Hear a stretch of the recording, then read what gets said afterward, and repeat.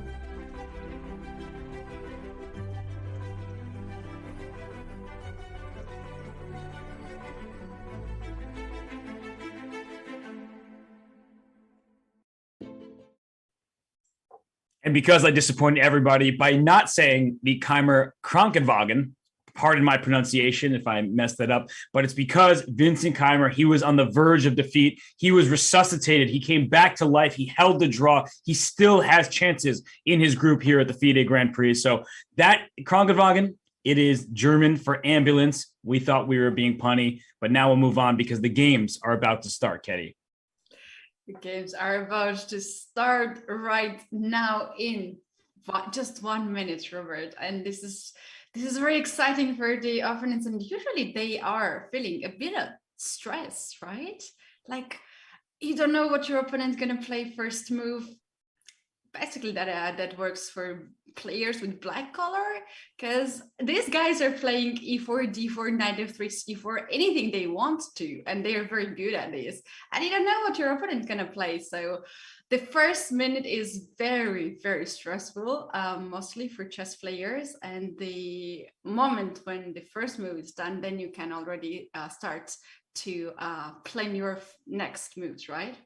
Right. And I'm curious for somebody like Hikaru Nakamura, who is a full point behind in the group. I wonder with the black pieces if he'll take some risks of his own, because he's playing as Grigori Oparin, who has been very solid this far. 2 draws with the black pieces. And Hikaru, he needs to score some victories. Will he be able to beat Levon Aronian with the white pieces when they play again? Of course, he's capable of doing so, but Levon, in the form that he's in, he hasn't lost in classical chess throughout the Grand Prix series. So I wonder if Hikaru will pick a very challenging opening for Grigori Oparin and maybe play a double-edged game from the very start. I agree with that, because this is a moment for Hikaru to catch up. Levon Aronian, as Esipenko is quite solid player, and he is capable to hold a position against Aronian. And if Hikaru scores a point now, then tomorrow there is another day and there's another chance for him to, fight back. And always there is a question, which player feels more comfortable in the tiebreak format. Those players are very good at the blitz and rapid. But do you think Nakamura would love to go to the tie breaks? Well, I mean, if he can get to tie breaks, he would love that, because that means he caught up to Levon in the standing. So yes, he beat him in the first Grand Prix in the rapid tie breaks as well. So it's something that Levon would like to avoid and Hikaru would like to get to. But we do have games starting, so we can check in on anyone that you choose. I just happen to have the game between Anish Giri and Nikita Vitiugov here. It is a Sicilian to start with, and Nikita plays e6.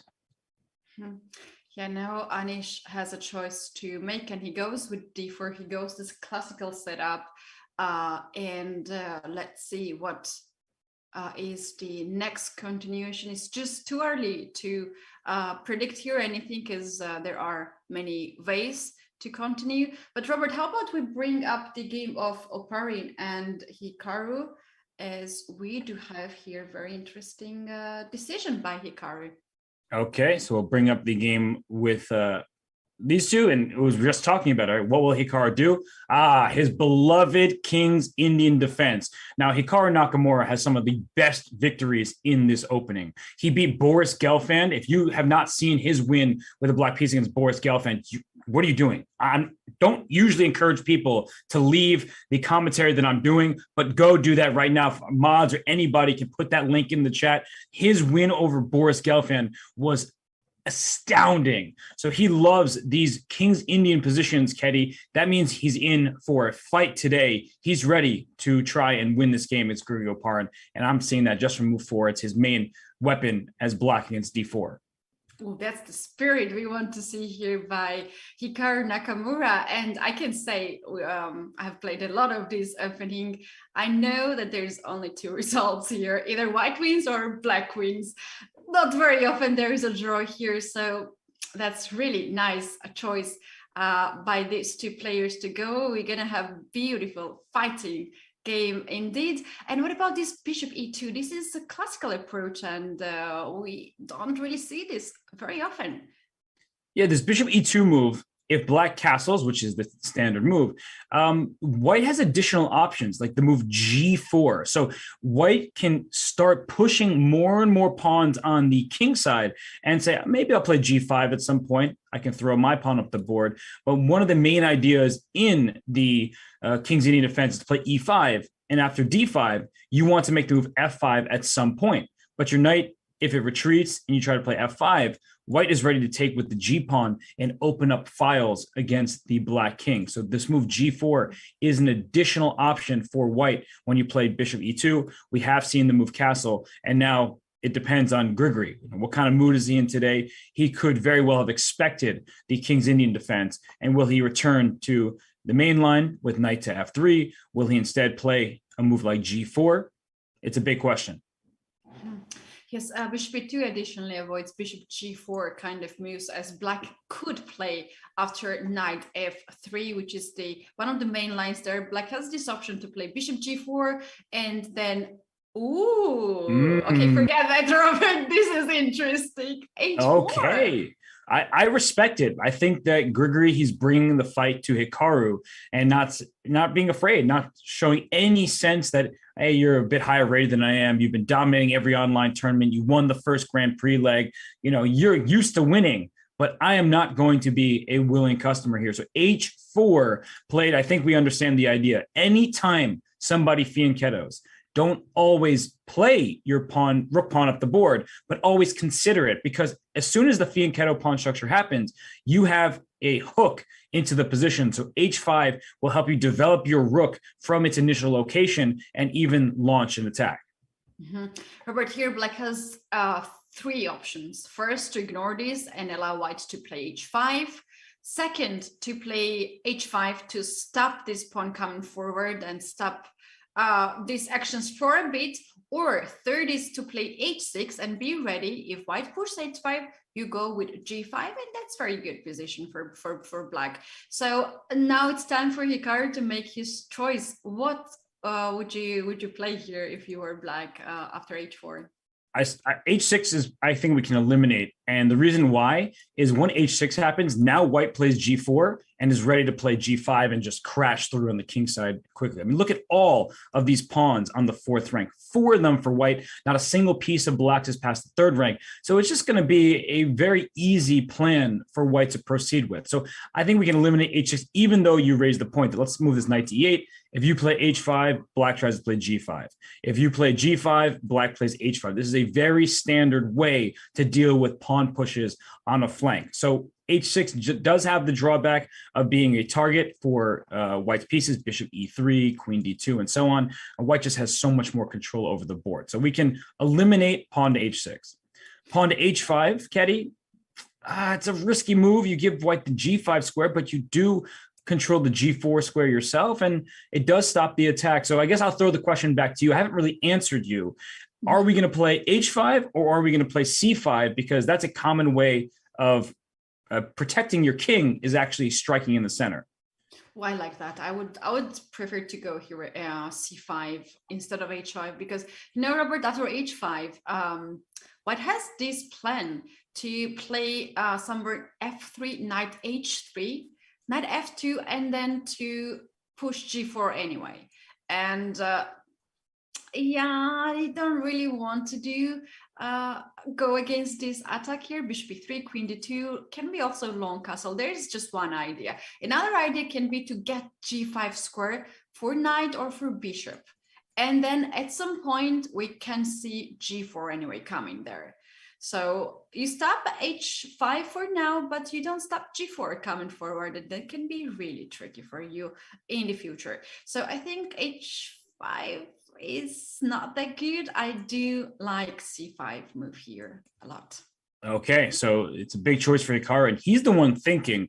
So that may mean that Oparin has put him out of his preparation. And if C5 is played, this is where some players go wrong. They think, oh, let me just keep pushing my pawn on H5. And you see the evaluation bar go down because after C takes D4, I'm threatening your knight. So if you take on G6, think, oh, you have to take back. I've opened your king. No, I don't have to take back. I'll just take your knight. And you can't checkmate the black king. You don't have enough pieces, because if you take on H7, I will leave your pawn there and my king sits safely behind the umbrella. That pawn on h7 is a shield, it's an umbrella. It actually protects the black king. You'd rather be off the board. So, Ketty, back to the move c5. White typically plays the move d5 here, because if you take on c5, now you're offering a queen trade. You're also allowing this black knight to get to c6. So d5 takes away the c6 square.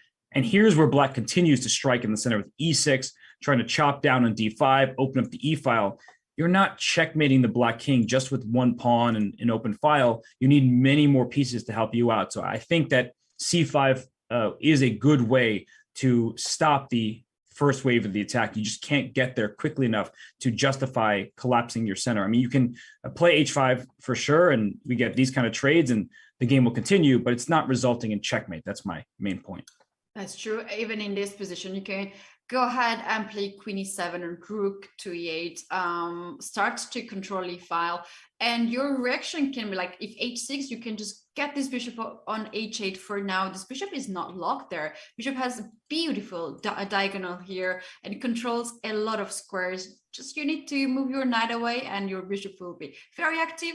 So if you take g6 pawn, then black has two options to take first by h pawn or to take with the f pawn. This is both possibilities, so the game can go on. And by this, if white goes bishop h6, which is here quite common idea to trade the dark square bishop to weaken the king, you always have this h8 square for the bishop. It is just fine to have this bishop over here for now. And the question is where white is going to castle. You definitely don't want to keep this king in the center. If you castle on the long side, you will met a6 b5 heavy attack on the queen side as well. Yeah, we're actually transitioning to a Benoni type of structure here, and a6 b5 very common and a great idea, as Ketty is suggesting. And I just want to say that in this position, like let's say you even take on h6, white has not developed too many pieces. So black can even go knight g4 with this bishop pinned, bring this queen out to f6 or g5, and black can activate the pieces quite nicely. I mean, this rook goes back home, the queen comes to f6, already threatening f2,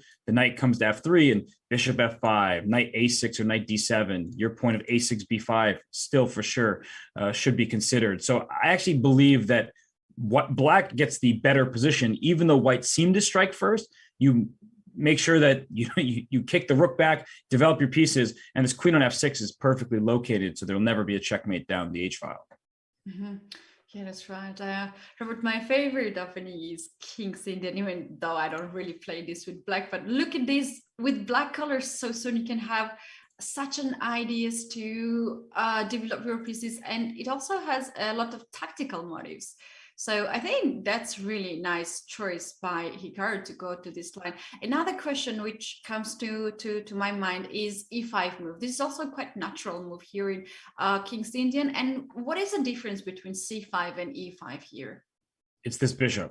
This bishop is now buried behind its own pawn. So when you play d5, because you want to keep the center closed if you're white, you're attacking on the king side. Black is going to have some difficulty dealing with that because you know what's coming. So at least I can close the center in this variation. And yeah, you can play c6, but it doesn't hold the same weight because even if you take on d5, it takes a long time before you get a rook to the c file and use the newly opened file. So that actually allows white to push forward without really any consequence. So the move e5, it just shuts down your bishop on g7. And in fact, we see the move c5 was just played by Hikaru. And I think we'll play, or excuse me, I think Oparin will play d5, and then we could see e6. The other alternative is playing knight f3, but I don't like knight f3. It doesn't really look like it works in conjunction with the h-pawn going up the board. Yes, here black took quite some time to go c5 here, but now he blitzed out e6 move, and it's like easier to follow up this. But I believe this is a very smart approach to have. You can take some of your time at this point when you see move like h4. This is not a main line. You don't really expect this move being played. You can expect g4, but not h4. So he took this time, he spent this time wisely, and now he blitz out next move, which is a6, and he's willing to open up the e file. And Robert, white also has a choice to take the pawn, d5 pawn, with c, which gives us a different pawn structure. What do you think in that case? What will be the black's response? Often you go full on Benoni and make a move like b5 or rook to e8. I don't know the exact move orders in this situation, but the point of b5 is you actually can't take this pawn on b5. It's not a healthy pawn to take. You take with the bishop, and immediately black can, well, I guess black can take on h5, but I was thinking of knight takes e4 here, because after knight takes e4, there's queen a5 check, and your bishop on b5 gets captured. So you think, oh, I'll retreat my knight to c3. It defends this bishop. And normally we don't want to give up our dark squared bishop when our king is in trouble, but the white king is still in the center. Rook e8 check is coming, bishop a6.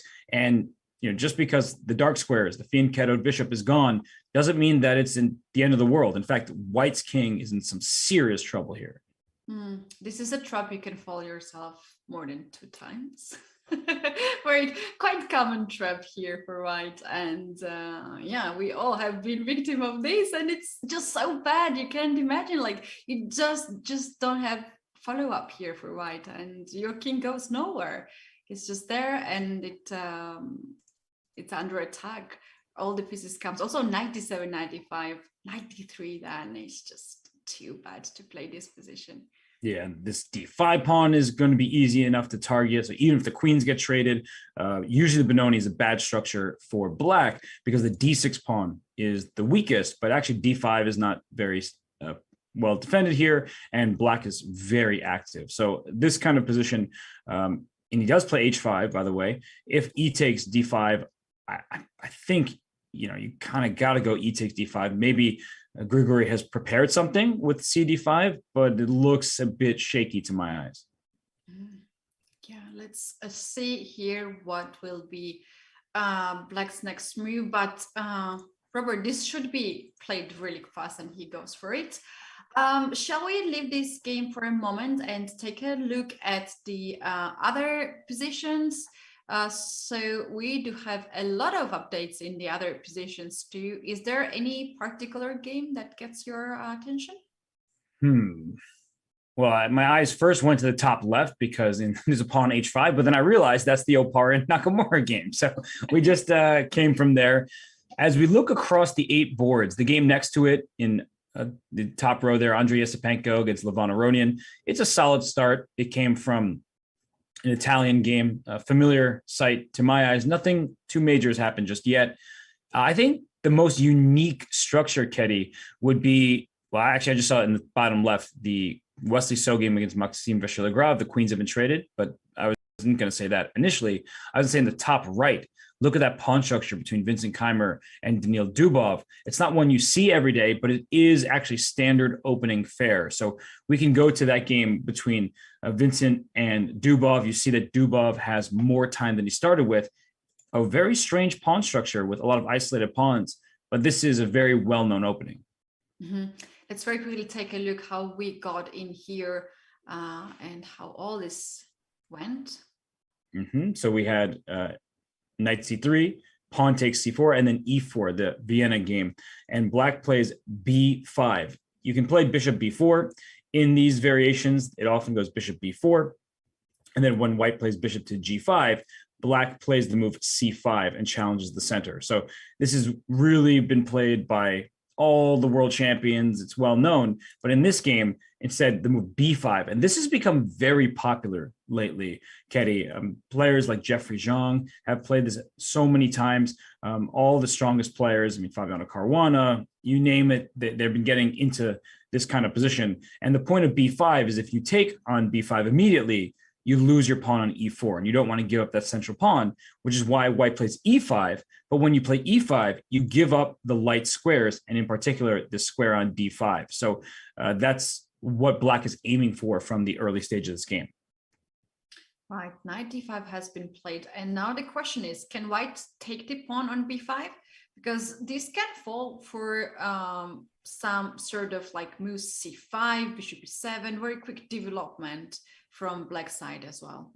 Yeah, and that's what black aims for. It starts with knight to b6, actually, just to make sure you don't drop the c4 pawn. And it also clears the diagonal for this bishop. So it's strange to move your knight so many times in the opening stage of the game, but here it makes perfect sense because you are defending this pawn. The knight on b5 can be kicked at any moment. And after the development for both sides here, the bishop comes to b7, and it looks like now Vincent is trying to figure out what to do. I think, Ketty, this pawn on c4, it looks like it can just be won by white, but it's actually not so easy to get it. How? You want to play your knight to d2, you have to watch out for the g2 pawn hanging in many positions. You play rook c1, going straight for the pawn. Do you even really want to take the pawn? That's the big question that has to be asked, because you give up the bishop pair for that pawn. So it's not easy to figure out. No, white would love to get this pawn by the knight, not by the bishop, because if you give up the bishop there, then b7, light square bishop is just a very strong piece, has no opponent to fight for these light squares, and it's just very bad, let's say so. But how are you going to get this pawn by the knight? If you bring the f knight to d2, even after castle, there is unpleasant move queen d5, which threatens checkmate, and knight on b5. If you play knight a3, this gives your opponent this opportunity to play c3. So if you take this pawn, okay, then I'll take your knight because it's hanging. And next move, black will take the pawn on b2, and black will trade this pawn for another pawn. That's right. And as you were saying before, knight d2, it looks like it's a good attempt to get this pawn on c4. And black has a couple options. One of those is queen d7. I guess queen d5 right now will fail to bishop f3. So it's a nice tactic response by white, saying you're trying to win my knight, trying to checkmate me. But in fact, I actually get your bishop down on b7, which is very important. But I think you can stop on d7. And once this knight goes back, the pawn is untouchable because of the tactics you were mentioning. The queen c6 will pick the piece up right back. So it's a very fascinating start to this game. And it looks like Vincent played queen c2 at the start here. Is he really going for this pawn? I feel like it's hard to take that one. I don't know about it. Oh, I think he wants to play next maybe knight a3, and he stops c4 pawn coming to c3. So if you play c3, then I'll get that pawn by queen. Okay, that's a fair point. You can retreat the knight there. One idea that comes to mind is like, can I get my knight to b4 very quickly somehow? Maybe knight c6 just makes more sense. Go towards the center, try to get knight b4 and kick this queen. And if knight c6, a3, there's something to be said for the move knight a5, just like trying to hold on to this pawn on c4 with everything that you have. And when you push a pawn to a3, you also give the b3 square to a knight. So it's going to be a fight surrounding the c4 pawn here. Oh, yeah.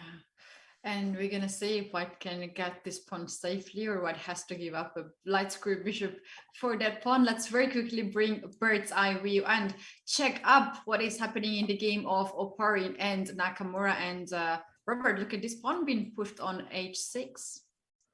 Okay, so that's a really committal decision by Oparin, and we promise we'll get to all the games, but with a pawn storming up the board like this and Oparin not slowing down, after rook e8, we expected this position. Then we saw h6, bishop h8, and then bishop to g5. So, Ketty, this pawn on h6, it's a great pawn for an attack, but in endgames, it's often a pawn that's gone too far. So if we can trade off the queens and the rooks, all these pieces I'm putting in red over here, and then this pawn can be attacked later. The knight will move, this pawn can push, the king comes out. And whenever you push pawns up the board, they're closer to enemy pieces and they're more distant from your own. So for now, white is just taking over squares, and the dark squares in particular. What do you make of this? I mean, Oparin clearly has studied it, so I have to believe in it. But do you like the prospects of this position for white or for black? This pawn h6 stops the kingside attack, and I don't really see that bishop g5 makes any pin on f6, as the black's bishop also guards this knight. So I am curious, what is white's follow-up? What's white's next moves? What is white's plan? Is he going to long castle here, or keep the king on f1 maybe, just a little bit safe? But I can clearly see what's black's plan. Something like bishop f5 to develop this bishop possible, something like knight d7, knight e5, a6, b5. There are plenty ideas here, and the attack on the king side is stopped. So then black can continue to make all these typical ideas here, which is in Benoni defense. So I really like this position for black. Yeah, I feel like right now white is doing well, but I just don't know how to go forward. And I believe that's what you're saying too. Like, how do we make more of problems for black? Where are our pieces going? We don't even know if our king should castle queens, and I don't think it should, especially with this bishop on h8 on this long diagonal, and with a6 b5 being such a common threat. So I do think the king will slide to f1, and white has control over the b5 square for now, with 3 pieces, can play a4 at some moment. And this rook on h1, maybe it goes up to h4 at some moment. The knight just hops out to f3. Yeah, bring the rook into the game this way. And the rook on h4 is actually really strong because it defends many important squares in the 4th rank, and this e4 square in particular. So if queen c7 and I make, I don't know, let's move a3, just sort of random move. This move knight e4 is what I'm getting at. You are opening up your bishop from h8 all the way down the diagonal. And after this trade, we can see how powerful this piece is. So white needs to be on the lookout for that move, knight to e4, and a move like rook h4 will stop that knight from getting there. Yeah, this is so interesting as Oparin is blitzing out this. He surely knows what he's doing. He was prepared for this continuation, as he has spent only 2 minutes from the starting points. And look at this final move of black, queen to b6, hitting on b2 right away. And moves like queen c2 will be met by bishop f5. This another very good move. You can play rook b1, can also be met by bishop f5. So what is the way how white is going to guard b2 pawn? And this is a position, Robert, you don't really want to drop this pawn on b2. It's not poison pawn. No, you don't want to give up that pawn. I mean, there is an argument to be made for knight to b5 after queen takes b2. So how do I make this work? Let's say I get my rook off the diagonal, you take, and I play knight to b5. I'm attacking d6, and also knight c7 would be a fork. So I don't love the look of this from white's perspective. The king in the center looks like it could be under fire. So b3, as scary as that may look to open up the full diagonal, there's no way for black to take advantage of it. If you move your knight to d7, I slide my rook to c1, I defend. If you play knight to e4, but you're never taking this rook on a1, because as soon as you do, my queen takes and I checkmate you on g7. So the bishop is very powerful, at least it looks very powerful on h8, but just to show exactly what I mean, I could play rook c1. That's a very healthy move. But if I play king f1, you're still not taking this rook because you immediately get checkmated. Oh yeah, I don't really want to do it. H6 pawn was played for this reason, right? Yes, it helps the mate. You can block the checkmate for 1 turn. I simply develop. I get your rook. It's a disaster for black. So you're saying that b3 here can be safe approach for white? I think that b3 is actually a good move here. It looks risky because of the diagonal. It also leaves your knight undefended for the time being. But b3 can and probably should be played right now. Mm-hmm. Yeah, let's wait for this move to happen. And yeah, we do have it. They don't allow us to go to the other game and check out what is happening on the rest of the boards. They're playing so fast. And this is the most interesting game indeed. But Robert, let's once again do our lovely jump here on the bird's eye view and check out the other games and what it can be next. Okay, so well, I say so, and I look at So's position, and there are no queens on the board. We're already in an endgame. And I wonder about that decision-making there on the bottom left. Also, the bottom right looks like it's going to be a very interesting game. I see a rook on a7. The dark squares look very vulnerable for Nikita Vitiugov. So we'll go to the Wesley So game first, because I don't think we'll end up spending too much time there right now. As I look at this position, it's not just an easy draw, nothing like that. But I'm looking at the clock. Wesley has actually spent more time than Maxime has. It makes me believe that Maxime knows exactly what he's doing and that he'll be able to neutralize any opening advantage that Wesley hoped to get. Mm-hmm. Let's very quickly take a look at how we got into this position, because Robert, in the previous leg, and we lost the game in Greenfield against Richard Rapport, and he did not even fight back. It was so bad for him. Let's see what was the choice of Wesley So here. Aha, bishop g5. So instead of going into those main lines of the Grunfeld, where we get here, black plays bishop g7, c5, tries to strike in the center. White has a happy and healthy center for the time being and tries to use that to his advantage, while black will often get a 2-on-1 edge and pawns on the queen side.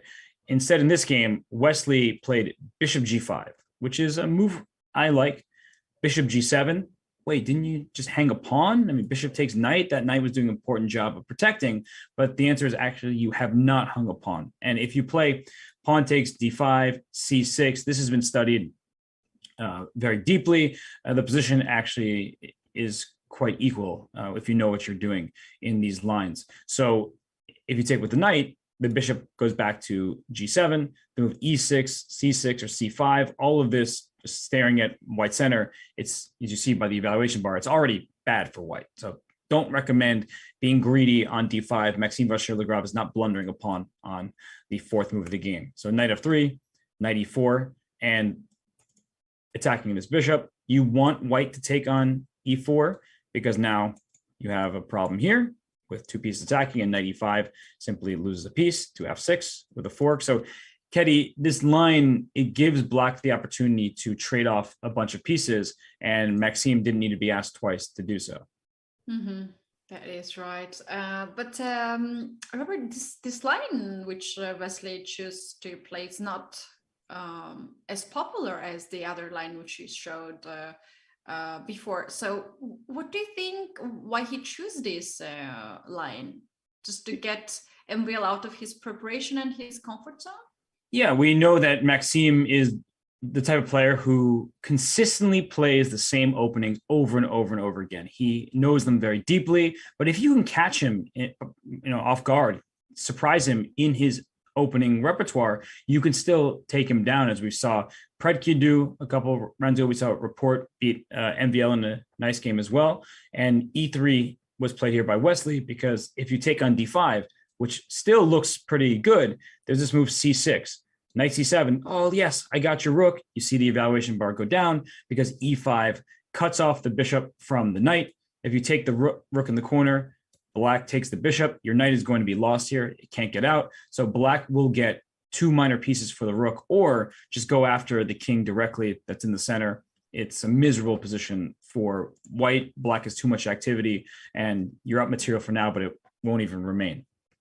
So I just wanted to show that, again, knight takes d5, and this type of position here also gives black good striking chances in the center, as white's king is here and white's not fully developed. So anyway, this game went e3, c5, typical plan, and that's where we started seeing some trades, not taking on c5, keeping the bishop closed, takes, queen takes d5, and finally, Keddy, the pawn.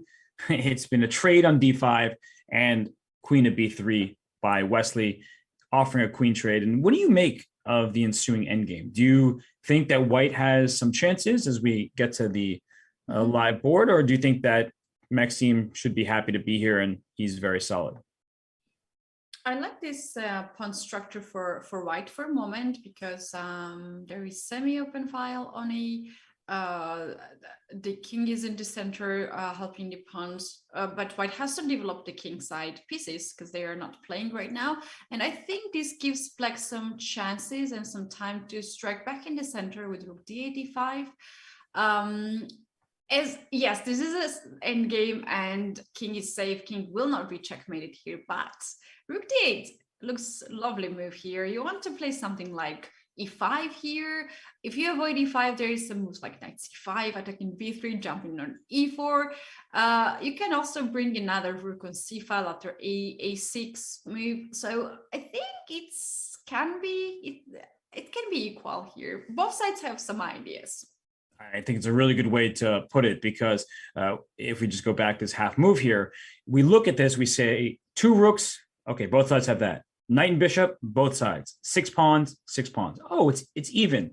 It's equal. It's drawish. It's not drawish, and it's equal by material, but the position is different when you look at each side's perspective.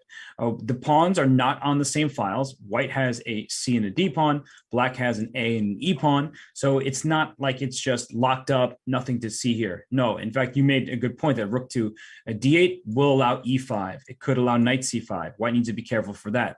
What does black need to be careful about? Let's say you play A6 just to free up your rook.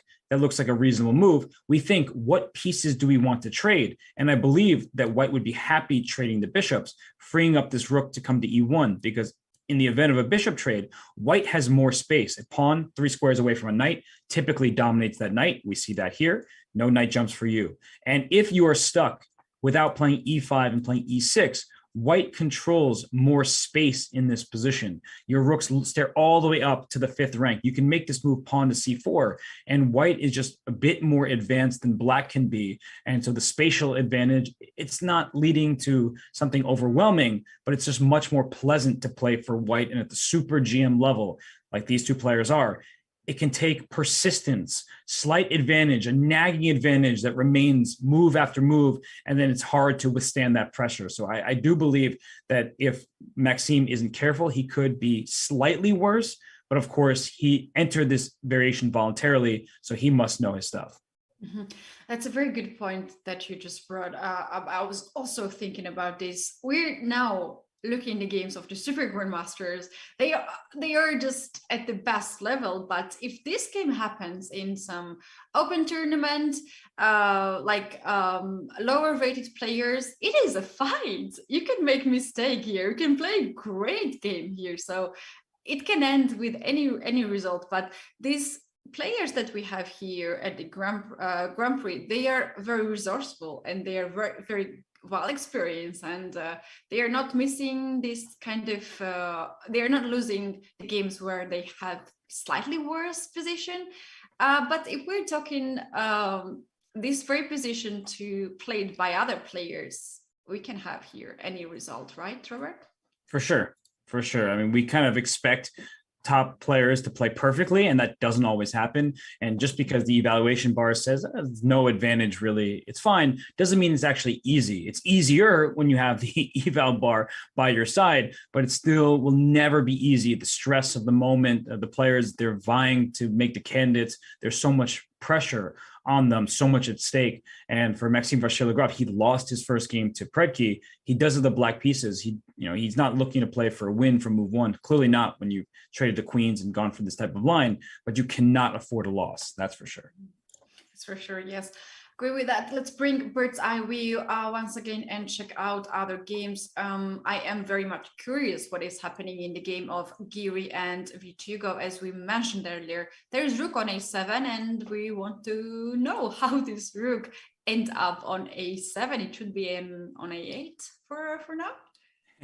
Well, I see the rook on a7. I know it was from the Sicilian Khan. We also caught the first moves of the game where black played e6 and then played a6. And so with the pawns on light squares, we're kind of playing checkers while our opponent's playing chess. No, I hate those cliched lines there, but the point is the dark squares can become vulnerable if you lose your dark square bishop. So the game continued with bishop d3, normal development, bishop c5, the knight hops back to b3, and the bishop goes to a7.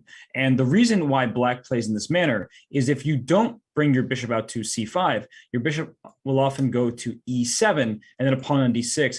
It's just not as active for black. Your pieces are stepping on each other's toes, which typically happens when you're the side with less space. So, Katie, this variation, have you ever played it from either side? Oh, no. I play different variation of Sicilian, and my bishop stays next to the king to guard my king. You're bishop e7, d6, those classical. What did you say that they are like, what? Passive? Yeah, no, I wasn't going to say you're a passive player. I just, it's just a little quieter to have the bishop on e7. So what Anish did here is he quickly played bishop to e3. And I believe that many people, they'll look through the moves of this game quickly and they're like, wait, why didn't black take? Why would you allow white to take on a7 and have the rook go up? So if you take on e3 here and the queen takes on e3, and let's say you castle, you're already in this position where white will play knight c3 and can castle queenside. And this D pawn for black, it's not exactly the pawn you want to have. You want to strike with D5. And if you do strike with D5, we have sort of a French looking position. And if you've watched enough of my commentary, you know how I feel about the French defense. And this bishop on C8, not a very good piece, especially as you compare it to the bishop on D3. So white just castles queenside, is happy to open up the D file if black chooses to. And otherwise, you can even leave black with an isolated pawn. And this bishop on D3 is a monster. We do have very similar position, Robert, in the game. Let's very quickly go in there. And also, I kind of have a feeling this rook a7 here can be useful for black. Like if black pushes b6 or b5, then rook can come on c7. This look can be very active and useful, and very often can also threat some exchange sacrifices on c3. That's right. And queen e3, you say, wait, doesn't this just go back to what Robert was saying? Rook a8, knight c3, castle.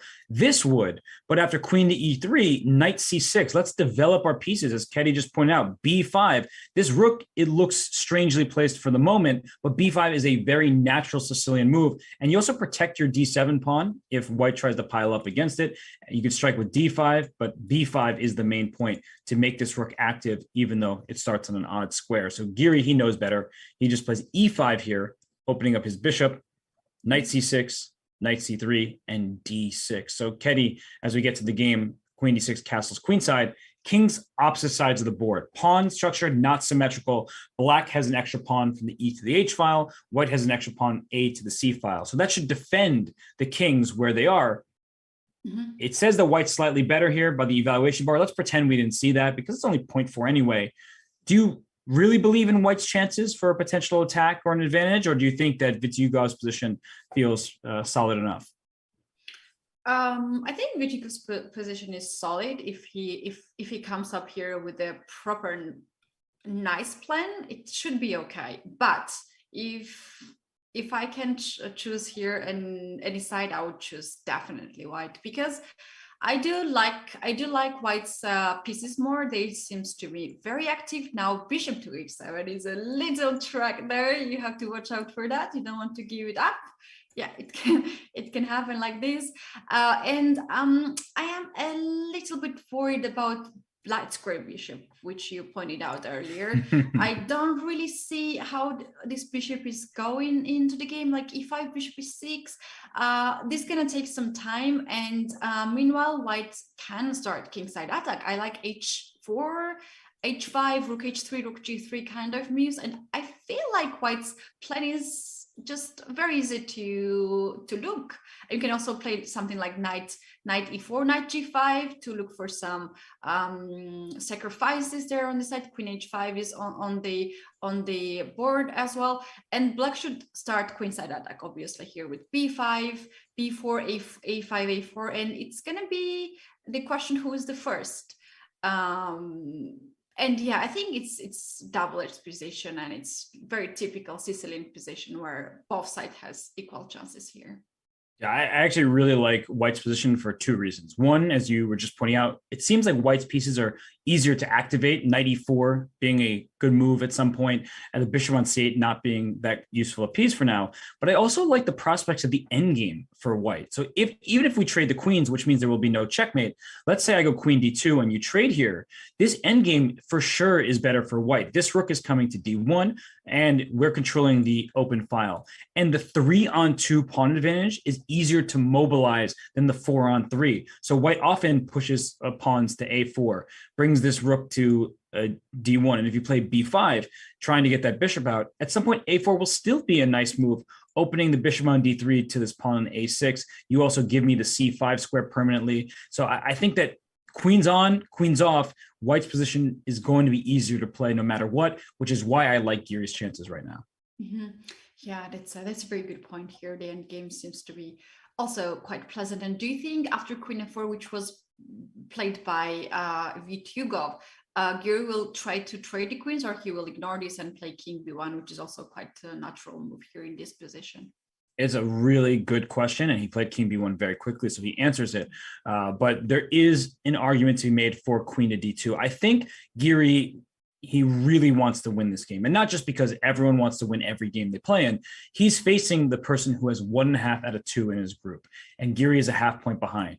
Anish also is getting his second white of the event. It's a 6-round group stage, which means this is his second white. He'll only get one more opportunity with the white pieces. He'll have 2 blacks, including against Vitiugov later in this event. So he wants to win now. He's looking, there's not too much time remaining. He needs to beat the leader. Keeping the queens on the board should give him more chances.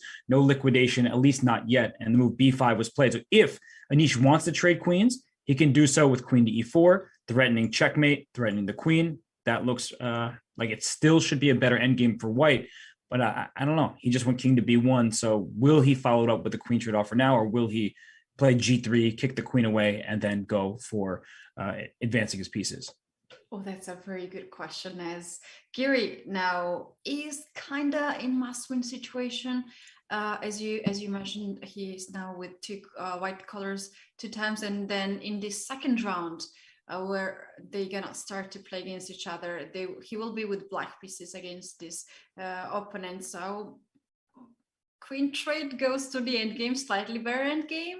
He can try his best, but then at some point he might ask himself like, oh, why I did this? I had such a good attack. I had such a good position. I could do it better. So we're gonna learn that very soon, as he is going to play, obviously, in next move can be queen e4, can be some other move. But let's take a bird's eye view now and check out the game of Levon Aronian, because he's the man that got our attention a lot for the first round and the second round as well. And let's take a look how he's doing against Andrei Esipenko. Okay, and by the way, I do think that Anish is going to play g3, but I also know that most players, that's their gut reactions. Keep the queens on the board. Let's try to win. I was just trying to make a point that sometimes you can trade queens and still go for that very same win. In fact, it can at times make it easier to play a position for 2 results, where you either win if your opponent makes a mistake, or if your opponent defends absolutely perfectly, they hold the draw, but you're never going to lose. But we're in this game here, Aronian with the black pieces. The position looks very solid for him right now. The one bad piece in black's position is this knight on c6. We say this so many times. Pawn 3 squares away. It dominates that knight very often, but the pawn structure is so healthy for black, right? All of the pawns are on safe squares. There are no targets for white to go after.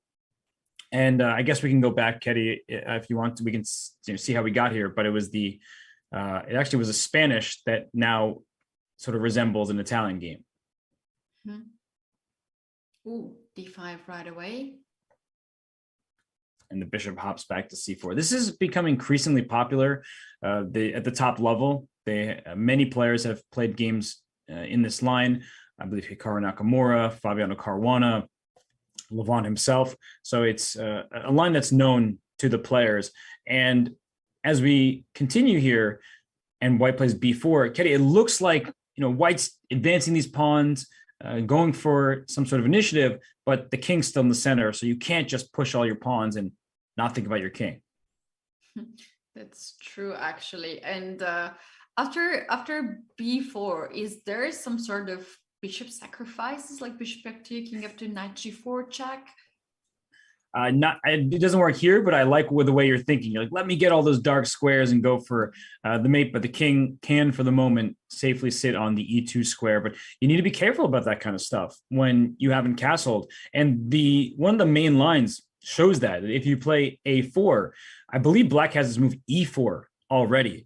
And the point is, after pawn takes e4, black can make this move knight to e5 and start going after this king. You don't have time to just trap the bishop with pawn to a5 because too much is happening on the board here. Like if you play a5, knight takes c4 is always an option, because if you take after this queen trade, you drop this pawn on f2, and this pawn e4 is also hanging. So you can't just hope that you're going to push everything and win material. Your king's in the center. You're going to have to take care of that. Yeah, white has to first castle and then start the queen side play. And so we do have castle there after b4, bishop b6, And we also have a different pawn structure right now. Seems like knight d4 was played at some point, and those pawns have been traded on that square. Yes. So you essentially went from a position without a symmetrical pawn structure to one with, but I mean, bishop g4, saving the bishop, queen to e2. And Kelly, when I look at this position, I'm like, I don't see the problem for black. I don't know where Levon should be concerned. It seems really just like a nice looking position. And I would already think about bringing this queen over to the king side somewhere, queen f6, queen g6. I know if I play queen f6, I may have to worry sometimes about bishop g5. But in this moment, if you play bishop g5, it's actually a very bad move, as you see, because the knight is pinned. But very importantly, I can take, and once you take, I take, you take, and now I take here, and I have two pieces for rook already, and your rook and bishop are both under attack. I take everything. Yeah, that should not happen here for whites. But Robert, to me, this queen e2 is very unnatural move. Like white goes queen a2 and pins the knight voluntarily. That's weird. That's weird. You don't like walking into pins? I like to walk out from the pins. And Robert, here I do see some ideas for black using this pin. One idea can be somewhere to play king h8 and then to push f5, open up f5, f-file, and something ugly can happen on this file for white. Another idea which I can see is knight to e7, knight to 6. As we were pointing out, this knight not being the best piece here. You can bring this knight over g6 square, and you can then try to go knight h4 or knight f4, this kind of idea. So all the black plan can be related by the pin. And the question is why Andrei voluntarily went under the pin. Well, he wants to kick that bishop out. So if you play some random move like a6, he is probably just going to kick this bishop back. And after bishop h5, g4, look at the evaluation. How is it +3, you may ask? It's like, nothing's going on. There's actually a funny sequence where after bishop g5, your queen's trapped. That's why it's so heavily in white's favor. But even if we didn't trap your queen, this turn of events, I think, would still be good for white to kick this bishop to g6, where it's not a very happy piece. But here, rook d1 next traps the queen if the rook were to move. So let's not trap the queen. Let's just play knight h4. White is still better, right? White still has the advantage because this is not a very good bishop. You can take it if you want to secure the two bishops advantage, and white's king is perfectly safe. It can hop up to g2 at any moment, so I wouldn't be concerned about that. Ooh, what a tricky approach by Andrei. I'm sure he's going for this queen trap if the opponent allows. But Robert, we do have so many interesting games. Things are heating up. We're coming back after the break, and you're gonna see the game of Hikaru Nakamura and Grigori Oparin for sure, as well as the other games. But now we're going to take our first break, and it's gonna be really short. So you guys, you don't want to miss this, so don't go anywhere as we're coming back in a few minutes.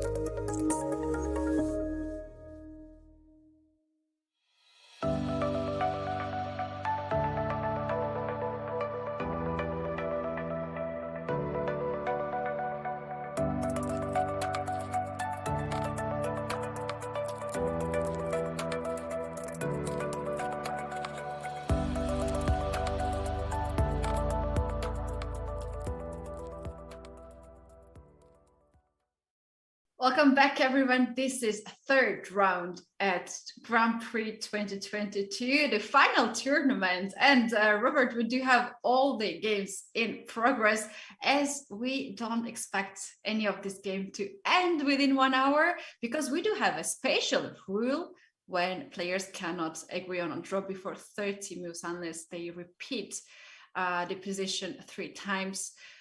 So this gives us all the games now in progress, 8 games in progress. Shall we take a very quick look at the game of Oparin and Nakamura, as we do have here some changes? Yeah, we certainly do. We looked at the variation, and we're earlier showing that after this capture on e4 and king f1, you do not want to take this rook in the corner. Yeah, we're told rooks 5 points, bishops 3 points, but that's not always the case. This bishop is worth the entire game right now. If you take on a1, queen takes a1, we looked at this, you're getting checkmated. This queen is crushing you down the long diagonal. Queen g7 is the next stop, and if you try to block it with rook e5 or rook d4, I'm just going to kick your rook out of the way. Rook e5, I just play f4. Your rook has to go. If it doesn't go, I win a full rook. If it does move, you get checkmated, you lose the game. So not taking on a1, Hikaru knows better. He plays knight a6. And now the question, Ketty, is how does white proceed from here? You can leave the rook for now, but black is just going to finish developing the pieces, maybe with bishop to d7 or f5, or if the knight comes out to f3, maybe bishop to g4 even. So where's white going? That's the big question. Yeah, that's really a big question. White has to develop the king side pieces. Maybe white can start with rook h4. We like this move earlier to trade the rook. Black's rook on e4 is extremely active, controlling a lot of squares, and even can come on d4 now and attack the queen, or on e5. This is just a very good piece.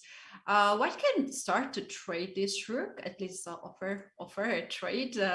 Black can decline this trade and go back on e8 or e5, but you can try that.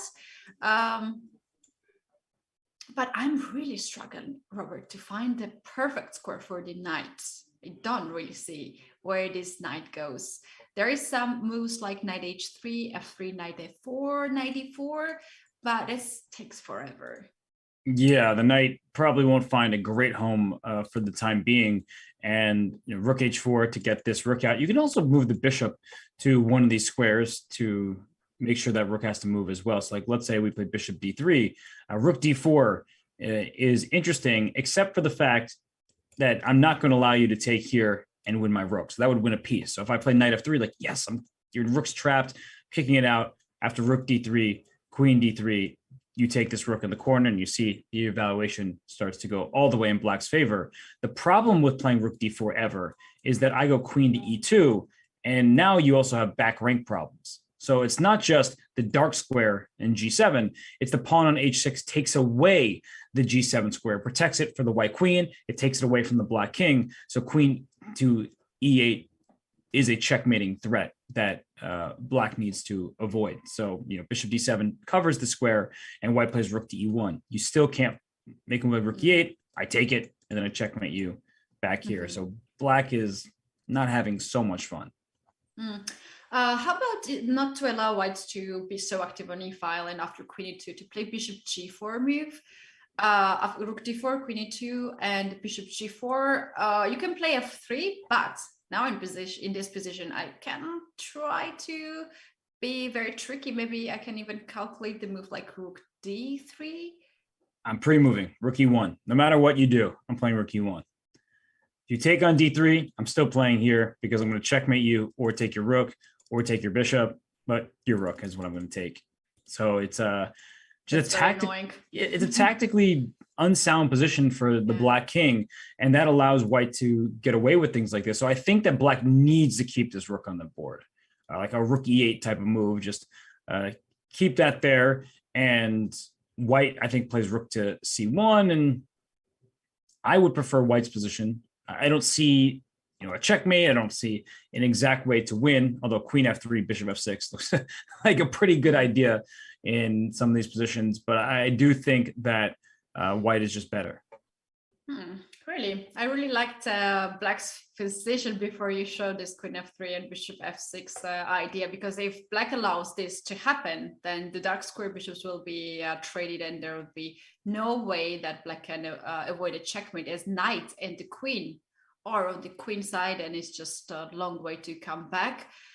So usually Black goes with Knight to D7 to avoid this kind of ideas, and Knight D5 looks pretty move there. Why Hikaru brought this knight on A6, and what is his idea? Where he's going with this knight, on B4 or on C7?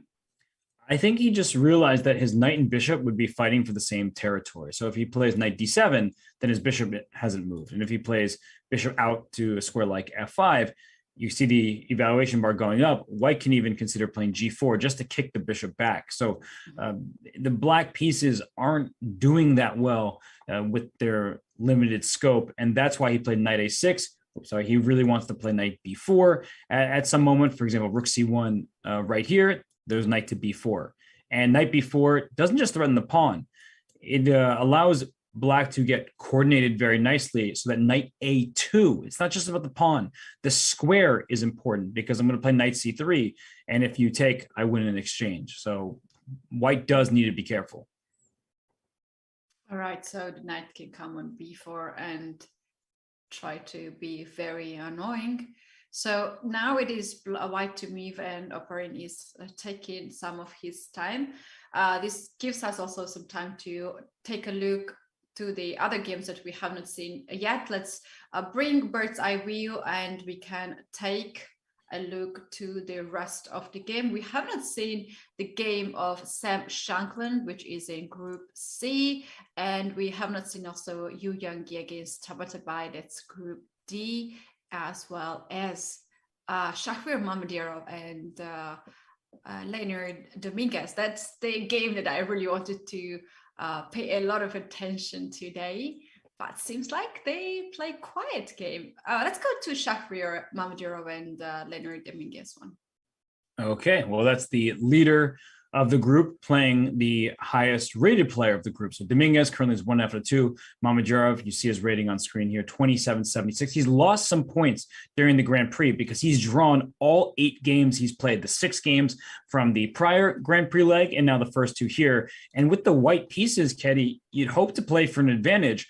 And what I'm seeing is an isolated pawn and a bishop pair for black. So if white doesn't act quickly, I could even see Dominguez taking the advantage, though he's down half an hour on the clock.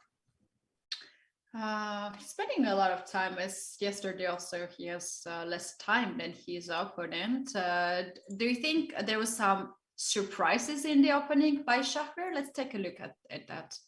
Well, I don't see the move G4 played. So we know Mamedyarov has done that, including against Andrei Esipenko, surprise G4 type of stuff. He plays knight C3, bishop B4, and we get H6 at this moment. You can take on C4 in these lines, but H6 takes E3. And what happens in this game is black has the pair of bishops and white has more minor pieces active, and also this rook on C1. So it's a sort of a lead in development for white, black with the bishop pair, white with the extra pawn in the center, 2 on 1, which is exactly why Dominguez played the move C5. You don't want to leave white with the extra pawn in the center. And in fact, he hands his opponent an isolated pawn. So Keddy, I think a lot of people wonder, why don't you take with a piece on D4 rather than giving yourself an isolated pawn? But if you take on D4 with this knight here, black's just going to develop simply. You could play rook D8, bishop B7, knight C6, and with the symmetrical pawn structure, I don't think there's much risk for black. And also, on the other hand, having an isolated pawn, it's good. It's okay. It's okay. It means that you have a lot of space for your pieces, and you can start some attack. You can have a lot of chances and tactical motives. And if you don't really want to have this pawn, you can always push it forward and try to trade this pawn with e pawn. So it's not bad. Remember, there's a lot of wrong thoughts about the isolated pawn, and many people think that it's weakness, but not always, and not in every position. Yeah, we ignore the IQP haters. And when you have isolated pawns, you have open files. So this rook on C1 is perfectly placed on a fully open file. A rook that wants to get to E1 would be on a semi-open file where black is going to put a rook on D8 as in the game and try to combat the isolated pawn. So bishop A2 was played. You don't want to play D5 with your queen on the same lines of bishop A2. And bishop A2 is a multi-purpose move. It opens up the C file for the rook. It also allows D5 to come at some moment, but bishop B1, queen D3. Watch out for the battery here going for checkmate. And that's one of the main reasons you drop that bishop back. It's my favorite idea in the isolated front to bring this bishop and the queen pair up on this diagonal and try a lot of mating threats on the king side, and very often black is really confused how to avoid that. You don't want to push the pawn g6 because it weakens the f6 square. You have to be very careful with this. Maybe knight d7, knight f8 can be possible, but all these moves are just too passive. Knight goes in a passive situation on f8. And Dominguez doesn't want that, so he plays bishop d7 and bishop b1. It's what we've been talking about, going for the attack. Black actually gets to play bishop b5 here, taking away the d3 square. This rook has nowhere to go because if it goes to e1, the other bishop picks it off. And queen c2, while we've been talking about a checkmating attack, there's actually no checkmate. So when I take your rook, if this knight were gone, it's checkmate, right? Queen h7, if this knight, let me see, like if I go knight d2 and you take it because you don't see what I'm trying for, this is checkmate because the queen takes away the king's escape square. And this is really, really important. The queen on e7 is why this is checkmate. If the queen were not on e7, it wouldn't be checkmate. So knight f6 check is what I'm sure everyone's thinking, but I could simply take the knight because queen h7 check, king f8. Oh no, in my head, this was checkmate, but on the board, the king escapes to e7. Oh yeah, so this means, Robert, that the bishop b5 now is a serious threat. Can white start to put up the battery by queen d3 to avoid bishop b5? So queen d3, just play bishop b1 next. I think what Dominguez's main idea now is to play bishop to c6. That's why he brought the bishop out first. He could have played knight c6 if he wanted to, but the bishop on c6 guarded by the pawn means the knight can move anywhere. And you mentioned the knight coming to f8. Well, if you develop the bishop first, that's even more appealing. Part of the reason why knight to d7 initially didn't look so good was the bishop was stuck on c8. Here, the bishop can even trade off for this knight if the knight goes to d7 and then to f6. So I think that Dominguez is doing a very good job of activating his pieces before he comes under fire. Yeah, bishop d7 is the final move, and we're waiting move from Shankland Mamedyarov. And Robert, I'm just looking at his profile right now. His current rating is 2776, but he used to be number 2 in the world. That was back in 2018, and his peak rating was 2826. Yeah, Mamedyarov. Why he lost all the rating? All the players do, right? Fabiano Caruana was 2840 something, and now he's 2780. When you're playing against all of these great competitors, you can't win them all. But Mamedyarov, he is one of the most exciting chess players in history. When he's at his most combative, he is fighting every single game with very creative tactics. He actually did a series of lessons on chess.com. So I don't know if a moderator can pull that up, but I actually watched them. And I've said this before, don't tell Danny because he gets upset every time I say it. I haven't watched too many of the lessons, but I have watched Mamedyarov's lessons, and they're so good because he just goes through his best games and talks about, how he beat Vachier-Lagrave, how he beat Fabiano Caruana. It's really instructive stuff to hear from the legendary Mamedyarov. Robert, very tricky question. Have you seen my video lessons on chess.com? Have I seen yours? No, I'm being honest. Oh no! Talking about Mamedyarov, he is a world rapid champion in 2013, and he's also 2-time world junior champion. That was back in 2003 and 2005. Winning world junior championship, it's it's a lot. It's a lot because the tournament is super strong, and it is a long way to win. And usually we do have 11 rounds. So Shahrir is 2 times world junior champion, and also a very strong rapid player, as he won world championship title. Yeah, Mamedyarov, he's awesome.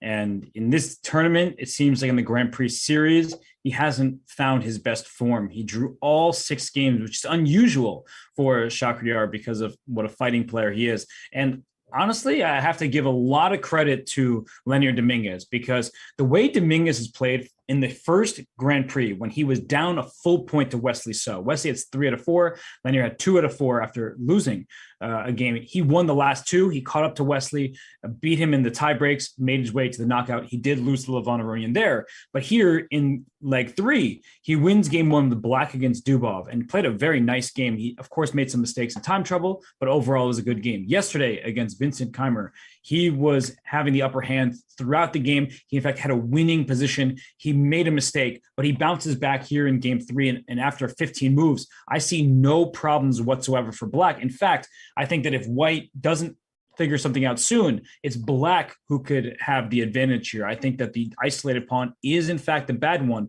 And if you try to play d5 to get rid of that isolated pawn, there still is this move bishop c6. Pins are not good when there's a queen behind the pawn. You're simply going to try to get this pawn on d5. Bishop c6 is funny looking move as it hangs for now, but white cannot really take, and then d5 pawn gonna have some problem, and white will lose that pawn or just trade. So talking all of this, Mamedyarov seems to be not in the perfect situation for now. These threats are serious, and as he has an isolated pawn and no king side attack, that can get really tricky for him as well. And we still want and wait for the win from Mamedyarov, as he has made all the draws in the previous leg, and also here out of 2 games. He has not scored any win yet. So yeah, looking forward to this match. Let's take a look at the bird's eye view and bring up the other game that we have not seen. I believe this is Sam Shankland and Alexander Predke. And Alexander Predke, in fact, is a leader in his group. We have to take a look at his game. Yes, I think that game and the game between Yu Yang and Amin Tabatabai, we'll take a look at that one soon as well. But first, Shankland, Predke, and Keddy, the number one thing I'm looking at in this game as we pull it up on the screen for everybody in this game between Shankland and Predke, it's not the position. It's not that the pawn structure isn't symmetrical, potential Carlsbad structure, all that stuff. It's the time. And the fact that Sam Shankland has spent almost half an hour means that he's not just in his preparation as he was yesterday against Maxime Vachier-Lagrave. Yeah, we remember that game where Sam very quickly played the opening, and then he made this decision to sacrifice exchange, and yeah, he had no struggle at all in this game. But now we have another game, and we do have the pawn structure, which is very common for Queen's Gambit decline. Yeah, we have here 2 plans for whites. The first plan is to attack the queenside pawns of black, like a3, b4, and try to create a weakness on c6, and then attack this weakness, which is stopped by Predke here. a5 and bishop on e7, that stops this plan. Another plan, which I think Sam is going for, is to play f3 and e4 to attack these pawns in the center and to control the center. And if black allows you, you can even push e5 and then f4, f5, and to start the kingside attack, all with the pawns. So I think this is more realistic here for whites to go f3 and e4. Although if you play f3 with the pawn on h3 as well, I'm just wondering if the dark squares could become a problem. And with Predke on the move, he can preempt that. He can say, let me move my knight to d7, offer a trade of bishops, and then f3 is much less. Oh, and he He played knight d7 right after I said it. The move f3 without the bishop is much less appealing because, and you see the evaluation go down, but the dark squares are going to be a problem. So even if you play e4, you're giving a square like f4, and g3 is already loose. This queen can come over to h4 at some point. So this position, I think black is actually quite happy. And you mentioned this pawn on c6. It's very difficult for white to go after that pawn. And you don't have b4 available to you, which would be a typical plan of putting a rook on b1, playing b4, but the rook's already on d1 over here, and it takes too much time to go back. While black can play a4, b5, knight b6, knight c4. I'm giving black a bunch of free moves, but it's actually difficult for white to fully stop that. So one way to defend your c6 pawn is by putting your knight on c4 and just closing down the file. Mm. Yeah, it's true. But Robert, I'm a bit surprised here to see knight d7 a move instead of knight h5, which is the move that we very often play here by black, as it avoids bishop g3. Like white can't really escape the bishop trade now. In the current position where knight is on d7, white still has this option, bishop to g3.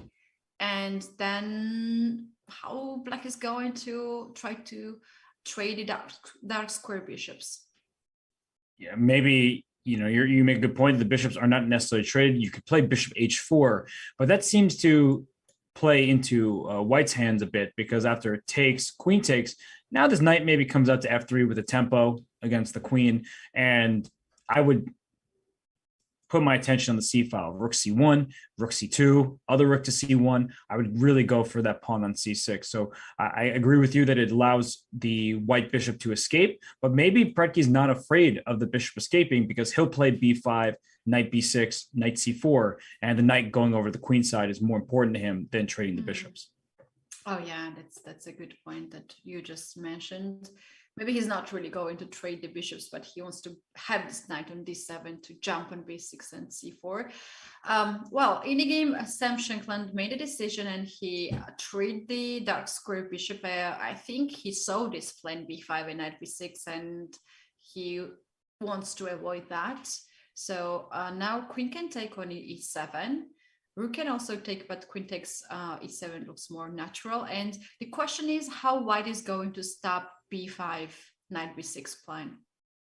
I think this knight will have to come back to f3 so that when this knight goes to b6, the knight goes to e5. And it's both knights jumping around on this board.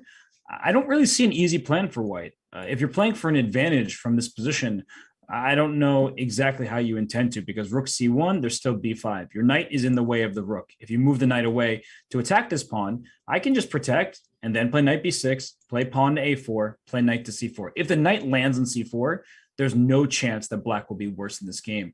And this f3 idea, that's not going to do anything. Your pawn e3 is too weak. So black's pieces are kind of perfectly placed all across the board. And what are these knight? I mean, the knight on g1 in particular isn't good. It's going to have to get out of here.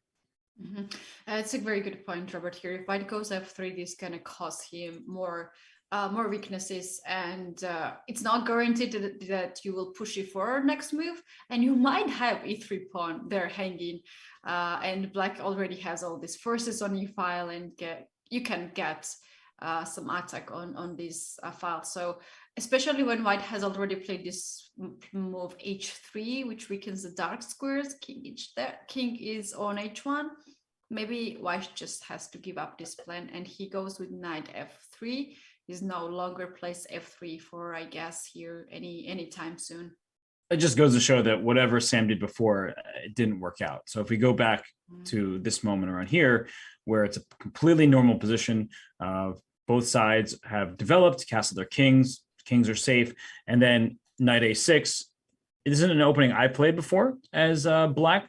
The idea, of course, being knight to b4 with a fork of queen and bishop. So a3 is played, and the knight gets to go to c7. So he develops his knight, not knight d7, knight f8, which is a bit more passive, knight a6, knight c7, knight to e6 to get to a more useful square. And if you ever play f3, you have to look out for c5. That's one of the main points of this variation. And so king h1 was played, b6 was Predke's choice, and then rook d1, bishop a6, getting rid of this better bishop. Where else was this bishop going? Bishop b7, staring into your own pawns. Doesn't look too appealing.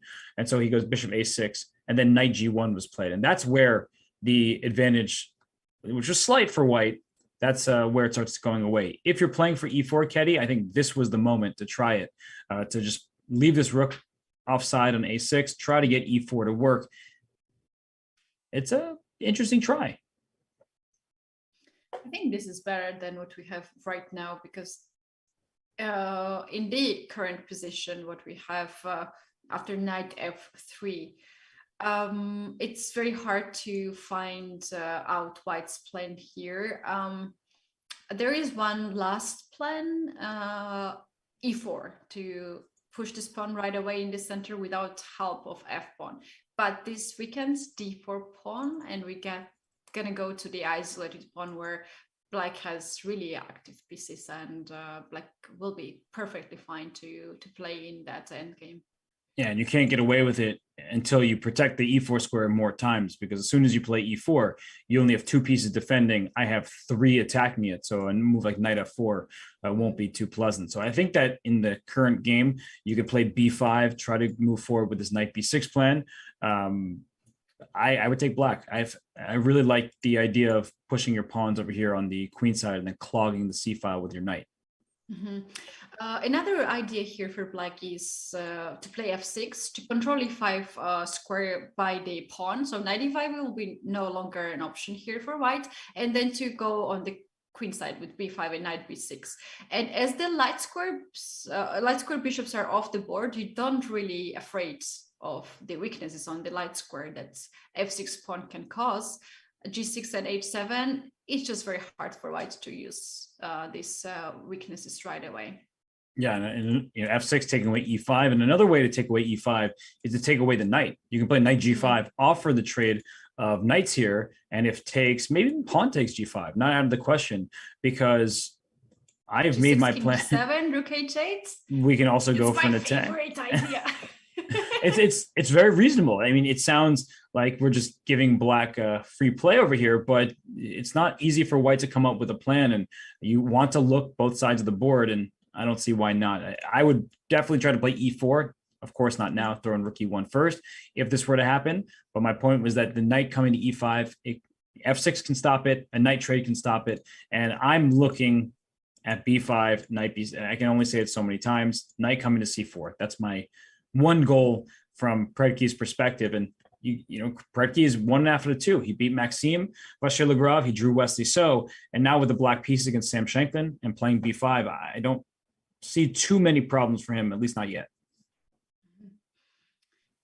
Yeah, interesting. And seems like Predke is in a very good shape. Robert, let's very quickly take a look at the game of the Yu Yangyi and Tabatabai. We have not seen this game yet, and seems like we have another isolated pawn in this position. We do indeed. This pawn on d4 is isolated. Black has the pair of bishops, although the knight can take on f6 at some point. And this rook on c1, well placed against this pawn on c7. So can white play g3? I mean, the evaluation is only slightly in white's favor, so clearly it's not just a free pawn. But my point of g3 is to kick your queen away from the c7 square. So queen g4, rook takes c7. I hit your bishop and knight. I guess we get a series of trades here, and take, and extra pawn for white. Although queen e6 takes a2 may get rid of that extra pawn. No longer extra pawn. And black can have bishop against knight. This might be something that black can be happy, as you very often say that bishops like pawns on both flanks. Here we do have pawns on the both flanks, and if black managed to gets a2 pawn, black can have the majority on the queen side, and you can always start to roll these pawns and create a pass pawn there. By the way, we do have g3 and queen g4 in the game, so we might see this kind of end game. Because if white doesn't do that and you just play g3 to expose your light squares, you're probably going to be in some trouble. So I think that Yu Yangyi is going to go down this variation, and I just don't see what can be done differently here with these trades. Take on d7. If not for queen e6, sure, white's up a pawn, love the position. And after queen e6, rook c7, you take on a2. Rook b7, you may think, oh, queen a2, I get this pawn here. That's great. I'm up a pawn. Queen c6 just traps the rook here. That's a rook behind enemy lines and not one that's going to live to see the next few moves.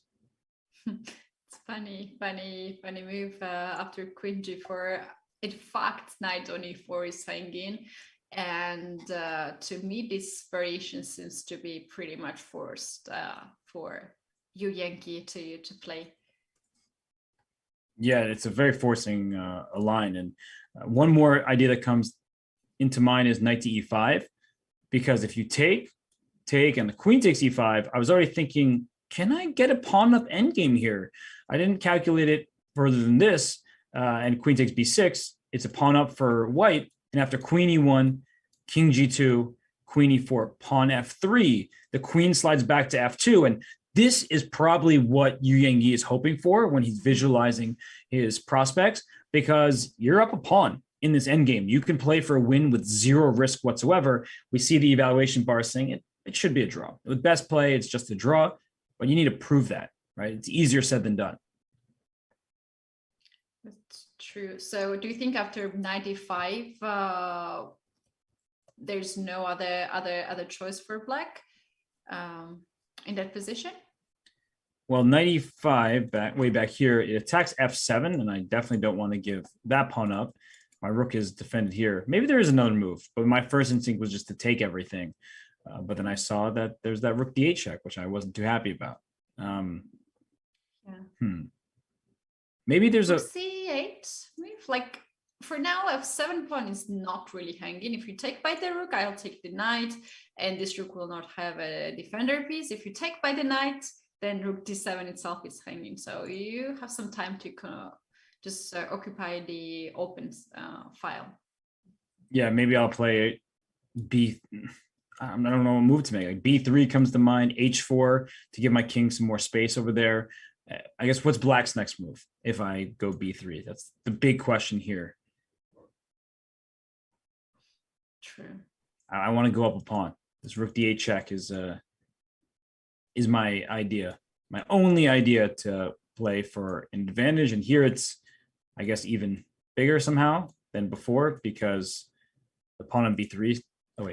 Oh, it wants queen d3 check. I see. I was assuming the queen b6 somehow was even better. It wants to take this pawn because the queen can come back to f1, which means you don't have to weaken your kingside pawn structure. If you take b6 pawn, then black comes knight a1 and gets a2 pawn.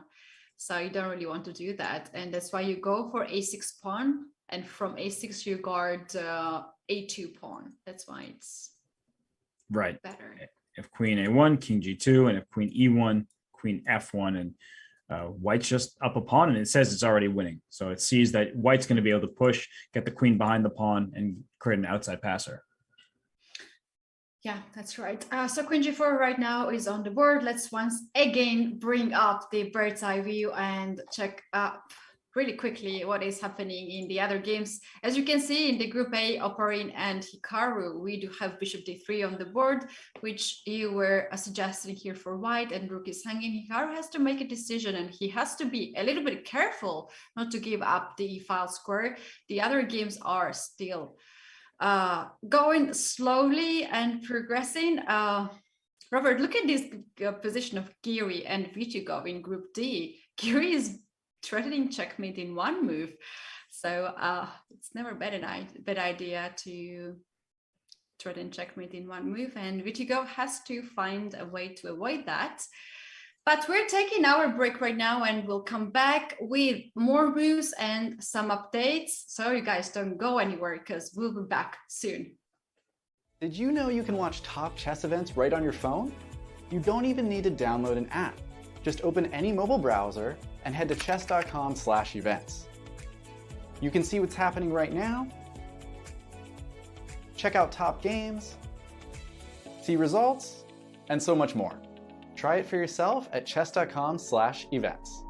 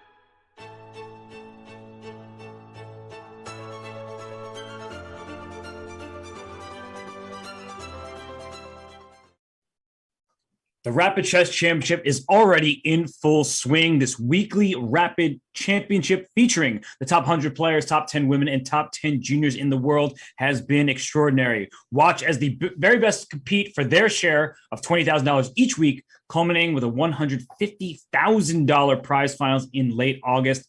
Never a boring Saturday or Sunday morning anymore. Make sure to tune in to the RCC. And Ketty, many of the players who play in the RCC are right here in Berlin playing in the FIDE Grand Prix. We heard Daniil Dubov actually say in an interview with Dina Belenkaya that he was playing his last Rapid Chess Championship from the airport on his way to Berlin. Wow, that's pretty impressive. And yeah, I've seen a lot of our participants, Grand Prix participants, being there and at the lineups of the Rapid Championship. This is really amazing. So you don't have any free day. You have 1 day, 1 week Grand Prix, another week you have Rapid Chess Championship. Really busy schedule for chess players.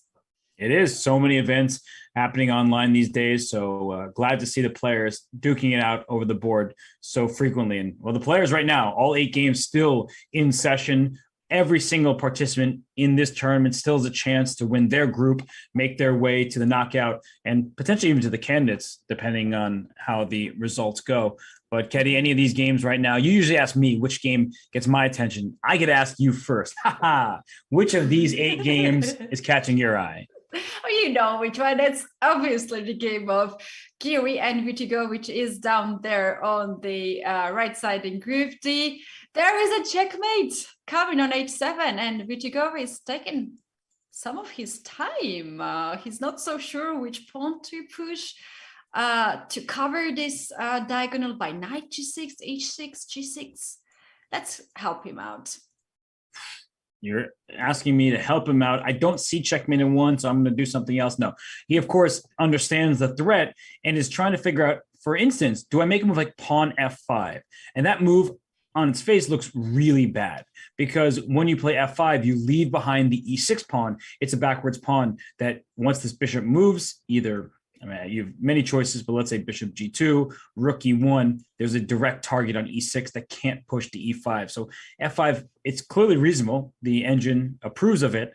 But if we look at our options, there's g6, as you said, there's f5, there's h6, there's knight to either g6 or f5. So you have 5 different options here. Knight f5, it looks very bad at first because g4 seems to win the game because of this threat. But I guess it's not over because the engine isn't so unhappy about it. That's right. And very often you might choose to have only one option, which is so easy to find, the only move, and that saves your king. But when you have 4 or 5 options, that's going to take some of your time. So we're going to leave this game over here because things are going crazy in the game of Oparin and Hikaru, and we have to go there really quickly. And guess what? Bishop d3, bishop g4, f3, rook d4, queen e2, they are all on the board.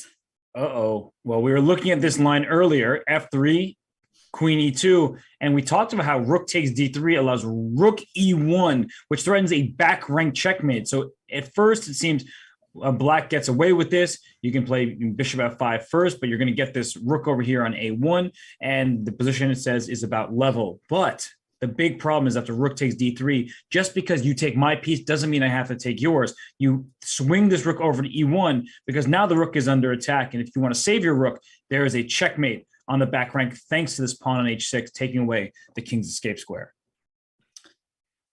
Okay, could imagine this pawn checkmate black's king here at this point. So let's find out the way how to avoid a checkmate. I can see that maybe knight c7 is possibility there to avoid this kind of checkmates. But before that, the bishop on g4 is hanging. Yeah, I mean, I wonder after knight c7 if I can even just take this bishop or do the same thing, rook e1, forcing your bishop back because it's under attack now for real. And if you go back here, this rook, it's stuck here, but I'm wondering if I can go for some kind of checkmate.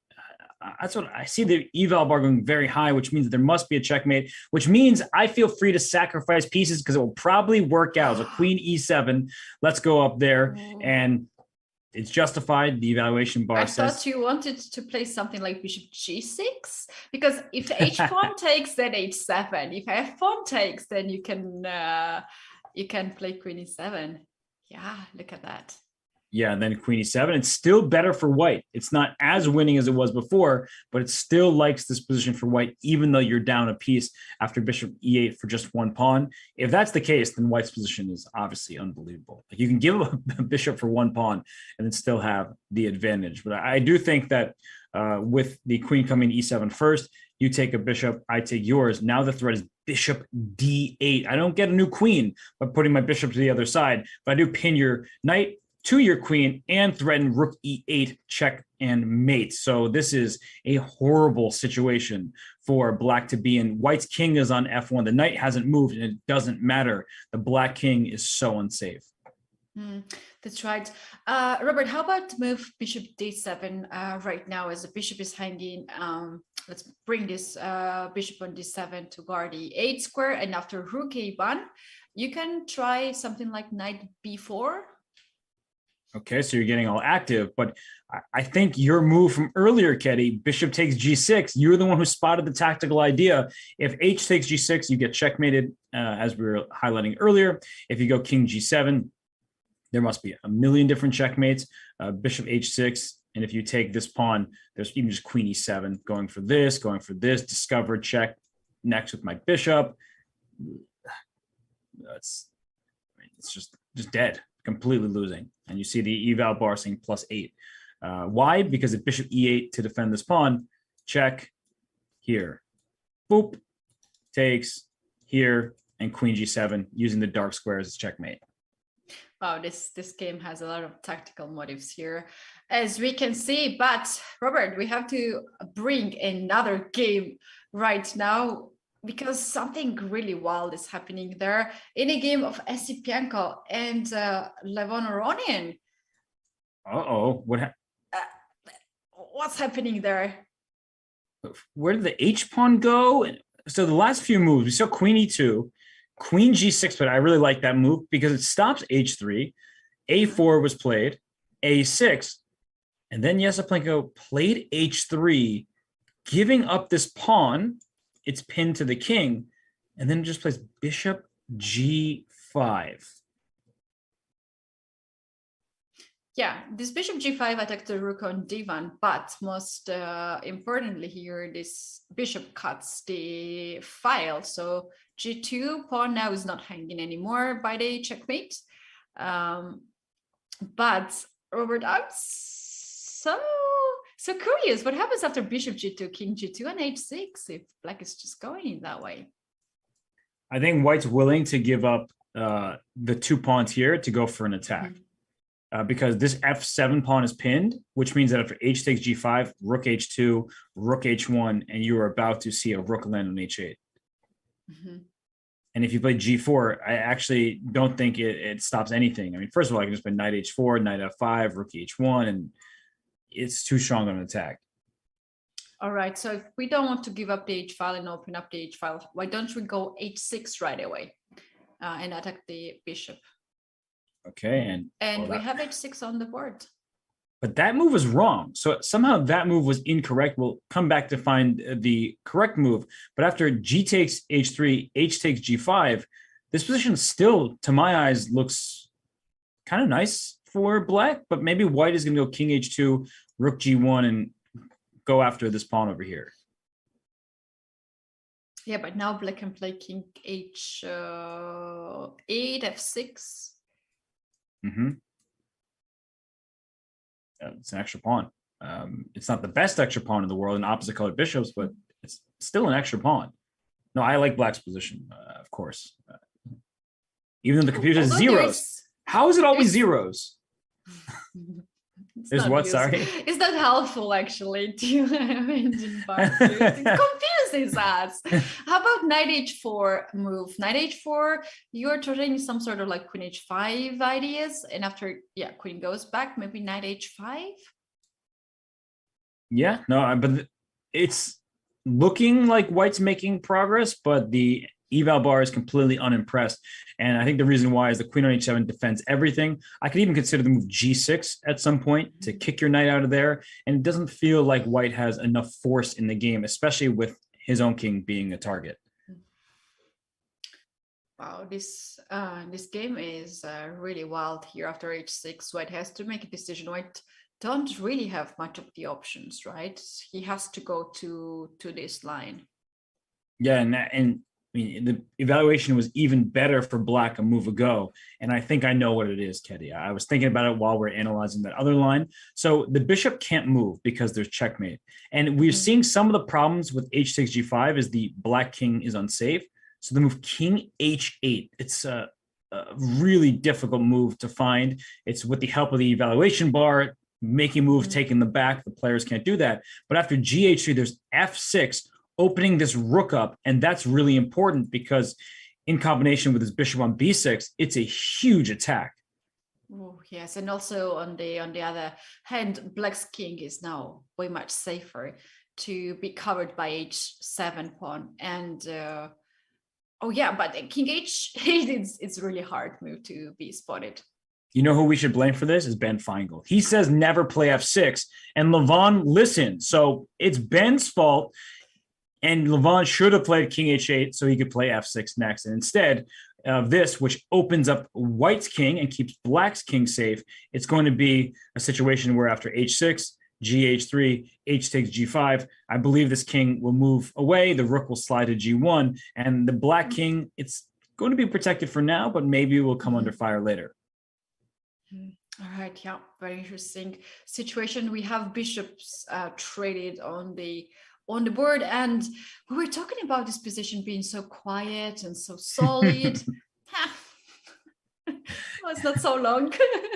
Yeah, but Kelly, something we haven't mentioned yet, and I'm only just seeing for the first time, look at the clocks. We'll verify that the times are accurate with the DGT relay. Sometimes they're a little bit off, but I mean, they're probably not that off. And Levon has so much more time. And he played h6 relatively quickly at that moment. Of course, when he goes over the game and learns that king h8 was a possibility, he'll probably be a bit bothered by the miss, even though it wasn't that easy to spot. But he still has good chances, especially with the lead in the clock.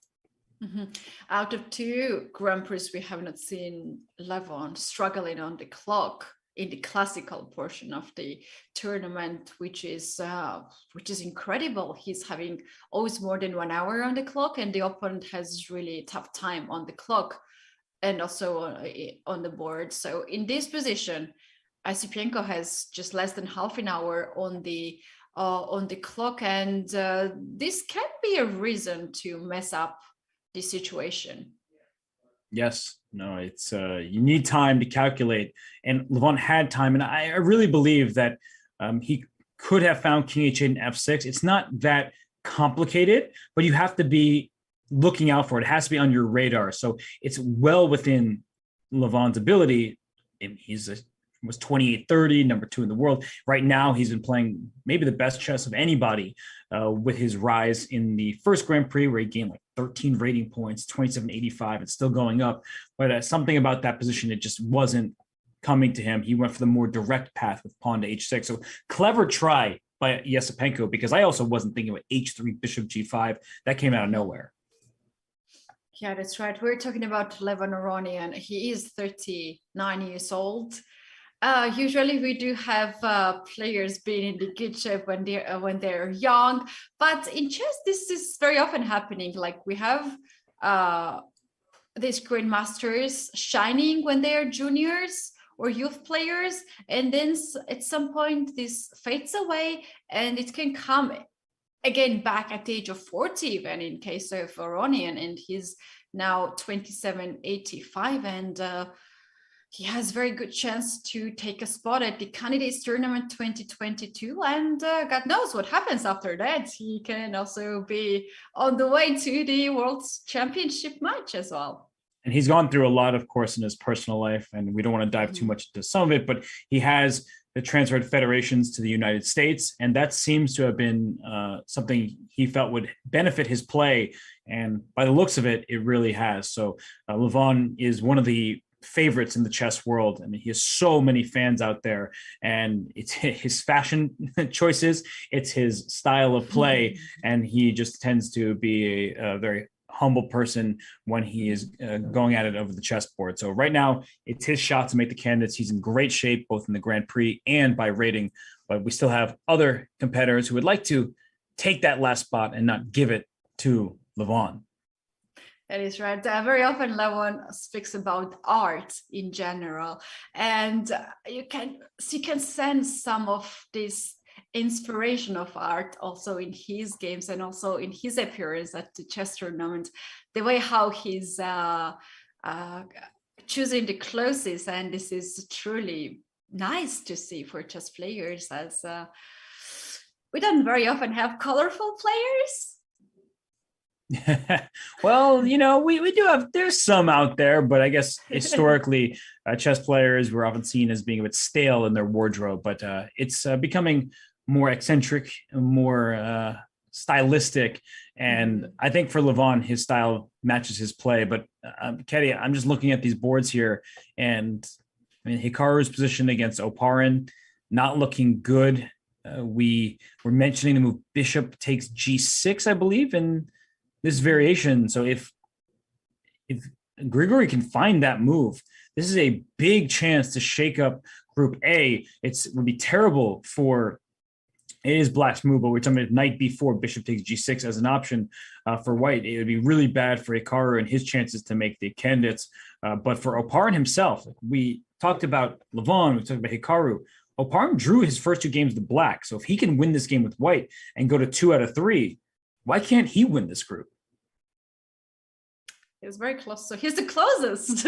He's the closest to the Aronian, and he can do this. And you know, when you win and when you beat your opponent who won the first leg of the Grand Prix, you also feel very much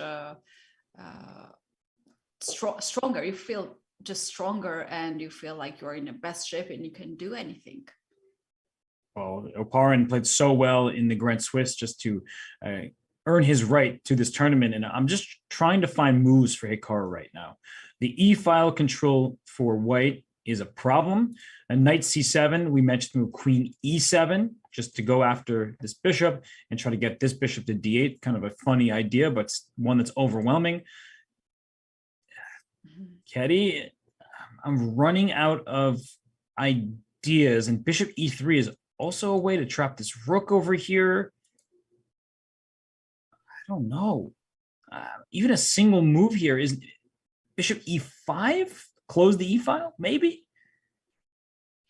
This is a possibility here, but it can fall for f4.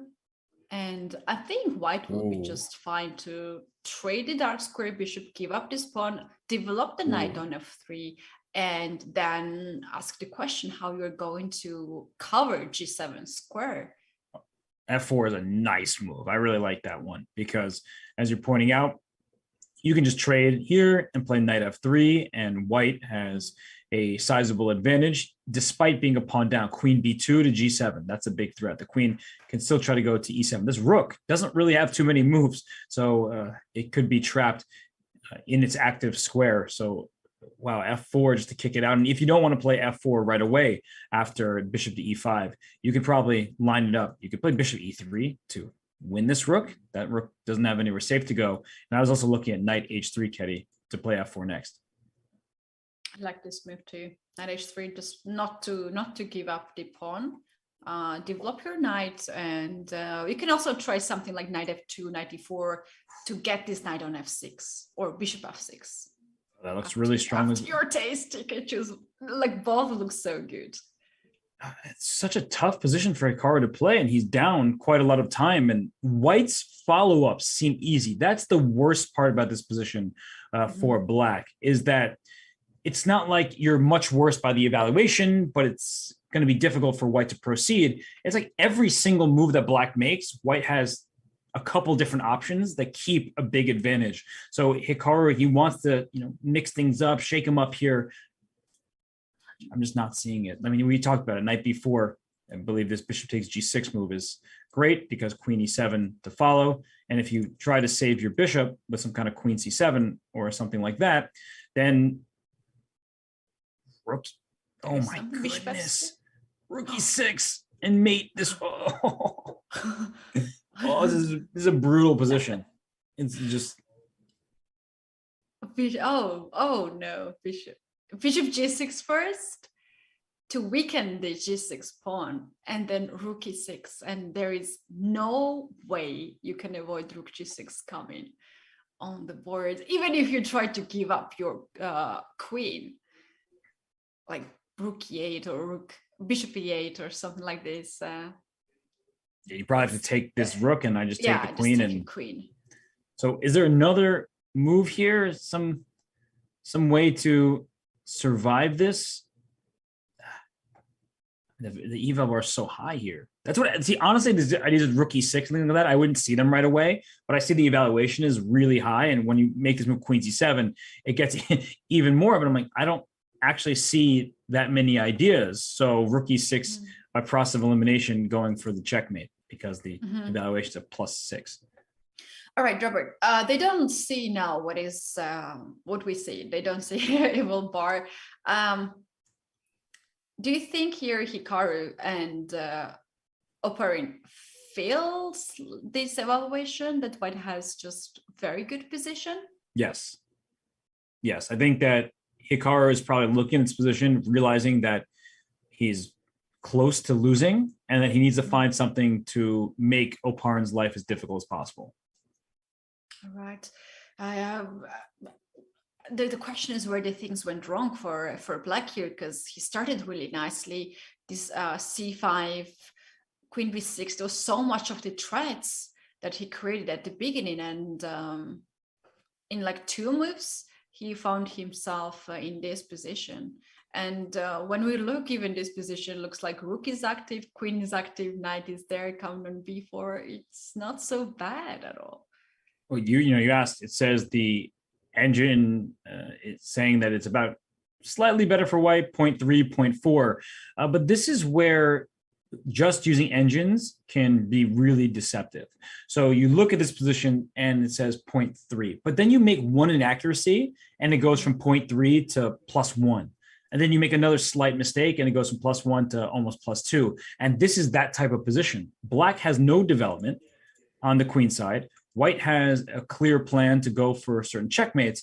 So it's a really difficult position to play for Black because you have to be super, super accurate.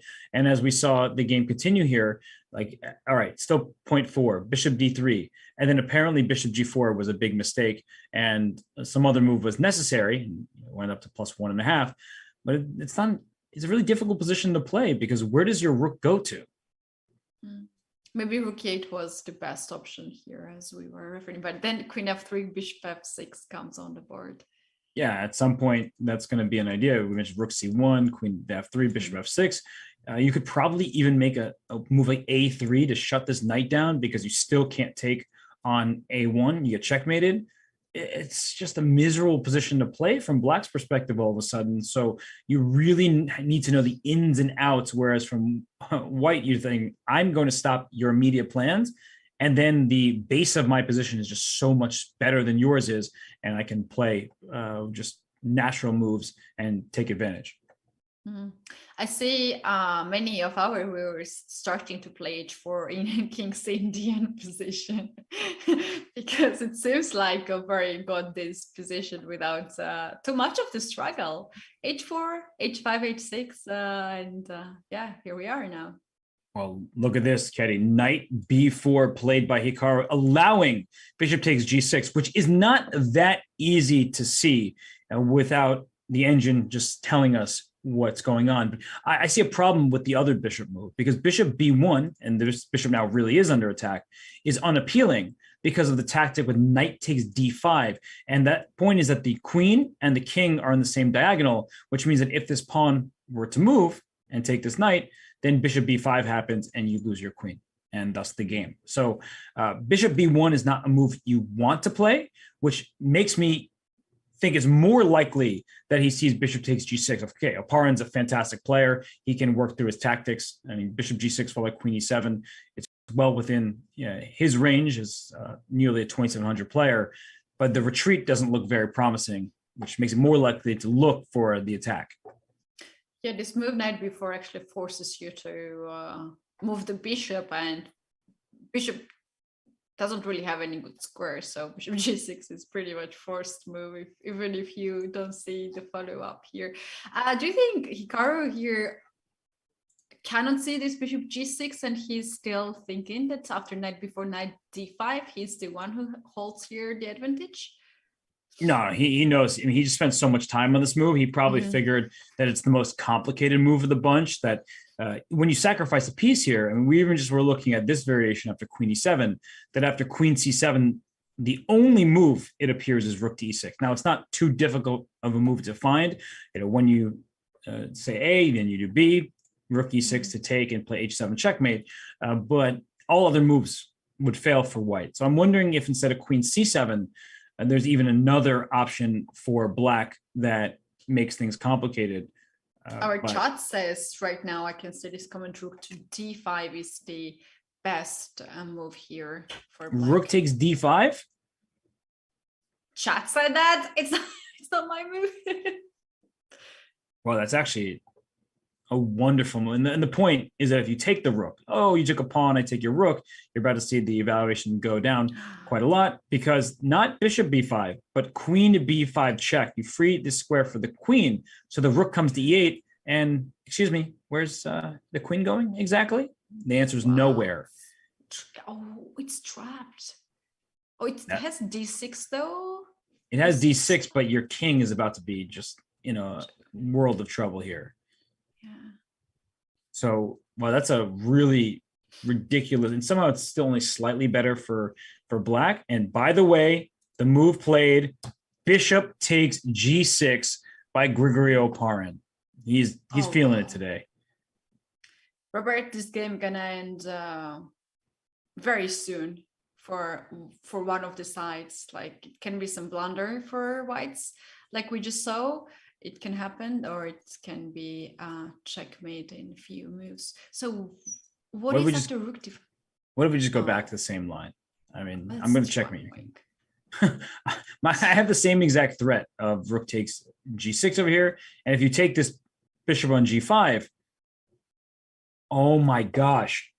Okay, I see it says mate in 3. I didn't see this beforehand, but now I know what it is. Rook f6, because you're threatening queen f7 checkmate. And the only way to stop it with the bishop is bishop e8, because bishop e6, I take you and it's checkmate, but bishop e6 cuts the rook off from the f8 square over here, which means rook f8 or queen f8 is checkmate. And if you take this rook, queen takes f6, you can't. Oh my gosh. This is unbelievable. This is unbelievable. It's one of the craziest tactics I've ever seen. It is. I've never seen something like this before. Rook e6 first, rook f6 then. What? Okay, so takes queen e7, rook d5, rook e6. We know the threat. If black makes a random move, rook takes g6 check, pawn takes g6, h7 is check and mate. Okay, that's done. So we see that you need to stop rook takes g6. If you play bishop takes rook, the queen takes, and after king f8, I can take your rook, but I don't want your rook. Bishop e7. No squares over here.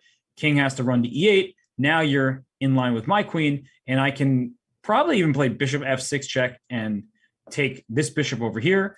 Bishop takes d6 probably isn't too bad either, but I actually think this is a very forcing checkmate. Bishop g7 check.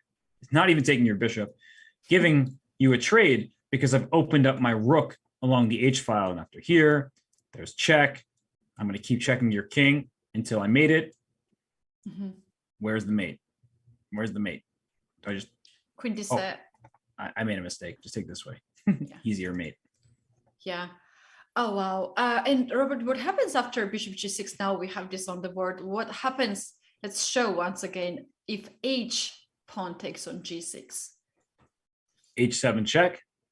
If king goes to f8, it's force checkmate in three different ways.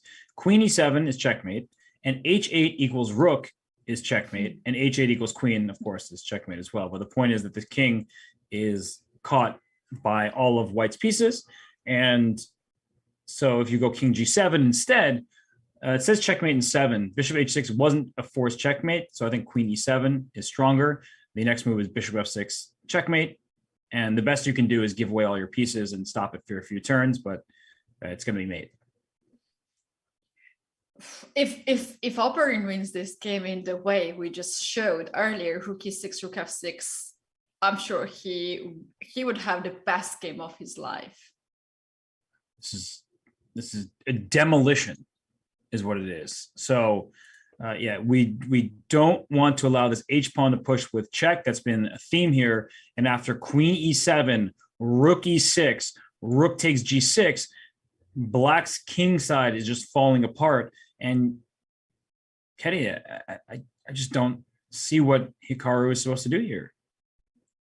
I feel like he's down a queen b6 actually cannot help him at all. No, if you're queen d8, you just take it. You'll go up in exchange, and maybe that's the best chance based on what we're seeing here. But it's obviously a winning position for Oparin. So it looks like a move has been played, and it was knight takes d5. What's happening? So as we showed earlier, if c takes d5, then bishop b5, and black is winning now the queen. So there are checks and there's no danger anymore. So c takes d5 is not the move here Oparin considers, but he can take f pawn or h pawn with a check. But then he still can't take d5 next. So if he takes like here, he doesn't. White doesn't actually have any checks to use. And somehow it's still, how is it zeros? Why is it always zeros? The engine is just so diabolical with this stuff. It's like, fire him, Robert, fire. Yeah, okay. It's just equal, sure. But that means that white's attack is so strong that even if you give away a piece, it's still not bad for white. But we're not going to give away a piece. And what I'm seeing here is I want to go queen e8 checkmate. Well, rook takes, and then my rook will take and land checkmate. So bishop f5, attacking this bishop. And if you leave your bishop here, I'll gladly take it. And well, you can't take me because of this checkmate. So that looks like a winning move and a 20 move victory for Grigori Oparin over Hikaru Nakamura. I don't see what black even thinks about doing after bishop f5. And after bishop f5, maybe Hikaru has to bring the queen on c7 to guard the bishop and try to hold the position. But I can just take your knight now because you no longer have bishop f5. Your queen needed to defend, and if you take on f5, you still get back rank checkmate. I could also take your bishop first and then take your knight and be up a full piece, and your king is unsafe. Incredible.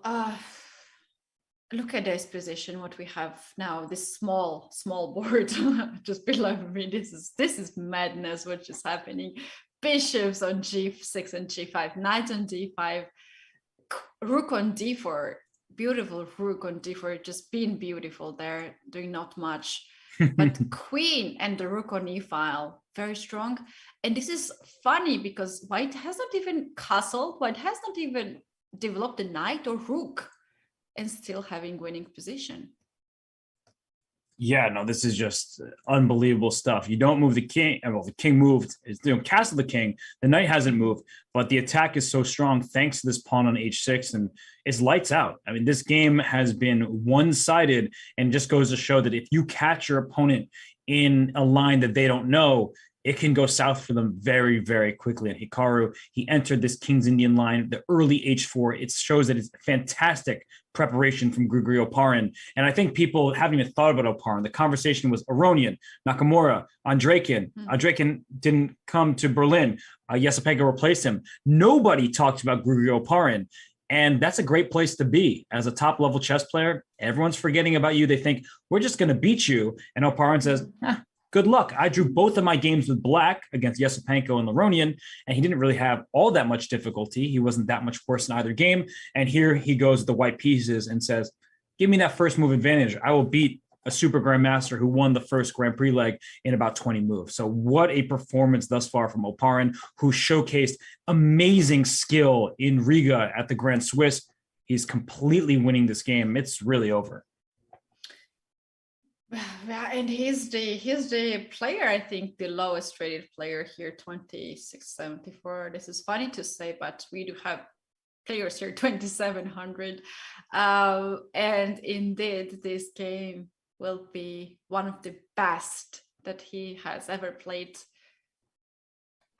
He needs to still find the best way here to finish the game, but if he is able to find all these moves already, bishop g6, I think he is just in perfect shape now to find the rest of the moves.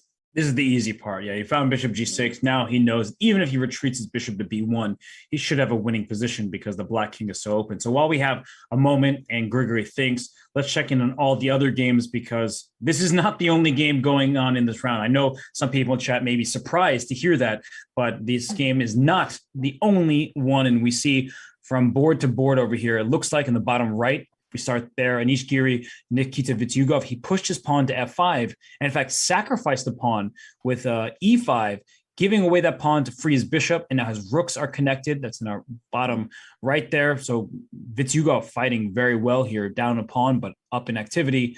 I'm looking from game to game, Ketty. So where do your eyes take you amongst the other seven? In the game of Esipenko and Aronian, that's the left side. So on the second game on the top, we do have here different approach from Aronian. Instead of f6, king h8 and f6, he's going g4 and he wants to push this pawn and open up the h file for white as well. Let's very quickly take a look at this, as now queen is under attack. And if you move your queen, then g4 pawn will be under attack. Okay, so we'll tune into this game here. Levon played the move g4 after the king went to h2. Rook g1 was the idea. g4, knight h4, attacking the queen. And then now Levon's trying to figure out where the queen should go. I guess if queen g5, there's queen takes g4, offering the queen trade. And a queen trade doesn't just mean a draw. No, white is much better here. The king can come to g3, rook to h1. You can make progress over here on the queen side. So, yeah, this is a nice ending. It's not really an end game. That's the thing, is just because there are no queens on the board doesn't mean it's an end game. It's a queenless middle game with attacking chances for white. That sounds funny, actually, queenless and middle game. Robert, what about move like g3 there instead of trading the queens?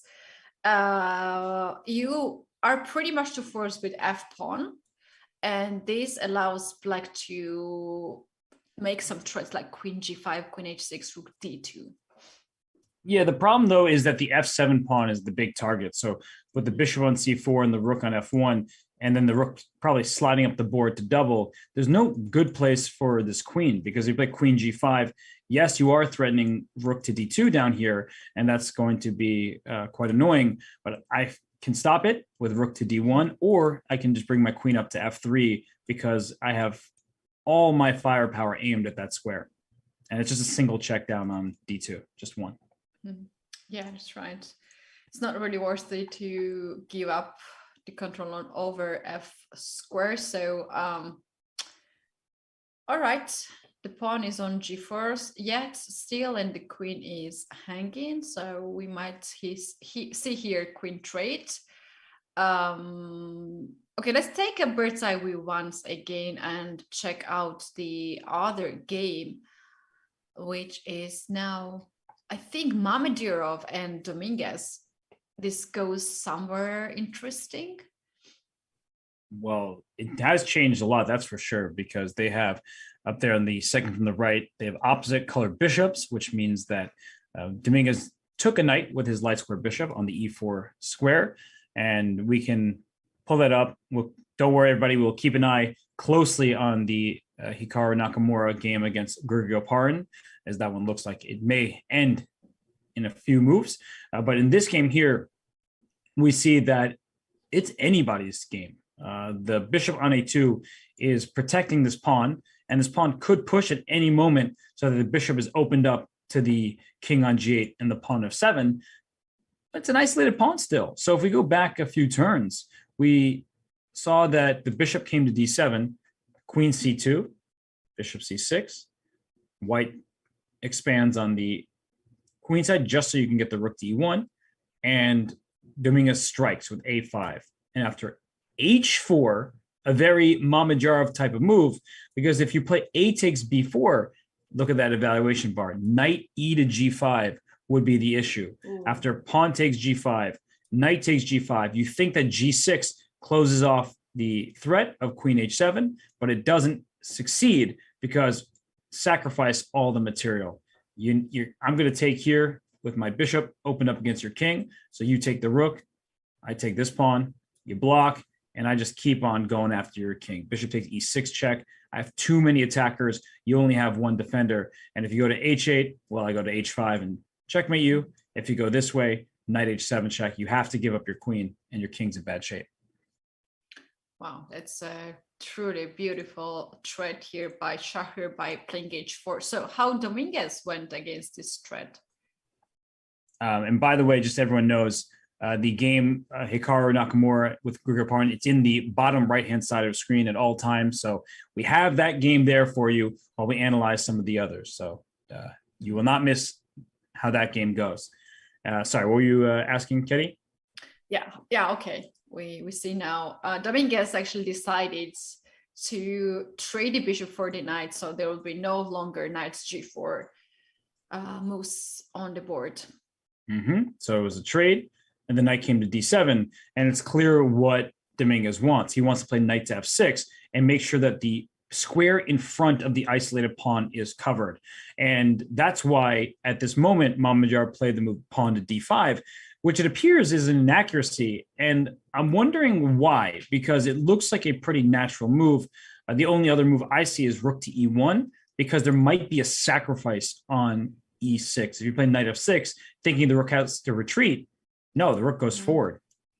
And in the event of rook takes e6, there's a discovered check against the king, which means that this queen is going to be lost. And then white bishop also hangs on b6. So that's totally enough to sacrifice this. But this has not been played, and instead it was d5, right?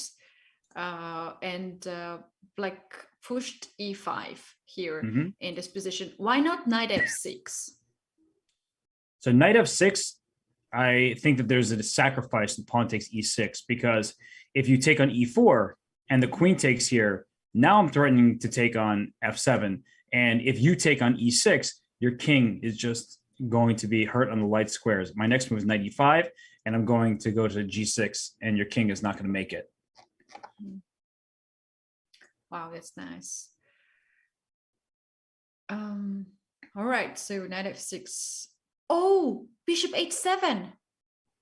By Oparin? Whoa. Okay, Oparin plays bishop takes h7. Let's go to that game so we can pull it up on stream here. He takes on h7, the king takes, and he plays queen c2 check, going after the king in this manner. So the evaluation is only a +2, which means that bishop takes h7, a huge inaccuracy considering bishop f5. It just ended the game.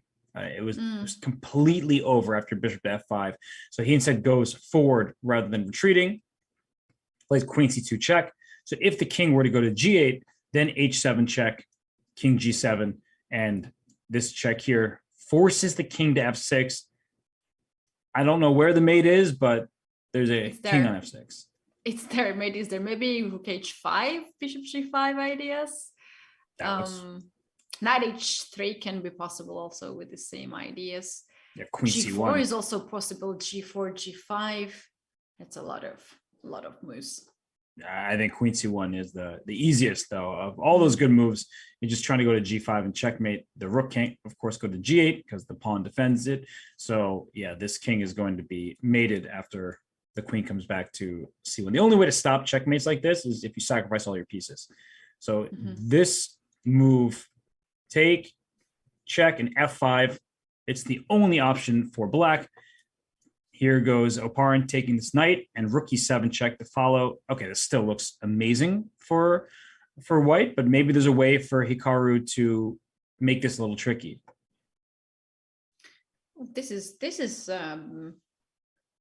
I think this is perfect position out of what he had before, and he's very happy.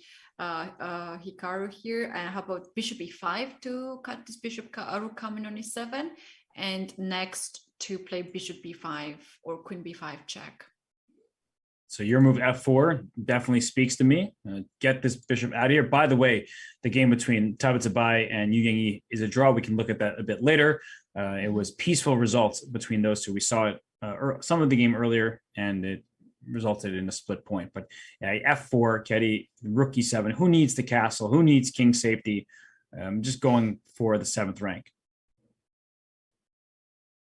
All right. So if bishop e5, that's a check, but then you give up the control over f5 square pawn, so you don't really want to do that. Oh, How about? Sorry, I was just going to say that you made a really good point, because I was thinking king f2, and then I'm noticing c4. Mm-hmm. It looks a bit scary, but maybe I can even play knight e2 because the f5 pawn is under attack. True. So how about queen b5 check? Instead, bishop e5. Now I'm not afraid because your queen is no longer in line with the king. And if your bishop moves, I get rook e7. This is no good. I wonder if Hikaru has mentally resigned or if he can dig deep and find a way through here, because the last move was c takes d5, and we're waiting to see if there's a bishop e5 or bishop b5. But if he has already said, I lost this game, I'm losing, it's going to be hard to fight. But he's such a resourceful defender that he really does have a chance. Yeah, I think he never gives up unless the clock is stopped and he resigns. And I'm sure he has a poker face right now, pretends that he has control over the board, and that's just fine. Wow, what a game played by Oparin here. But yeah, still I believe this is some sort of chance that Hikaru can take here. How about this crazy move, king g6? King g6. I'm going to show all the other games before I think about the move king to g6. It just looks too wild. That's right. Another game which is very interesting right now is Anish Giri and Nikita Vitiugov. Look at this in Group D, right side on the down over there. We have to check that as there is a check on the board, and this game can end really soon. It looks like it's about to be a draw, actually, because black is down a rook, but the white king can't escape these checks. So king a1, king b1, queen c3, queen c2, a great result for Vitiugov. And if we just go back to an earlier moment, when we liked white's initiative, queen h5, f5 played, and after bishop f3, rook c7, and e5 by Vitiugov. We were talking about this pawn's a backwards pawn. The reason the knight came to e2 in the first place was to avoid any kind of sacrifices here. But e5 played by Vitiugov, bishop e6, rook c8, a2 under fire, c2 is... Oh, wow, that arrow, I don't know how I even did that. The a2 and c2 pawns are both under attack, and so knight b3 takes, and rook c2 was played, threatening rook takes b2, with queen c3 and a draw. And that's exactly what happened. Black has nothing better than to make this draw because the knight is under attack now. Rook c1 becomes available to white, and that's why rook takes b2, forcing this draw here. And Vitiugov can stay ahead of Anish Giri in the group. The other game has just ended with a draw, so Nikita is very happy with this draw. He's still a half a point ahead of his opponent, and he just played this game with black pieces. So the next round, he will have white pieces, and he can try to be very solid. And the game has been just ended. That's right. And if we go to the other game and look at the other game in the group, that was also a draw between Yu Yangyi and Tsatsalashvili, but the other games, 6 of them still going, 2 draws down. Keddy, how many of the remaining games do you think will be decisive? Today a lot. More than yesterday's. So obviously we are not going to see 8 draws today. I think 3 or 4. I will go with 4. Okay, 4 decisive games. I think we both think Oparin will take that one. We have no idea if somebody wins in Aronian and Esipenko who that will be, because that game has chances for both. We haven't tuned into Mamedyarov and Dominguez. I mean, we're just looking at it, but something just changed there. Let's go to that game, because Ketty, after E5, we were trying to explain things, and all of a sudden the Oparin played bishop takes H7 check. Rook E1 was Mamedyarov's choice, and after A takes B4, knight takes E5. What's happening here? This looks threatening. If you give white one more turn, black's in trouble. So I think that Dominguez has to take this knight on E5, and after rook takes E5, bringing the queen. D6. Queen D6, queen F6, queen takes H4. Can I steal that pawn? There must be something wrong with queen takes H4. Nothing too wrong with it, but probably D6. D6, yeah. I suggested queen D6 because if this pawn gets on the 6th rank, something like this can happen. Right. The bishop was already opened up, but now there's a back rank checkmate. So I think you're correct that in the event of a trade here, queen D6 stops that pawn. Oh, you know what it is? Bishop B1 and rook E6. Rook E6, move of the day. Come on, rook E6 today. What is wrong with this move? Like rook E6 was winning in the other game of Oparin Hikaru, and here also it's a critical move. We have seen already 2nd line in this game with the rook E6, or 3rd line. So queen D6 looks like such a normal move, and somehow in this sequence it's not working. So what do you do? Queen C7 might trade queens. That might be an important move, because now we offer the exchange of queens. If the queens get traded, this is of course going to be a good thing for black. No back rank checkmate. A3 is hanging behind its bishop. That's good news. So queen C7 looks to keep the balance, although white can move this queen out, play bishop B1 and go for the attack some more. Right, yeah, I like this move, queen E4 and bishop there. Queen can also go anywhere on E2, F3 also to target F7 pawn. So white has 2 options, either to control the B1 H7 square or the diagonal, or to control A2 to G8 diagonal. And here we have the opposite colored bishops, and Robert very often decide who attacks the king has just extra piece in attack. So white's Shankland, I think he feels very comfortable in this position. Yeah, his king is safer for the time being, and bishop E1 or D6, both are threats, with rook E8 back rank checkmates also being a problem. So Dominguez, he has a bunch to work out here. Hikaru, will he be able to survive? We'll find out shortly, because right now we're going to head to a quick break, but when we return, it's more from the 3rd leg of the FIDE Grand Prix, round 3. You don't want to miss even a single move.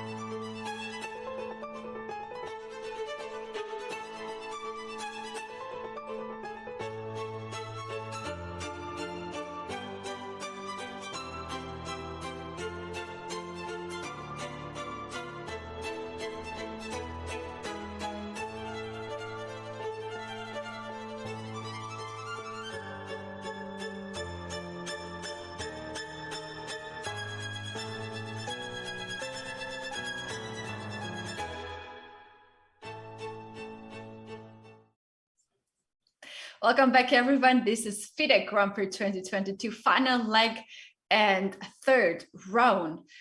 In progress, I'm Katie, this is Robert, and we are happy to have such a crazy day today, as a lot of games are still in progress, and those games are quite promising for us to have a decisive result. But while we were on a short break, another game has been ended. Robert, Wesley So and MVL agreed on a draw in the end game. Let's very quickly take a look at the at that game.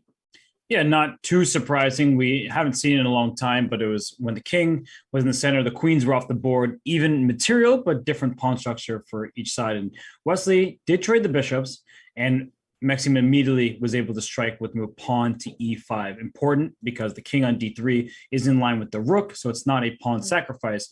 It was just a trade being offered. And now with pieces coming off the board, not too much remaining. The draw was never in doubt, it would appear, and they went forward, did a little bit dancing. I'm trying to see if there's any moment of interest. I feel like white's ever so slightly better, but this a6 pawn, the only target, is protected by the rook.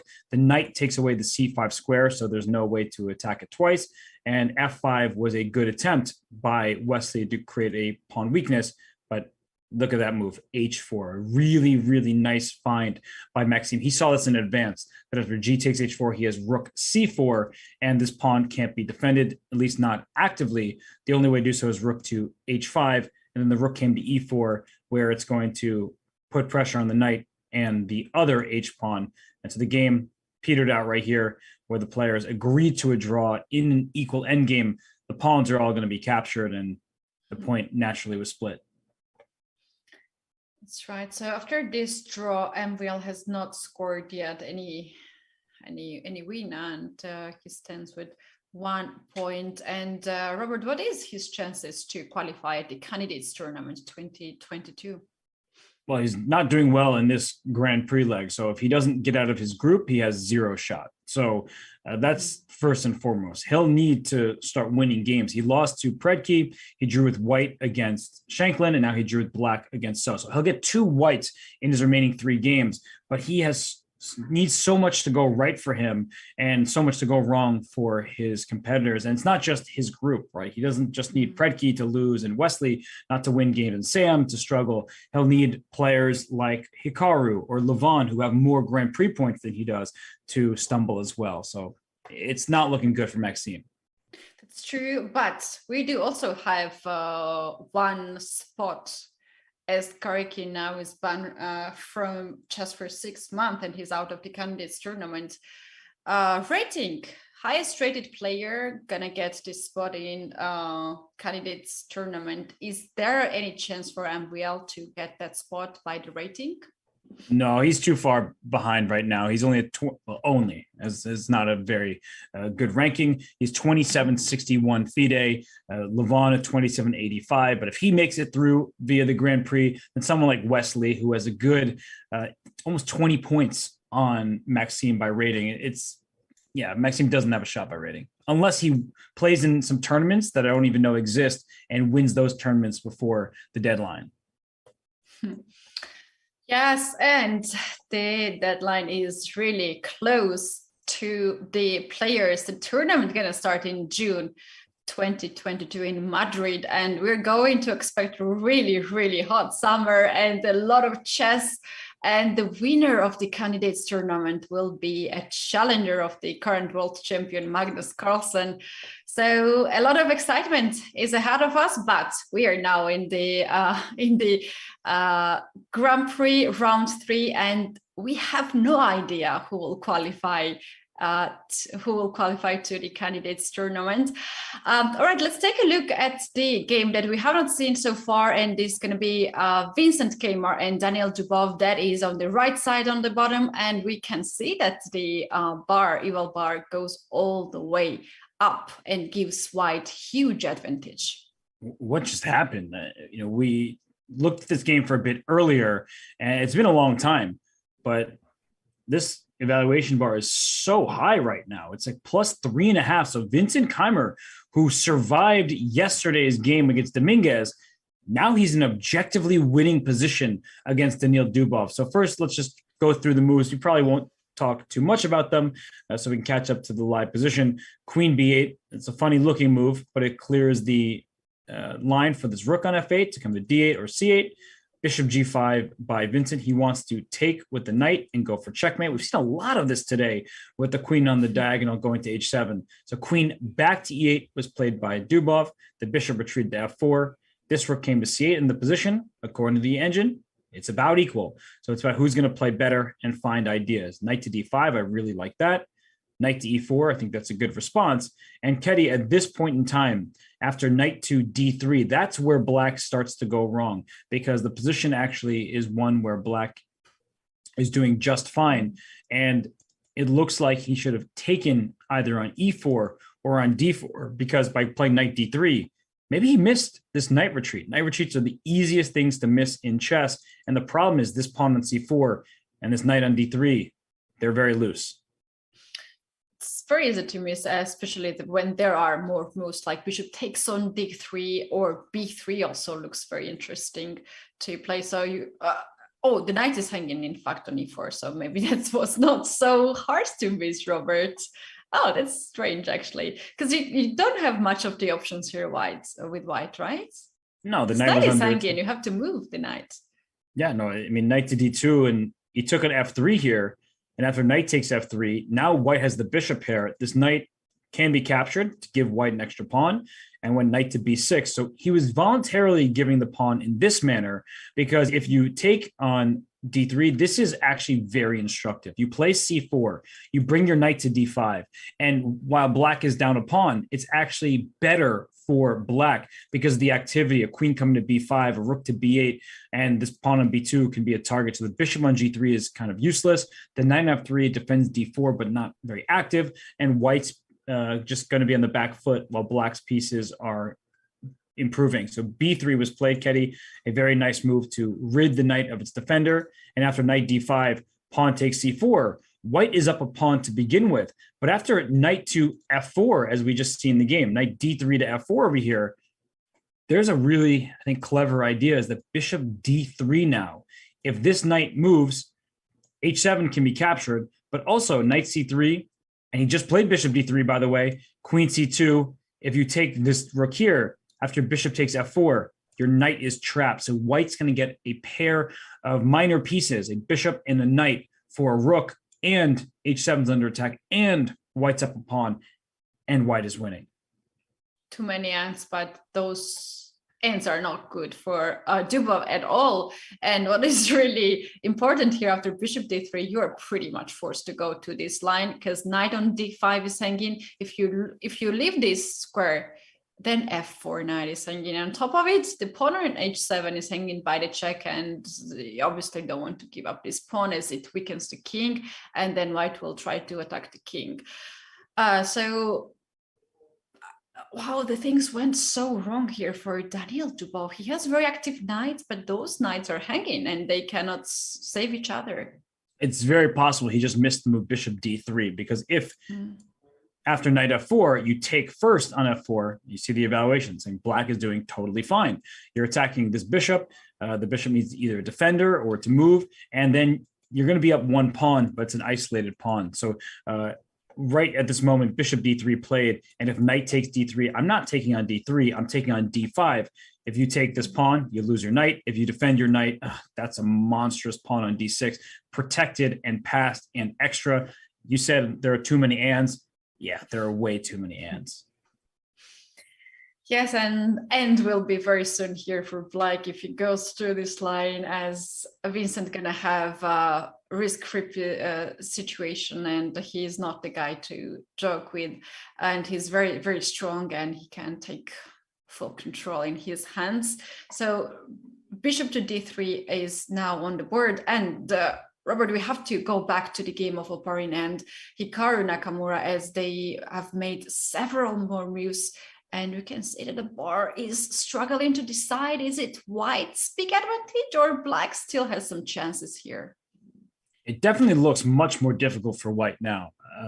Back just to this moment where bishop takes h7 check was played, it was plus 6 plus 7, bishop f5. Retreating moves are very difficult, especially considering the last move was bishop g6. You're already looking at sacrifices for checkmate. And after knight takes d5, retreating, it was winning, but not always easy to find. So he instead goes forward, and this gives Hikaru chances. The way Hikaru is playing this is very nice. And in fact, Oparin trades queens here, and after rook takes d3, it's only one extra pawn for white. So yes, Oparin is better, but it's not that much material. I actually think that this game is not going Grigory's way, and Hikaru looks like he may be able to survive. It looks like, especially when Hikaru has here pair of bishop, very active rook, and the king on h7. Seems to be safest in this position. Now this is the safe moment for the king. And we were talking about the pawn on h6 being pushed and in the endgame can be weakness. And this is the situation, Robert. You cannot easily move around with your bishop and the rook because this pawn will be hanging. And if you lose your extra pawn, then black clearly can have better position and can try to win. There's also additional thing, white can start queenside attack. Look at this b5, a5, a4 to open up a file as well. Oh, I don't know about this. I'm not so sure anymore. And d5 pawn is right now hanging. No, this is a situation that Oparin wishes he could take back. I wonder if he realizes at some point he thought, did I have something better? Oh no, I missed bishop f5. But if he hasn't realized that, that's actually good for him because he is better at this moment. Hikaru has much better chances than earlier, but white is still up a pawn. And yes, black is going for all this kind of stuff on the queen side, and white needs to keep an eye out for that. But let's say you play rook d1, forcing the rooks off the board here. You're still up a pawn. And black needs to prove that this queenside play will be sufficient for equality before we start thinking about black being better. But I do like this position from black's perspective much, much, much more than earlier. This seems manageable. This seems like a more of a double-edged nature versus the immediate game ender that was bishop f5. That's right. There's more chances here for black to survive, and also white has to find a way how to prove that white is winning here and has better position. And when you push your pawns on the sides, that will just be better for black as he's having a pair of bishop, and these bishops will be just happy to have more squares to control. So rook d3 right now is on the board, and we're getting very close to the time troubles. They have made 25 moves, and they're down to 20 and 15 minutes. Do you think time will be here an issue in this endgame? Not really for Hikaru. I'm not too concerned about him. And for Oparin, he could get in time trouble if he's continuing to look for a win, which he should, and then he can spend his time. But I'm not too worried about their clocks. I'm really just trying to figure out, does Oparin want to make a move like f4, which kicks the bishop away and makes d6 a potential target? So in any Benoni type structure, you look at this d6 pawn, and what white would want to do at some point is go after the pawn. But after f4, let's say bishop h8, bishop e7, trying to win this pawn directly, you already see that it's becoming favorable for black because this pawn d5 is hanging, but also rook d2, bishop b5, rook e8 or g8. If you play rook d1, let's trade rooks. Rook takes e2, and rook e8 already wins the game for black. Two minor pieces and two great bishops for the rook. It would be a travesty. That's right. Now we're talking about the chances of the players of the qualification to the candidates tournament. What's the chances for Hikaru? What's the way how he can qualify to the candidates tournament? Well, Hikaru, he needs to not lose this game. That's for sure. If he loses this game, if he loses this game, he's in huge trouble because then Levon will have the inside track to this group. Although Oparin, Esipenko, they both will have something to say about it. But Hikaru Nakamura, he won the first Grand Prix leg. He has 13 points. But if he gets second place in the group, that's only 4. And if he gets worse than that, because if he loses, he'll be in the bottom of the group. He would get even 0 points, and 13 Grand Prix points total. That for sure is not getting you to the candidates. Oh, that is not what Hikaru actually planned after winning the first Grand Prix. He had such a big plans, right? He was very sure that the next leg and follow after the tournament would be good. But then we had this pairings, as we learned that Hikaru and Aronian will play in the same group. We never considered Grigori Oparin being such a big threat for these two players. And yeah, this is the situation for now. But I honestly see here some chances to survive, some chances for Hikaru here to survive. He's a really good chance. I think he's more likely that he holds this game than Oparin wins. Just the nature of the position, the extra pawn over here, it's passed, it's advanced, but it's useful in an attack, not necessarily in the pure end game. And with the bishop pair for black, with the queenside play, I do think he has enough compensation to hold this game. And Oparin's struggling to find a move even right now. That's right. I think this is the time when he's spending more of the time on the clock. Let's take a look at Andrei Esipenko and Levon Aronian, as they have traded a lot of pieces. Still the moment, actually queens only, still the moment we saw last time. Okay, so queen g4 trades, rook d2 played, king g2 by Esipenko, and that's actually kind of an important moment because king g3 would be a mistake. It looks like, why would I keep my pawn pinned instead of going forward? And the reason why, as you see the evaluation bar dip, is after rook c2, you don't have rook c1 because I have the move bishop takes f2 check, and your rook on f1 is overloaded defending the f2 square and defending this rook. This would be a big mistake. So that's why the king went to g2 instead of g3. And then after rook d8, knight came back to f3 to attack this rook, put pressure on e5. And after rook c2, we saw an attempted rook trade and then a5 by Esipenko. And actually this move a5, Keddy, the engine not a big fan of pushing this pawn. I think clarifying the structure on the queen side is helpful for black, and white would have been better suited if he had left b5 or some of that as an option later in the game. That's right. Here after a5, Aronian is taking a lot of time, and seems like bishop a7 is so obvious move why he's spending so much time here. But in fact, there's bishop e3 move as well to hit the rook on c1. You cannot take this bishop because the pawn on f2 is pinned, and this is the move that Aronian is now considered to play or not to play, and play just a calm move like bishop a7. Well, bishop e3 at least poses a question. Where's this rook going to go? If you play rook d1, you have the same problem as before. This rook is needed to defend f2. So once the rook trade happens, you simply lose a pawn. That would be terrible. So this rook is likely to go to a square like b1.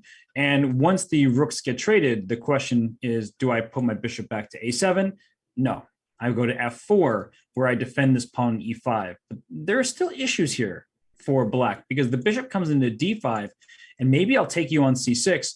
Maybe I'll play c4 and b5 and just start advancing on the queen side, and the bishop on f4. It does an important job of defending the e5 pawn, Keddy, but otherwise it's useless. It's a bystander, and it's not helping black's position. That's right. So black is still thinking in this position. So we're going to take some time now to take a look at the other game. We have not seen much of the game. Sam Shankland and Alexander Predke. Alexander is the leader in his group, and now as the other game has been ended by draw makes him a leader in the group once again, and he can keep the leading the group. So let's take a look at this game and check out. Look at the b3 pawn. Is that strength or weakness? That's the first question which goes to my head. Looks like a weakness to my eyes, and it just goes to show that Sam reacted well. When we saw black play b5, we knew that knight b6 to c4 was what Predke was looking for. But after rook c1, knight b6, the knight came to e5, and after queen d6, queen f5, putting pressure on f7. So the knight went back. So Predke didn't want to play f6 and give up all the control of the light squares, but instead retreats his knight back here. And after knight d3, and knight c4, a4 was played. And that's really important because if black had one more turn, let's say I play king g1 and you make this move a4, you see that there's a clamp going on. These two pawns are stuck because of this one pawn over here. The knight on c4 is an excellent piece. And then black can maneuver the rest of the pieces. This knight will likely also come to d6. It can also go back out to e6. Black is for choice. So Sam, realizing that he can't allow a4 from black, plays it himself. And now after b4 and the knight retreats, b3 is a great move, kicking away the knight, giving the rook control of the c-file. And that's why Predke himself went pawn to b3. But as the game continued here, Keddy, it seems like it's chances for both. But I do prefer white's position. That pawn on b3 looks like it's gone a little bit too far. Right. How about the pawn on h4? Is that move creates here some threats like h5, or white is going to play something like g3 and just hold this pawn on fourth rank? Yeah, I think the h4 pawn is really taking away the g5 square. That's its main purpose, because if you do push the pawn, then black immediately plays knight g5, tries to get the knight to e4 and gain some active squares for this knight. And then on e6, it's not really doing all that much because it can't get to c5, it can't get to f4, it now can't get to g5. So I think he's just restricting black's pieces. And then the question is, well, how does white actually play for an advantage? And white is better, but how does white play for a win at this point? That isn't so obvious to me, because this rook will probably come to b8, and the a4 pawn, it's one that can be targeted as well. It's a very nice idea, actually. Rook b8, and if you have a chance to play rook b4 and then take this pawn on a4. Robert, we were talking about Oparin and Hikaru's game that's going to end very soon, but I think there is another game which is going to end pretty soon and earlier than Oparin Hikaru. So I suggest to go to Vincent Keymer and Daniel Dubov game. As we can see, Daniel's king is exposed and white is ready to bring heavy forces on the h-file and checkmate the king. The game ended so fast from where we were. Like it seemed black was doing fine. Then the knights, they stepped on each other's toes at this point, and bishop takes h7 check after rook b8, which hit the queen. King moved, queen just slides to c2. Now this knight is hanging, this knight is hanging. Knight b4, it saves a piece, but after queen d2, king takes bishop, queen takes f4. Black's down 2 pawns at the moment. So Dubov steals the a2 pawn, still down 1, and bishop h4. Okay, that's a really, really nice move. You want to secure the g5 square for your knight, and along with the queen coming to h4 and go for the checkmate. And if black sort of does nothing, there could even be a bishop f6. If you move this bishop away to b4, bishop f6 looks just overpowering. I'm just going right after your king. Queen h4, rook g4. It's checkmate. It's a checkmate in 2 or 3 moves, can be 4 moves, but quite easy to spot rest of the checks here. So for this reason here, Dubov played f6 by himself, and he is not going to allow white to play bishop f6. However, this additionally weakens light squares on the king side. Just take it. I mean, you need to keep control over the g5 square, which is why f6 was played. But even something like this, where you take with the pawn on f6, queen h4, queen g3, rook h4. Yeah, both of those are just checkmate. You just bring your pieces to the g and h files. It's just over. You have to sacrifice your queen, because if king f7, that's checkmate. This is so bad for black. If you take with the rook, now white can even just play this positionally. You're up a pawn. This is a bad pawn. This is a bad pawn. That's a bad pawn. So no. Just no. Just now, yeah, knight g5, queen h4, queen g3. It's just, look at this knight also being so far from all the actions. This is just very bad position, and Vincent will not miss this chance to win the game. Right, none of these players really have any chance to qualify for the candidates tournament, but for them, the most important here is to get the rating and not to lose rating. And also, on top of it, there is a prize fund at this tournament, €150,000 total prize fund, and the winner will get 24,000 euro. Runner-upper will get 18,000.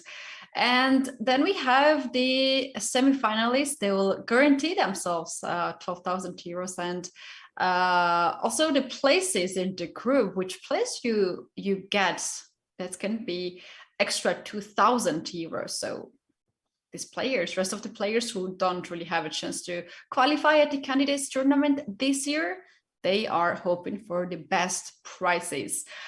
All right, let's get back our bird's eye view and check out the game between Mamedyarov and Leonard Dominguez. As I can see, the D pawn has disappeared from the board.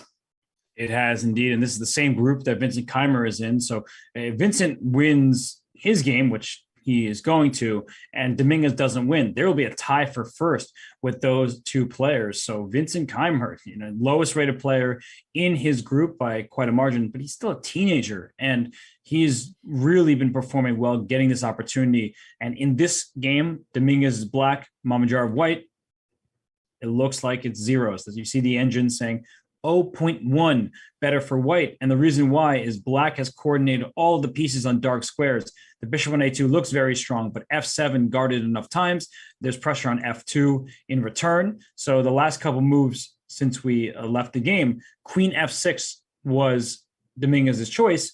And if you took on b4, if that's what Mamedyarov had planned on going for, there's an option just to take everything on f2 because the queen comes off the board, which means the bishop on a2 would be hanging at the end and black has no difficulties. So instead, after queen f6, d6 was played, and you can't take with the rook because of the back rank checkmate we discussed earlier. So the rook came to c8, kicking the queen, and then he took on d6. And Ketty, this is a moment where I believe if we were later in the tournament and Dominguez thought that he might need a win, he would consider a move like pawn takes a3, but it's very, very risky to allow this rook to e7 with this bishop on a2 here, because that's a pretty big attack.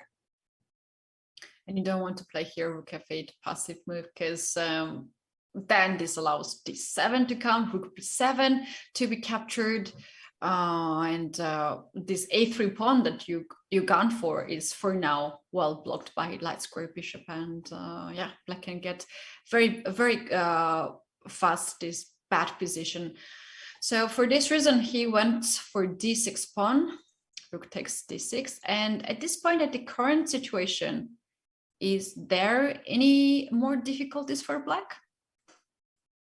No, not really. King g7 would be the first move that I would consider, and there's just nothing really to attack, because if you play rook e7, you are attacking this pawn on b7. That's for sure the case. But I think even rook to d4, because queen c6 check would trade off some pieces.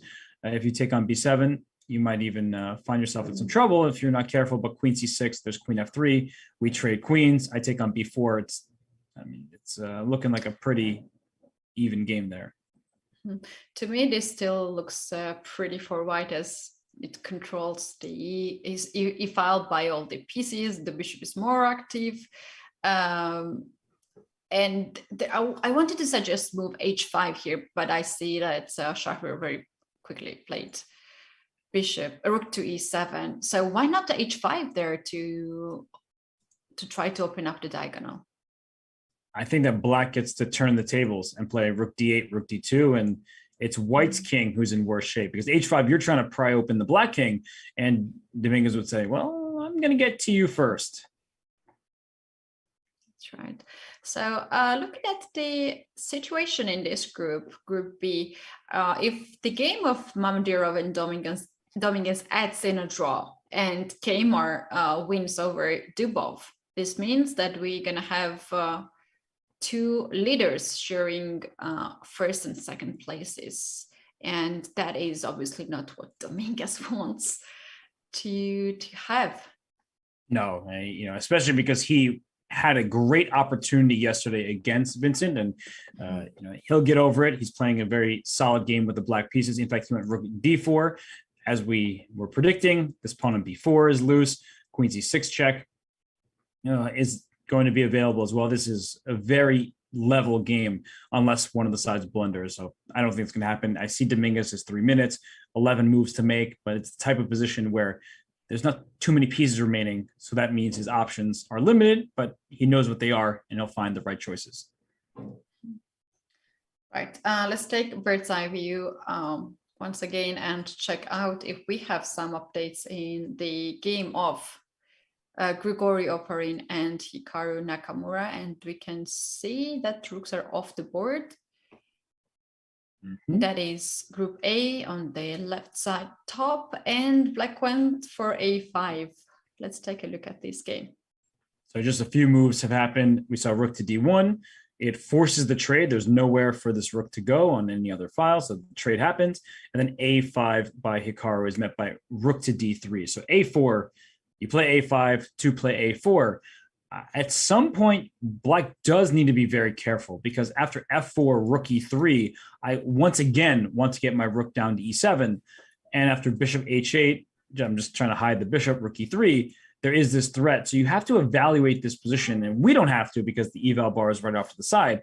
But the players really need to calculate these positions as, while the engine says, oh, just slightly better for white, that means it should be a draw.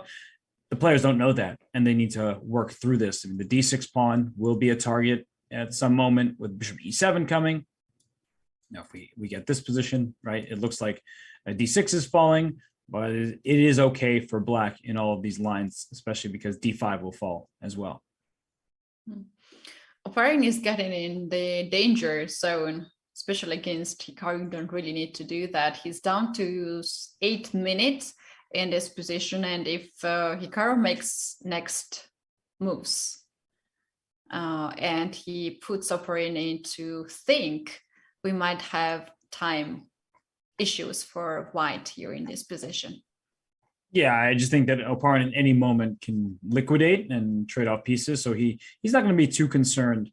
There is maybe, just to go back to this line here, I just was realizing that after rook E8, it's my favorite, or one of my favorite things to do in chess is go one square short of expectations. So rook E7 check attacks the bishop and checks the king. And now when you take, there's no bishop to F7 to attack D5. So this feels like a better version of getting your bishop to E7 because it takes away an option from black, and D6 will fall. It still says it's 0.6. And that means it's in drawing territory, but it's not that obvious to my eyes. I mean, this could be a situation where black could be in some trouble. All right, it is black to move. Still looking for the next move. This gives us some time to take a look at bird's eye view and check out what is happening in the other games. And I can see that Sam Shankland and Alexander Predke, we have here a bit of change of the pawn structure. This is Group C, the last game in this group.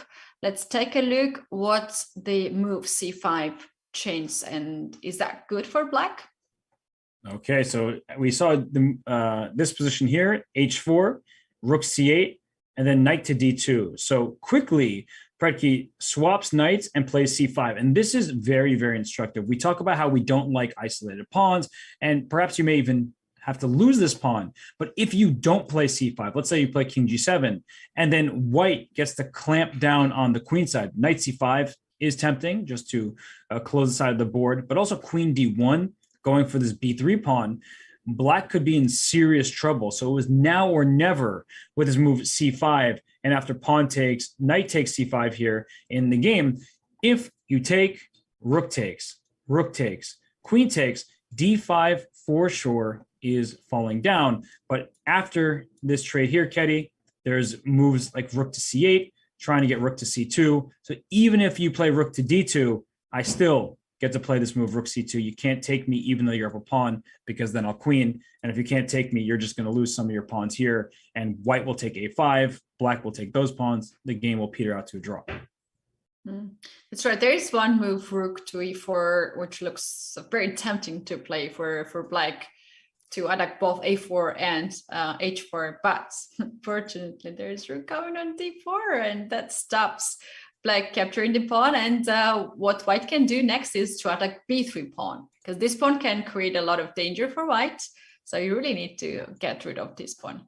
Yeah, you want to put black in a more passive stance here. You'll protect your H pawn. So if black does go for A4, white can continue to put the rook on D4. So it's just going to be a nice advantage for white if that were to happen, which is why in the sequence, playing rook to C8, the fully open file, rook takes A5, that can be played, but after rook C2, I'm attacking two of your pawns. I will keep this passed pawn. And as we've highlighted in previous days, Ketty, let's say I play king G1, rook takes B2, here, here, here, and here. We know rook in 4 versus rook in 3. It's a theoretical draw. Both players are fully aware of that.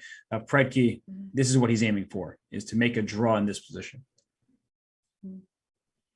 And this can be a safe endgame for Predke, but he is down to 4 minutes, a little bit less than 4 minutes in this position. And we might have some changes. I think rook endgame is the safest for him with this time right now, what he has, rather than to keep all the pieces on the board. So we're gonna wait a little bit of Sam's move here. And before that, we gonna go to our bird's eye view and check out what is happening in the other games. The game in Group B, that's on the right side on the top, Keymer and Daniel Dubov, they're playing really fast.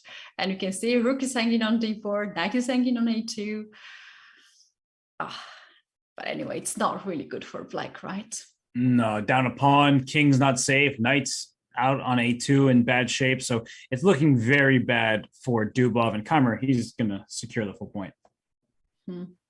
And the other game also is Esipenko and Aronian, this game is heating up in the end game. We are going to take a look at these games when we're back from the break. You guys don't go anywhere, because this is the time we don't want to skip. We're going to go to the time scrambles, and this is the most fun at the Grand Prix. We'll be back shortly.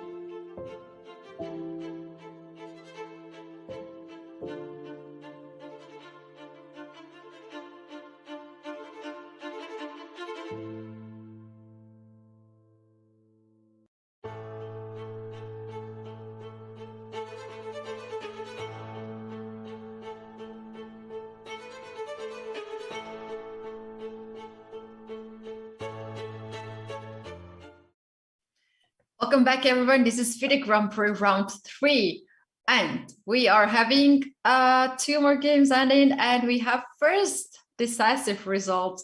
Vincent Keymer managed to win against Daniel Dubov. Robert, let's take a look at this game, how this ended. And meanwhile, another game, Oparin and Nakamura ended in a draw. This is a shock of a day. This is a big shock of a day because Oparin had a winning position. He was so close to win, but he missed his chance.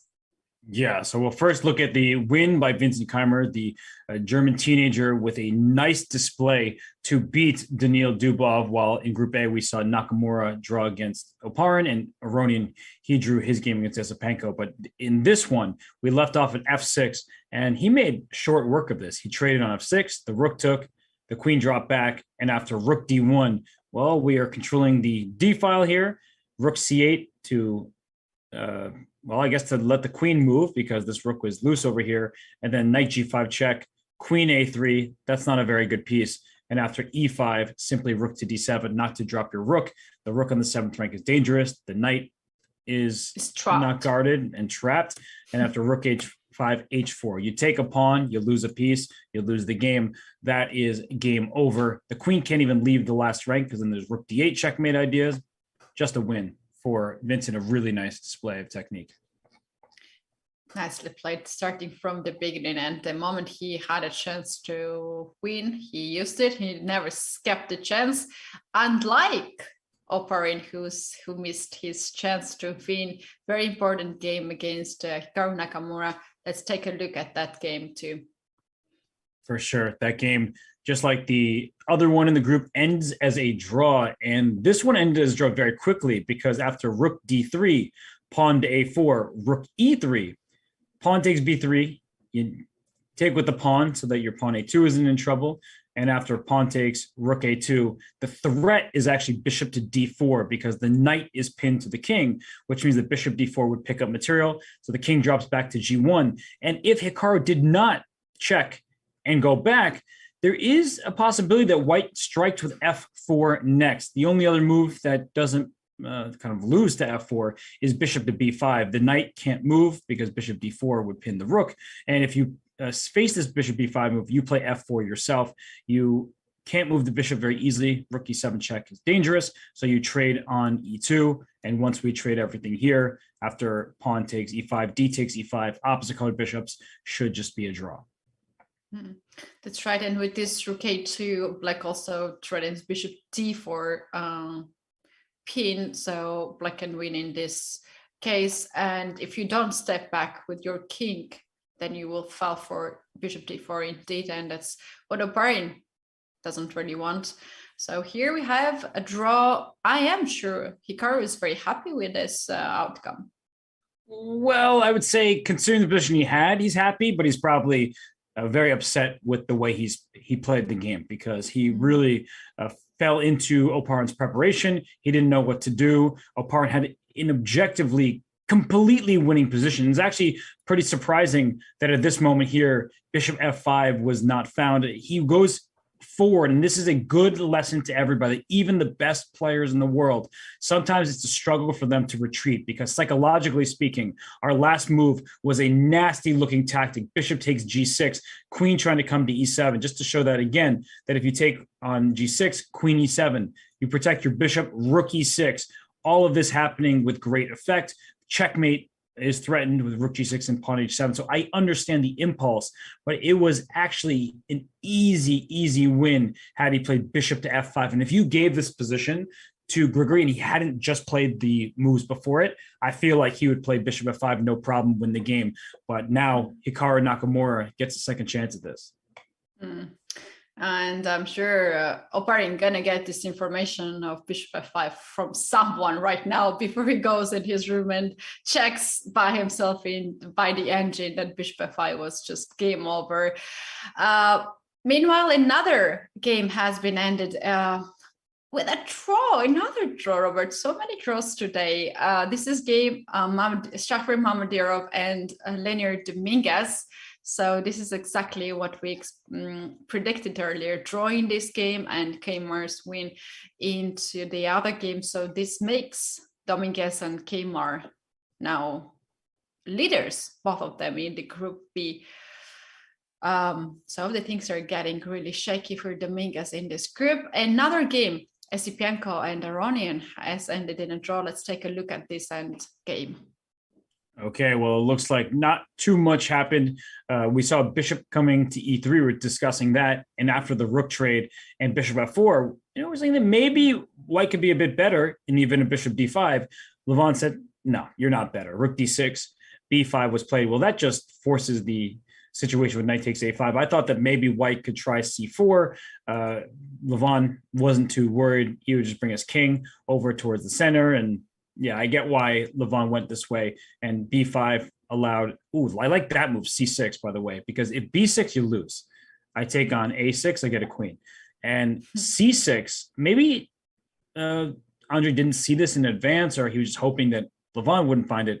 But C6 allows Black to attack the bishop, attack this pawn, and there's nowhere good for this bishop to go.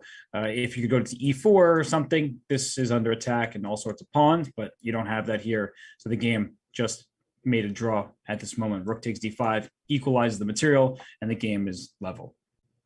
Mm-hmm.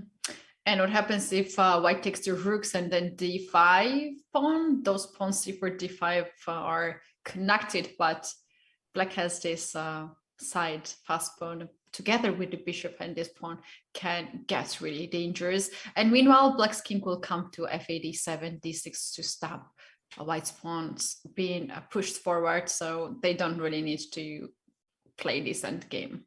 Yeah, White's playing to lose, not to win if you go for this. So what would have happened if they had continued would have been rook takes D5, and at this point, move F6 just to defend your pawn.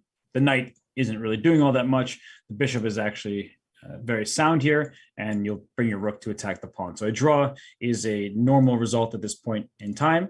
The game concludes. It leaves us with just one game remaining, Keddy. Sam Shankland, he's going to try to win a rook endgame against the leader in their group, Alexander Predke.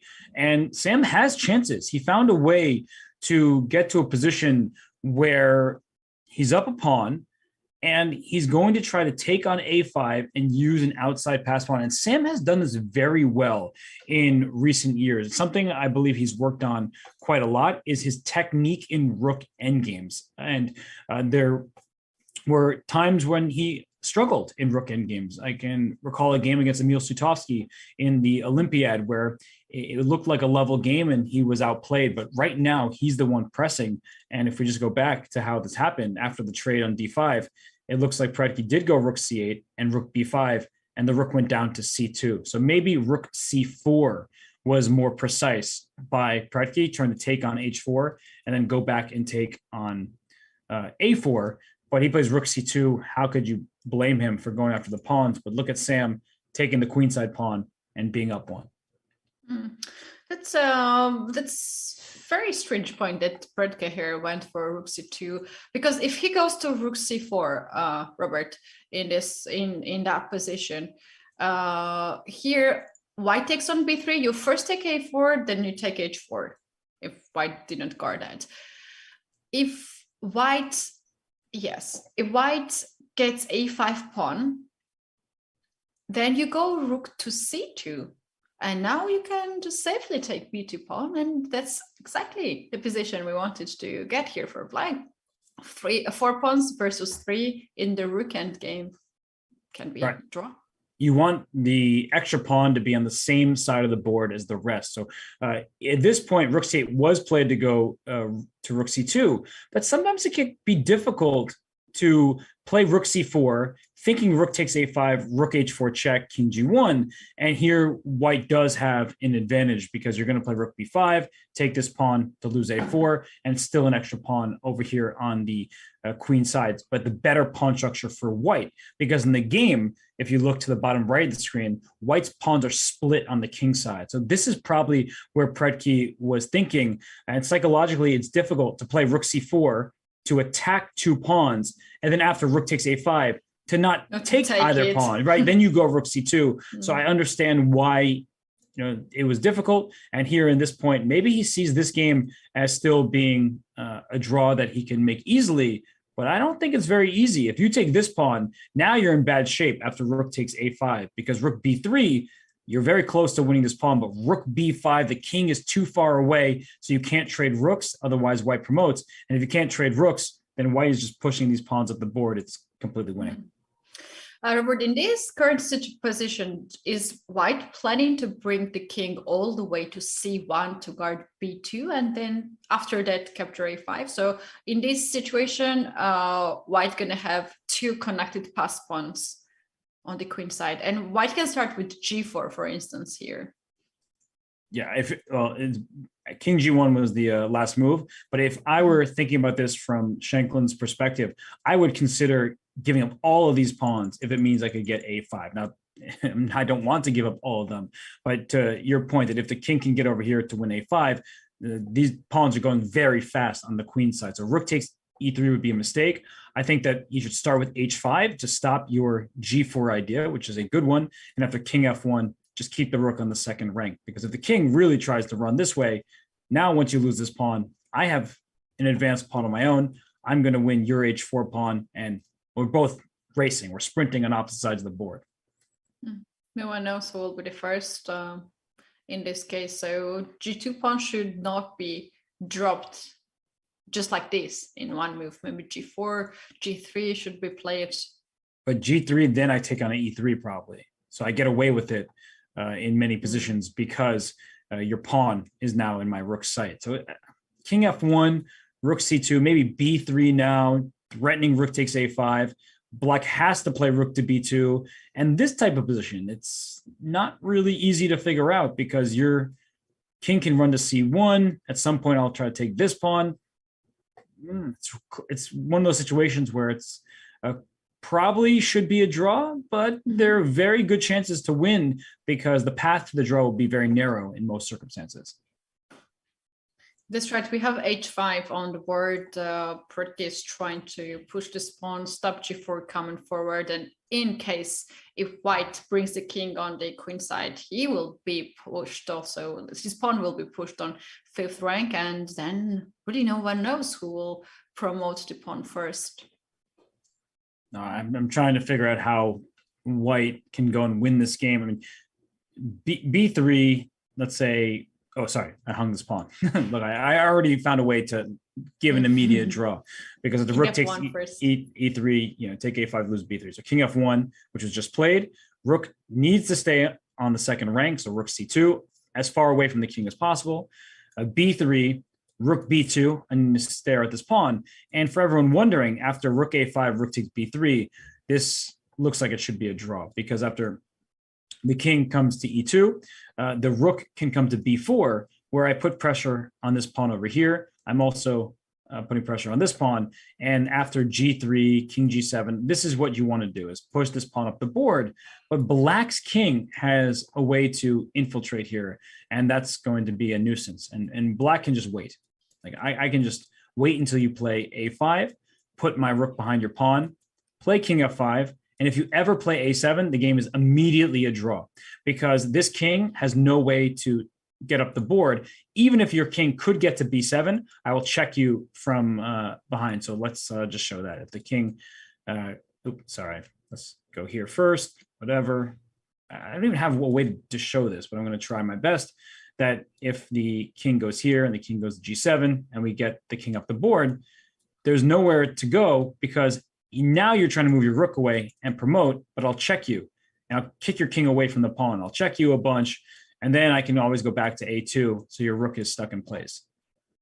Only chance what white can look here is to keep the pawn on a6 and then try to bring this king on the queen side and hide on a7. However, this takes a lot of time, and black also has this active king and can come on g4 and try to capture the pawns on the king side and then push the pawns. And we're going to have this endgame where rook will play against two connected pawns. And this is a bit unpleasant. It can be unpleasant for white. Yeah, and the king takes so long to get over here. If you try to go king e2, you're actually seeing the evaluation start to tank because your king's not getting over to a7, not nearly in time. You're going to lose all your pawns. So if white plays to win that specific position, you can be in trouble. So I do believe that if we go back to the game position, that Sam, he doesn't want to quickly trade these two pawns because he'll recognize that should be a hold. He wants to play g3. King g7, king e1, just make black's life as difficult as possible. And already there's a difficult choice for black, because if I play rook g2, you're going to see the evaluation bar go up. After rook takes a5, we have our connected pass pawns. I don't care about g3. You can take this. I said before, I'll give you all of my king side pawns, because if my pawns start running up the board, you can take every single one over there. Take it. Have fun with it. I can play king c3. I can play b6. Because rook b4, there's rook b5. You can't take, even though you're up a pawn, because I'm so close to promoting. Two connected pass pawns together with the rook, it is no way to stop it just by one rook. And white can even keep this king on the king side to avoid any further complications by the pawn push. And that is definitely what black should avoid here in this position, to give a chance to have to connected pass pawn to white. This is move 41 b3 and rook b2. So now they will get the time increment on the clock. For now, we don't see it yet, but they surely get it. And Robert, I just wanted to point it out, like in the previous variation when we showed king g7, king f6, king f5 to be very active. There's also other way there to play with black, just to wait. King g7, king h7 can be also draw there, but it's so important to keep this king active, because you never know, maybe your opponent gonna risk too much, and you can even try to be sneaky and get all these king side pawns and to turn the tables. Yeah, because as you're saying, that if white does something like this, and we go back to the variation we were looking at earlier, and this goes up and the rook goes to a4, and if you play a7, for sure the king can just go back and forth. But if the pawn doesn't go to a7, that's when we'd prefer to have an active king, so that white doesn't have all the time in the world to go up the board over here. So I think, Ketty, that Sam is going to try and keep the pawns on as long as possible. And in this variation with g3, king g7, and king e1, I'm wondering if f5 is a good move. And it's a really hard choice to know. I don't like the look of f5, because when I do this, I take away that square from the black king. And if the white king eventually can go up the board, f4 and maybe g5, it could be a tough spot for black to be in. Takes, king e2, and now maybe my king can go up to f4, and that's not what you want to see. Although I see some funny checkmate there for king. Like when you try king f4, black can give you a check on b4. Oh, I thought you were going. Oh, you see another way. But I saw the other way. I know what you're saying. Yeah, so you're saying that check here. Just wait, yeah. And if king g5, you're going for that checkmate. Definitely going to happen. 100% for sure. f5, strong move, winning move. But I actually think f5, just to go there again, if f5, it's one of these moves that you need to be 100% sure it works, because you can't take it back. And one of the ideas in this position is to try and create a problem for white to deal with. Right now, white's pawns are all defended by the other pieces. So if you're able to play f6 and g5 and take here, now you can eventually target this pawn on h4. And the real question is, king d1, king c1, I'm going to kick your rook away from the b3 pawn and then take on a5, giving myself connected pass pawns over here. So how is black going to deal with that? It's a very straightforward plan. King just runs the c1. This rook will have to go over to the king side, and then black loses a5. So when that happens, I think black needs to be as prepared as possible. So that's another reason I don't like f5, but I like f6, because after king d1, say king h6 now, king c1, kicking the rook away, rook g2, rook takes a5, rook takes g3. And if white moves this rook like to a8, this pawn on e3 is hanging, but I'm also looking at g5 because pawn quality is more important than pawn quantity when you're having a pawn race. So I want to quickly sprint my pawns up the board, and that's why having the pawn on f6 so I can play g5 and protect it is so important. That's a very good point.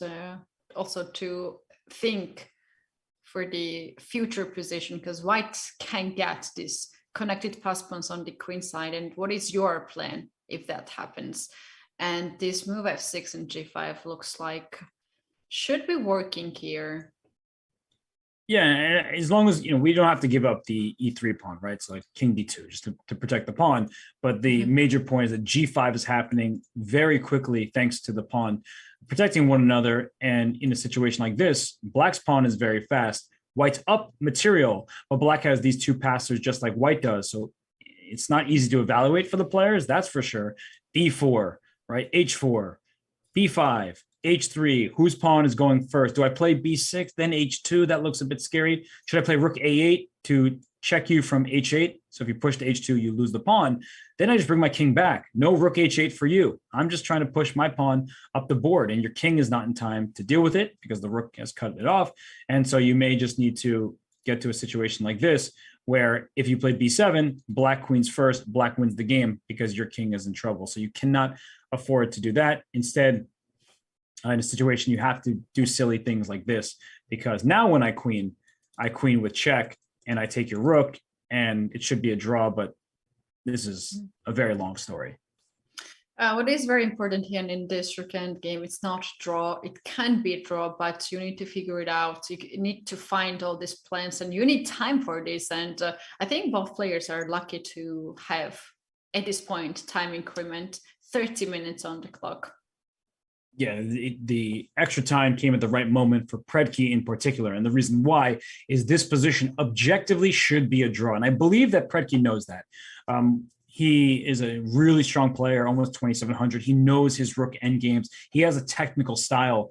He obliterated Maxime Vachier-Lagrave in the first game from a tactical position, but he does have great technique when it boils down to these endgames. So I think he will not play f5, which just is not in the spirit of the position. He will likely play f6, bring this king up, and go for g5 at the right moment, just so he can create a pass pawn as quickly as possible. Because the only way Sam plays for a win is somehow bringing the king over to c1. And in the event of that, as we've been discussing, black will take a pawn on g3 and then needs to be ready to strike with g5. That's right. Another very important point for our viewers is not to give too much checks. For instance, now when this rook cuts the king from the second rank, you don't really need to give a check here. It allows white to activate the king, and it's with an active king in the end game, we know how bad things can go. So one of the best advices I have ever received is not to give too much checks in the end game, because it forces your opponent to get better square for the king. So in this case, I think Predke will just keep the rook on b2 until the last moment, until the king gets on c1 and he pushes this rook somewhere else. That's a very, very important thing to remember. So what Katie just said, to reinforce that I think sometimes when people don't know exactly what to do, they just give checks. And that is a very bad strategy, because white's king, as we've been talking about, wants to get over to the queen side. And by checking it, you're allowing it to escape off the first rank. Kings in the endgame don't need to be defended. They're actually used as weapons. So they want to go into the action. So playing rook b1 check will allow the king to escape, will allow the king to keep going. And if the king can get to c3, then when you take on a5, your king is supporting your pawn's pushes, and that would be bad news for black. So if g3 is played, don't throw in this check. You already just saw the evaluation. It goes all the way up. White would immediately be winning. Instead, keep that king cut off, improve your own king with a move like king to g7. And just to go over this one more time, rook takes a5, rook takes b3. I don't think that this is any hopes for a win, because e3 is now under attack. And the bad news for white is you have a pass pawn, but there's no second pawn coming to its rescue. So you sit the rook, behind a pawn. And that's both sides, the defensive side and the side with the extra pawn would like their rook behind the pawn, because even when that pawn moves up the board, your rook controls all those squares. So let's show what would happen if white were to get this rook behind the pawn instead, and you play rook a7, rook a1. The white rook defends these squares as the pawn goes forward, and black would try to block. But now the rook can't move for black, because as soon as the rook moves, I push my pawn. Whereas white, can try to wait and please move your rook. And so there was zugzwang potential, even though in this position, it's not going to be easy to kick that rook away. So you want your rook behind the passed pawn. That's right. If you manage to push this pawn on the 6th rank or 7th rank, that is just game over, as poor rook gonna have no square to move away, and it leaves black just king and the pawns on the one side to move. So yeah, that's very good good point for the rook endgame as well. Now we're going to take break as the players receive their 30 minutes on the clock. We earned some time to have a break, Robert, and grab some water and get some energy and come back after a break. So you guys don't go anywhere, because we have still one last game in the round 3, and we'll be back soon.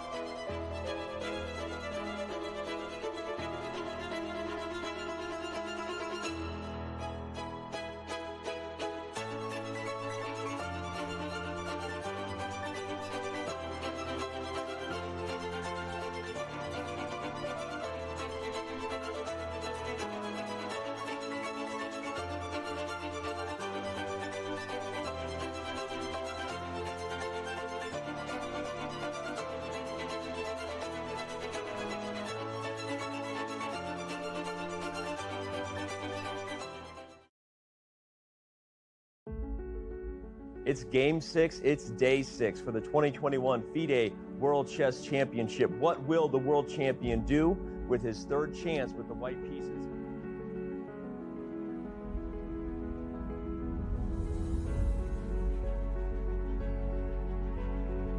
He's not recalling. He's studying. He's studying. I like that. And that's important because Magnus caught him off guard.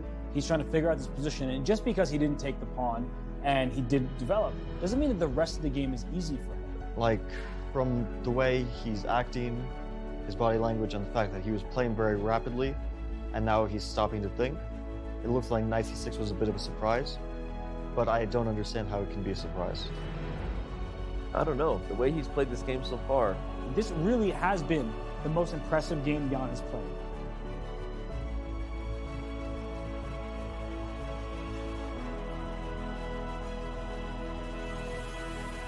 Magnus moves the queen up.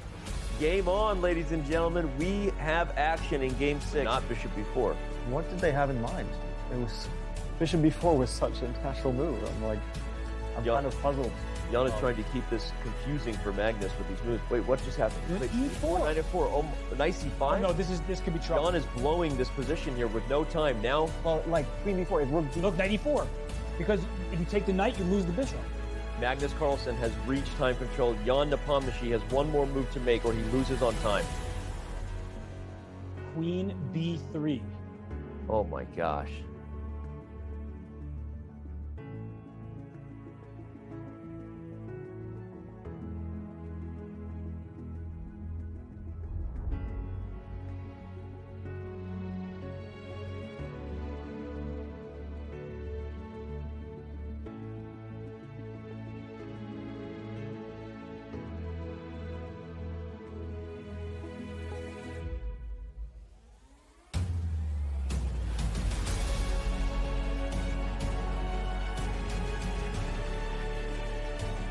Jan is defending this endgame.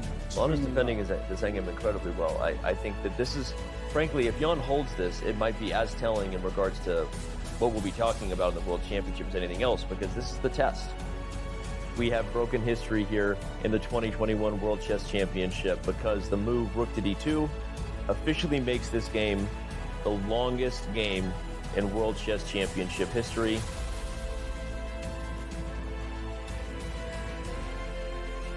Black has to be careful. This is going to be so hard for Jan to hold because he's just going to keep pushing this. I think that's just winning because you can no longer check that king anymore.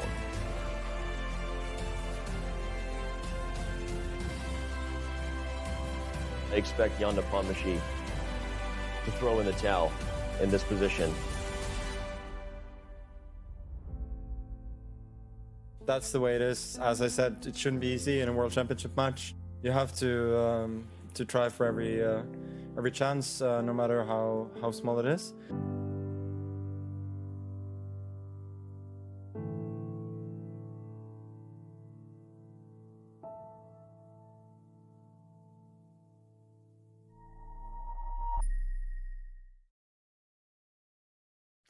Welcome back, everyone. This is FIDE Grand Prix 2022, round 3. Just one last game in progress. And Robert, we have seen some footage from World Championship match, previous World Championship match, and now we are on the way to the next World Championship match.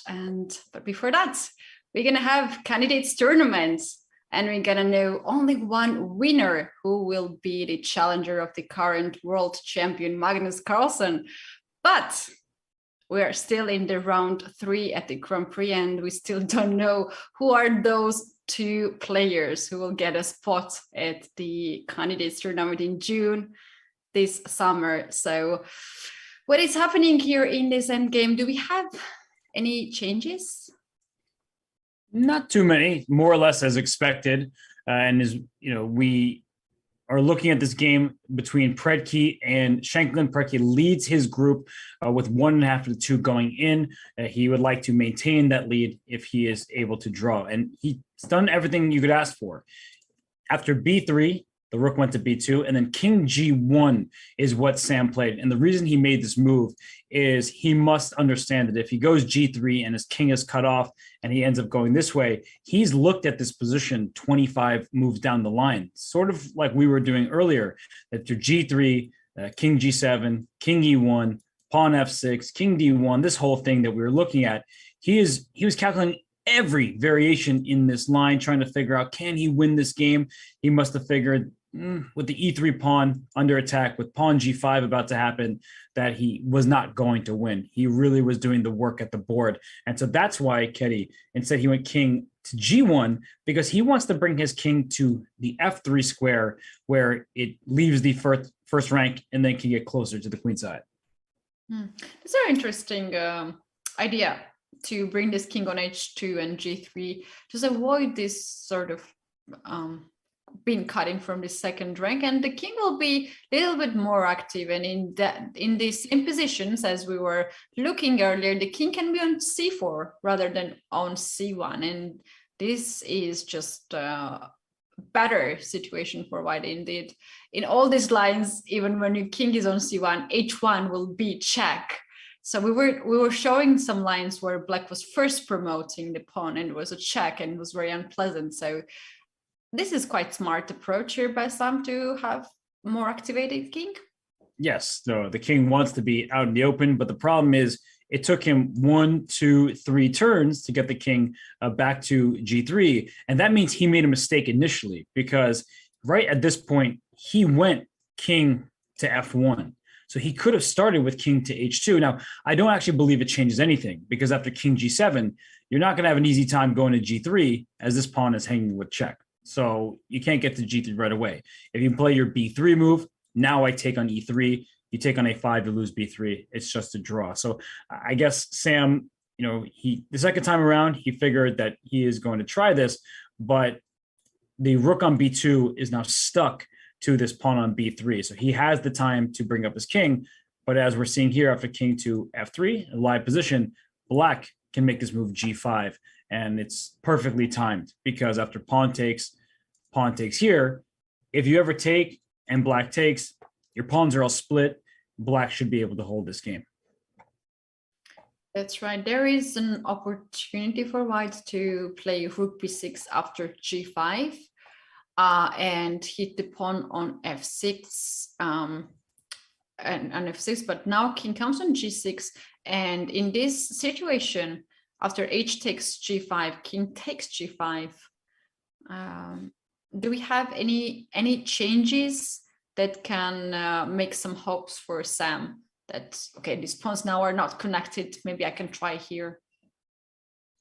Yeah, I guess rook b5 check, because the pawns are split, but the king goes back to g6 and you still sort of keep the status quo. If you take on a5, I take on b3. If you move your king, say to e4 over here, now when I take on g2, I've already created a passed pawn. That's why playing f6 and g5 was so important, is that if white is going to play for a win, that means you're sacrificing the g pawn. And once the g pawn leaves, that means black has a passed h pawn. So if we continue down a variation like this, here, let's say rook to, now let's go h4. Why am I moving my rook? You go rook to a8.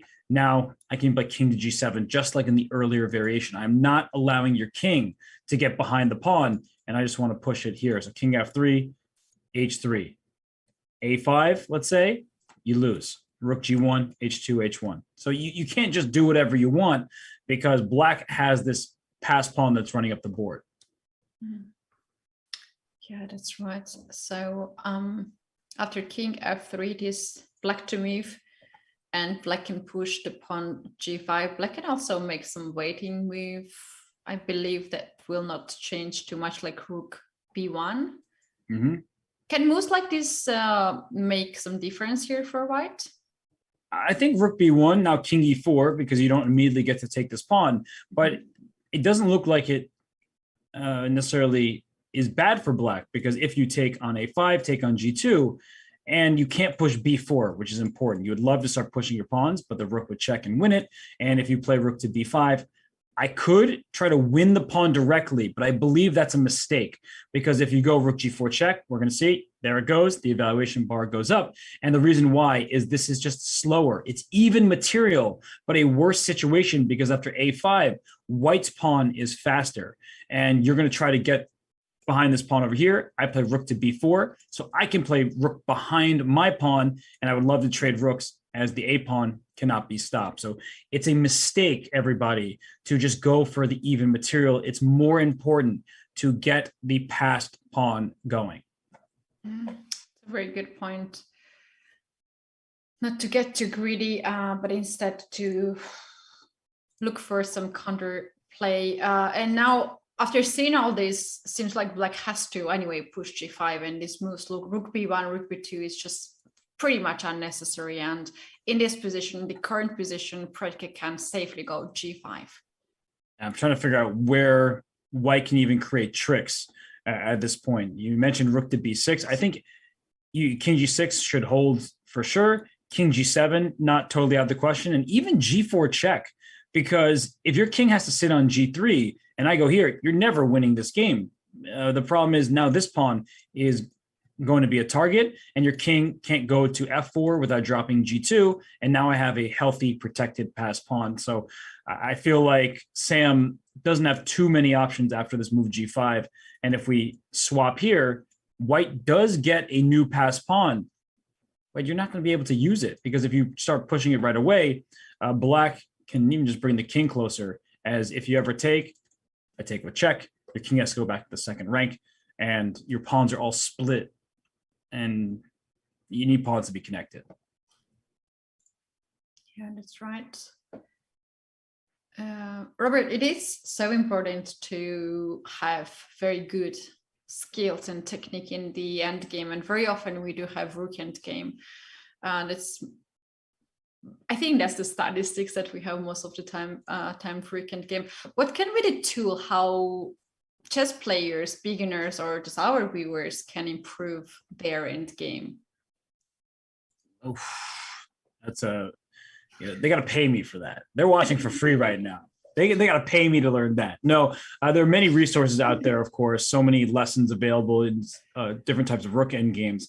And a lot of the time it's about activity. We protect our kings in the early stages of the game because there's so many pieces that can attack it. But in the end game, there aren't that many pieces remaining. So the king's not going to be checkmated. So with the king coming out to f3, that was an instructive journey by Sam. And from Predke here, he did the same, right? He brought his king up the board because he wants to support his pawn pushes. And also, I have to say that Predke is doing the right thing right now. He is spending his time because if you make a move like g5 and it just so happens that giving white a second possible pass pawn is losing, you can't take this decision back. So Predke, he probably understands and knows that g5 should be a good move, but he doesn't want to rush that decision because it could cost you a game, even if it wouldn't cost him this one. Mm-hmm. Yeah, very well. He's dividing his time, and now for the moment I can see that he has a little bit less than 20 minutes, but rest of the moves after g5 can be played really fast if we have some trades, and then you can push your pawns to what happens if these pawns on the king side are traded? All of them are traded and all the action goes to the queen side. Is that possible? And if it's possible, then who will be better? So a situation like this where we start trading things, and okay, you actually raised a winning question for white. If black takes here and we get this situation, you see it's winning for white because this king is going to quickly go over to the queen side. And even if you take e3, 2 pass pawns connected versus 1 on the other side of the board is winning for the rook and the 2 pawns. So just go through this. I don't know where the black king thinks it's going because you just go here and wherever it goes, king d6, king d4, king c6, king can come to c4 or to c3. And once we reach this position, rook takes a5, rook takes e3, king to b4, the connected pass pawns are winning for white here. It's just an extra pawn and they'll go together. They'll start marching up the board. Okay, we found the plan, Robert. G5 is on the board. Let's once again take a look. What happens if white pushes G4 here? So G4 is the big question. And if you take this way, rook takes H5 with check. And then once the king comes here, white can actually take this pawn, because if the rook takes B3, the rook goes right back. And now you're up 2 pawns. And that would be too much to deal with. So G4 is a tricky move. HG, king takes G4. And well, I can't allow you to take here, because then you'll check and win a pawn. So I think you have to play rook G2 check.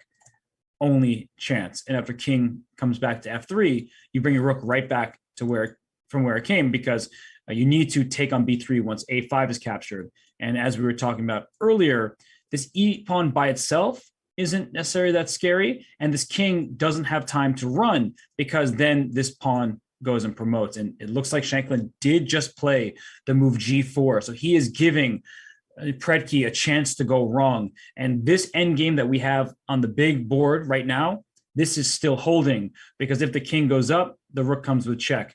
If the king goes up some more, the rook keeps checking. You want to kick this king over that way so your pawn can go up the board. And it looks like Predke, well, he knows his endgame technique. He takes and plays rook G2 check. He has this cover. This is really instructive, really important, because Kedi, you were saying that plenty of players, even as they're progressing, they don't know their end games very well. And then you get to a situation like this where you're down a pawn. You need to know how to save the game if you're down a pawn, and how to be as challenging as possible if you're up a pawn. That's right. You can be talented in chess and can be visible pretty much in the middle game, when you can see a lot of tactics and everything. But what Predke here shows to us and demonstrates to us is a good knowledge of the end game. And I think he wishes all the games goes to the end game, because it clearly is really strong in this part of the play. Yes, and he's showing the power of the passed pawn, because it's the material will still be a pawn up for white, and it's all about giving yourself the opportunity to create a pass pawn for yourself. And white can try to push the e pawn, as is natural. The king should come towards the center over here, and if you keep trying to push your pawn, now the king gets to F5. That pawn can't move anywhere. You take it, and the difference is you haven't won this pawn in time. If you could take, and then black can't take on B3, let's say I make this king move to D6 and rook to B5, this is how you can try to win a game like this. And even here, it still says that the game should be held for black. Trading all these pawns at the king side is important. It's very interesting. Cannot white just bring the king on C3, guard B3 pawn, and then try to get A5? So here, if you take, I have this check. If you go here, oh my gosh. So this looks winning, right? If you go here, it is winning. Oh, I know what you want to say now. Rook C5. Wow, that is actually an unbelievable endgame, because I was wondering myself, why is it equal? It does look like white should be winning, but you can actually trade the rooks here, because the only way that white gets a passed pawn is leaving yourself with the rook pawn. So king D5 here. People will be tempted to go back. Going back loses the game, because king D4, you have opposition coming, and once the king picks a side, the king goes the other way, and then we'll go and get this pawn. So you play king to D5, B4. If you had any other pawn, you'd be winning, but the problem is there's no more room to go, and as soon as the king gets over here, it's just a draw.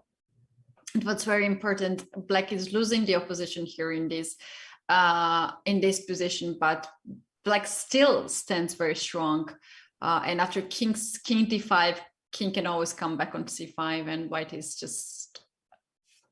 can't approach A5 pawn. No, if you go this way, I go up and I win your pawn. So you'd have to go back, and then this king can go here, and we rinse and repeat. And you're going to have to play B4. And when I take, my king gets to the corner and make a draw in the rook pawn ending here. So I think Predke, he's going to hope that he doesn't have to get to that point. But it's going to be interesting if Sam pushes this pawn and keeps pushing it. And he actually took on A5, did Shankland. So he just decides to take on A5, doesn't push the E pawn. Rook takes B3, has been played. And this is a rook pawn. Rook pawns are really bad when it's the only pawn remaining it's a bad pawn to have. When there's split pawns, both sides of the board, it's a good pawn to have because it's far away from this king, or the king would have to run a long way just to get it. But here, even the move g4 check should make a draw, because if we trade here, you push your pawn, the king will just be able to sit. And there are many different techniques on holding these positions. But if you play rook a3, you've allowed this king to run and you actually lose the game. So that's why the move king g6 first makes a lot of sense. And if king to f4, you don't actually bring your rook behind the pawn. So this is why rook endgames are so tricky. The principle of rook endgames is you typically want your rook behind the pawn, but here the defense is actually from the side. So you play rook e6, and after the pawn goes to a6, you play king g7, and you can't win this position. If you play a7, then the rook comes behind the pawn. We talked about this earlier. Your king will try to get here, but I'll always check you away from the pawn. And if you leave your pawn here and start bringing your king up, I can check you. And once you go here, I can move my rook here. And if you ever push, I get behind. If you keep going with your king like this, I have this move. Oh, well, that's an uglier move. Rook f6 maybe? Rook f6, yeah. I was just trying to make a point, but I don't want to have my king in the way. And if king c5, now I can even move my king. As soon as you push your pawn, I go rook a6. And I put my rook down here, and I check you away when you try to get the pawn. But if you go king b5 first, I have rook f5 check. And I can check you all along the f file, and your king, this is the winning square, but you need your rook to be able to block the checks, and now you can't win because I keep checking you. It's not easy. These need to be studied, but the checking from the side rather than putting the rook behind the pawn in this type of position is important to know that is a concept. Yeah, that's very nicely explained how you can guard the position with the rook on the 6th rank. And this is a technique not many knows. We know in other techniques, but this is not something that we have seen a lot, but this is a theory, and always good to know this kind of ways to draw the game. But for now, we do have still e pawn and g pawn on the board. Black is thinking g4. Can we play it here? That's what Predke is considering right now to go in this position. Is it draw? Is it safe for him? If white keeps the pawn on the board and plays king f4, then black pawn will be pushed further. And you have to obviously take this pawn by the king or by the rook. If you take by the rook, you will lose a pawn. If you take by the king, you will lose a 3 pawn. So we're gonna have trade of g pawn to one of these white pawns.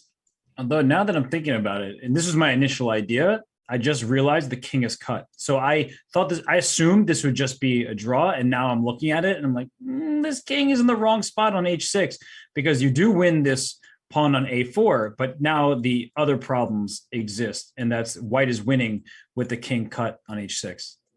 Oh yeah, and this can never be uncutted from the diagonal. White will slowly bring the king and pawn side to side to the 7th rank. And we already know how to win there with a bridge technique. So, okay, all right. So we're learning some ideas here. After g4, king f4, if g3 is not working. I don't like g4 anymore. I just was trying to show that if we trade the pawns, then it's a draw. But king f4, I guess there's some way to hold, but it's like you probably have to follow one exact variation. And if you don't follow that, you just lose. So the king, you want to move the king back here, but as you're about to see, yeah, it's still looking good for white. And okay, rook e8, really nice move, because you can block the check with your rook. The king and pawn game will be winning for white since the king is so close over here. And if you play the move g3, I just take, and there's no longer a way to get this pawn. If you go rook to b4, I play rook a8. If you attack both pawns at the same time, I protect both at the same time with rook e4, and then I can bring my king up and win this endgame. So not so simple, even though we have few pieces on the board, it's still so tricky. One move and it can cost you some mistakes and lose of the game. So why don't you bring the king now at this point? King g6, king f6. Yeah, that's a better start. bringing the king towards the center first. That way your king can't get cut off. And if you play a5 and now g4 check is played, after king f4, we do have g3, because if you think you're just winning this pawn and I can't do anything about it, I actually can play king f6. And it's quite fortunate, in fact, for black to have this rook b5 move. And that's why the king went to f6, because otherwise there was rook g5 to protect the pawn through the rook, but now it's cut off because the king and the rook take control of the square. And after a6, rook a5, you're going to get this pawn. And one last trick. You could fall for this, but the king goes back around here, and then you're losing this pawn. And it actually looks almost like you're losing, right? Because we talked about how the king is cut. And again, this is why you need to know your endgame. You give him a bunch of checks here. The king, if it keeps going up, you keep checking it. And if it comes this way and you check and the king goes here and you think about checking, you don't have to. How are you going to push this pawn? Your king will need to get closer, and then I'll check you as soon as you get close to the e4 square. Robert, we call this position, it's a theoretical position, and we're saying that if the king is on the short side, which is the king side right now, and the rook on the long side, that's a technique you can make a draw here in this end game. And the board is divided now by e-file, as pawn is on e-file, and there are 3 squares on the king side and rest of the squares on the queen side. So this is just how you should have rook and the king. If the thing's the other way, like king is on the long side and the rook on the short side, it means that your rook has less checks, and the king can get closer to the rook, and you can run out from the checks, and you can lose these kind of end games. But luckily for black, king is at the right spot. That's right. So, I mean, Predke, he's really looking at every variation that we're talking about. He's working through those in his head. We have the benefit of making the moves. If it's bad, we take it back. But that's why he hasn't played a move like g4 check yet. Because if you play g4 and then g3, we just showed you, you're going to lose the game by playing g3, because after rook g8, the king is cut over here. You can't take it back. So he's doing all of these calculations in his head. Every single move he thinks about for himself. He's thinking about 4 different options for Shankland. For example, after king g6, is white going to play pawn a5? Is white going to move the rook somewhere? Is white going to play king e4? There are all sorts of possibilities that he needs to map out, and he is doing the right thing. He does have quite a bit of time, because if he can see the logical conclusion of the string of moves, he'll hold this draw and maintain his lead in his group. All right, really tense situation right now. If Predke pushes g4, that's what actually Sam is looking forward to see. And Predke has to be really wise in here. He's spending a lot of time, but this is not the end game that you can lose the game because of the time on the clock, right? No, unless if he had no time right now and he played g4 and g3, that's how you lose without the time. But with the 12 minutes, having that much time, with the 30-second increment, he's going to figure out what's the defensive posture he needs. It's not just about one single move. He's just trying to figure out, okay, how is white going to make progress? Let's say he goes king. Okay, and he went g4. So this is it's a big moment, because he's not going to play g3. At least I don't think he will. He might play rook b4 check first, which is very important, because after e4, now you still don't have g3, because the rook comes to g8 and your king is cut off. You're going to need to bring your king back. I think that king g7 will be necessary, and then you will sacrifice your pawn and take this e4 pawn. So he better not play g3 next. That's all we can say, as we've been talking about this for a while now, that Sam will not make his life easy. He's not just going to allow the trade. That makes it much clearer for black on how to defend this. So what Sam is going to do is he's going to start with king f4, I would imagine. And that way there's a very narrow path for black to make this draw. If you play king g7, we talked about this before as well, rook e8, not that easy of a move to spot from a while away. It's much easier to see when you have the eval bar saying you're just winning. So you're bringing the rook to e4 and you protected the e3 pawn and you're winning the g4 pawn. Oh, wow. This gets very, very interesting.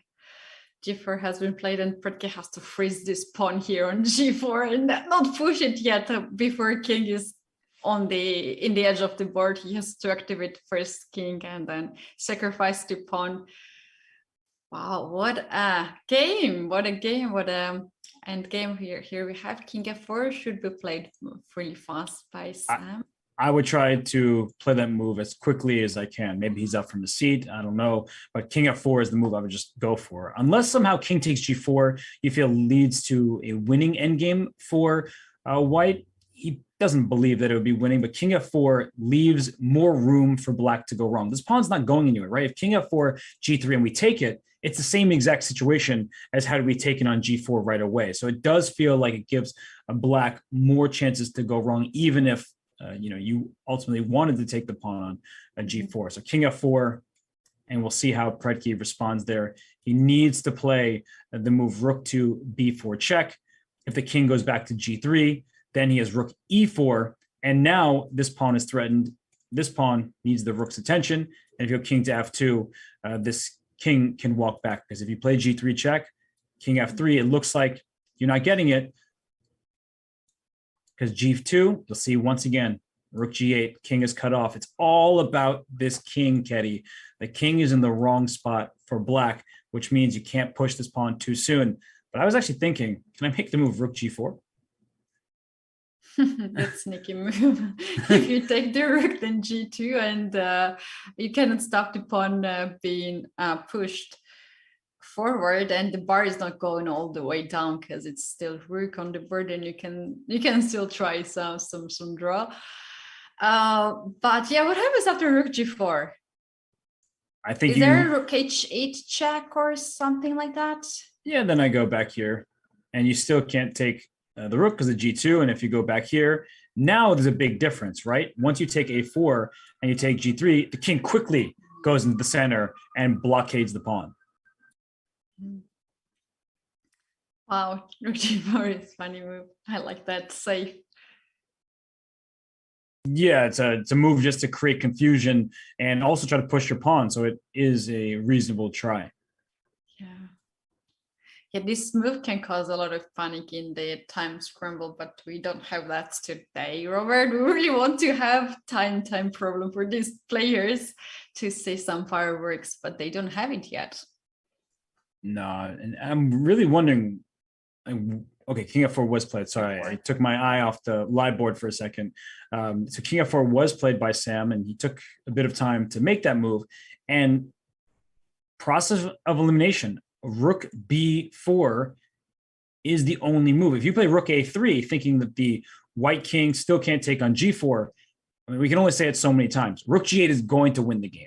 The king is cut off, and this pawn is going up. And very important is that when you take here and white plays E4, and black is going to lose this pawn, however you lose it, that white is just going to king up, pawn up, pawn up, and there's nothing you can do. We'll then build a bridge. And important moment, Rook B4 check, very precise play from Predke. Wow, yeah, that's another illustration of the technique skills of Predke. He's finding the most precise moves here in this rook game. And Robert, I've heard that Smyslov is one of the best chess player in the end games, and there are like several books in the end game. And today is Smyslov's birthday, and one of the greatest and unique chess player. Indeed, and this can be some recommendation to our viewers who wants to improve the rook end game knowledge. Myself, I was also recommended to read Smyslov's books, and yeah, all of you guys can take a look at that. Mm-hmm. Yeah, Smyslov was a brilliant world champion, right? So brilliant player, of course. The end game, a specialty for some players and a sore spot for others, but Smyslov, of course, no longer alive, but day of his birth, along with Yasser Seirawan. So we have a lot of chess players to celebrate on this day, and we've been rotating the score groups beneath myself and Ketty there just to show you how the groups are going. Levon Aronian, he still has his lead in Group A. He drew his game. Hikaru Nakamura must feel fortunate to have 1 out of 3 because his game yesterday against Esipenko, he was on the worst side of that. Today, he was busted, but he found a way to dig deep, fight back, and secure a half point. So he's still only 1 point behind Levon Aronian, and he'll get the white pieces against Levon in the next game. It's going to be very interesting. Now they will switch the colors, and Nakamura is in must-win situation, but Aronian is really tricky player. He can use this for his own. He can use this one for sure. Do you think Aronian will try to keep his style, how he's playing, or he will be a little bit solid and he will just keep the game at equality? I think that Levon is in better form right now in this tournament, and that doesn't mean that Hikaru can't beat him in their individual game. Of course he can, but I think for Levon, you don't want to think too much about, should I be nervous about this, nervous about that? He's preparing very well. I mean, it's some great preparation from the first leg here in the third leg in Berlin as too. So he is in great form. I think he probably will play a bit more solidly, but not too solid. Sometimes people think, all right, I'm going to try not to lose. But when you're playing like for a specific like mindset like that, it's not good. I think you want to avoid tactics out of the early stage of the game, but I don't think you want to play to like avoid a loss. It's not a healthy mindset for a chess game. That's true. Right. Rook b4 is on the board. White to make a move. Probably white will try to push e4, king g3. Will not change much now as what black can play rook to b3. Is that possible? Rook b3? Sorry, after which move? King g3. King g3, yeah, you can play rook b3, rook e4 as well, keeping both pawns under attack, but rook b3 is perfectly good. If you take on g4, we're back to where we started. I'll take on e3 and hold this draw. If you go back to f2, then you'd be maybe tempted to play g3 check, and here it does work. So you can breathe a sigh of relief.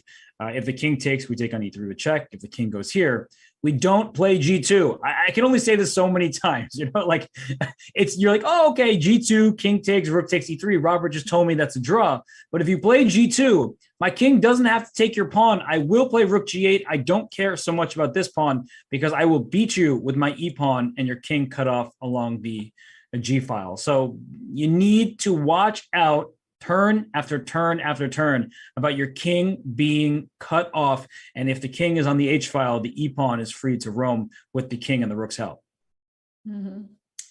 Yeah. All right. I was questioning this rook, rook b3 because, after king g3, rook b3, there is still this move rook e8 when regards the 3 pawn, and now white can try to get g4 pawn. However, this allows black's king to play king g6 and king f7 just to be very close to the e pawn, e file. That's right. If king takes g4, you have this rook b4 check. And after pawn e4, you can take because the rook doesn't have time to cut you off like we've been worried about earlier. And even if it did, the king is closer, but you don't have time. The king just walks to the F file and you get in front of the pawn and make a draw. So it is looking a little bit scary if rook e4 happens, but black has this move king f5 because the rook is a bit overworked. If you take on g4, you lose e3. If you go back to e8, well, this rook can start attacking all your pawns and it's not going to be possible to defend them all. So it feels like same with king f5. King f5 has been played. Okay, what about now g3? No.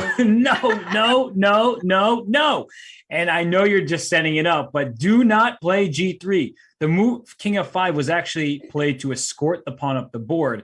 And so any move loses this game for black, except I believe for king to g7. Maybe king h7 somehow escapes because you take away the g8 square, but why am I doing anything but king to g7? That way I can push my pawn and you're not going to take me. So what Sam wants is to see g3 and then rook g8, your king is cut off, the e pawn goes and you lose the game. I can't even imagine what happens if he really plays here g3. Probably you will shout and yeah. go crazy. So, but this is so bad move. I don't believe Predke will play. No, he'll play king g7. And if rook a7 check, the question becomes, where do you put the king? Because king f8, you may be a little scared. Oh, king f6 is going to be a back rank checkmate because the king is in opposition. But at this moment, you can bring your rook back to b6 with check. And so the king has to leave. And once it goes back to the 5th rank, you can now push your pawn because your king's in the perfect spot. And the rook will have to go on a journey to even grab this pawn. And then black will go after the a4 pawn. That's right. So we already have king g7 played by Predke, and there is a check. He's now considering where to bring the king. He should not bring king back to h6. Obviously, it's just not a good idea. It can be a draw still, but really unnecessary move to be played. So he can play king f8 or king g8. Seems still okay, but king f8 is just better.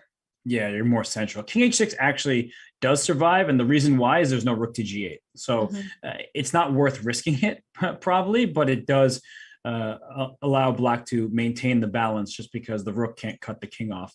And I would like to play king f8, though. If it's not too much to ask, king f8, if e4, well, g3, e5, now g2, white can still make a draw here with rook checking a bunch because the king can't run away. There's nowhere to get to, but it's getting close, right? You can't just allow your opponent to push the pawn. And I actually saw for a second there, yes, it's better for black, which means the funny move from earlier is good.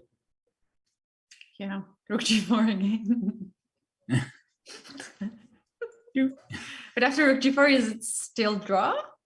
Allegedly. But black has here some chances. Yeah. No, I actually don't know why this is saying it's a draw, because maybe there's like some kind of fortress here if you check, which is very important because otherwise this would have been queening with check and win the rook. But here, this queen, king, f5, maybe this is some kind of fortress.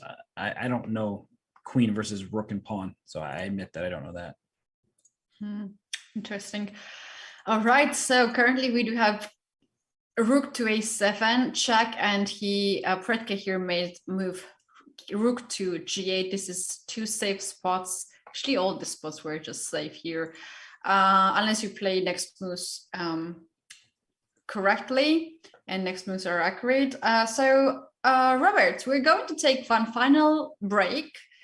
And by the time we're back, we hope that they will have less time on the clock, so it will be more fun for us and for our viewers. So guys, don't go anywhere because you don't want to miss this endgame because it is a lot of fun.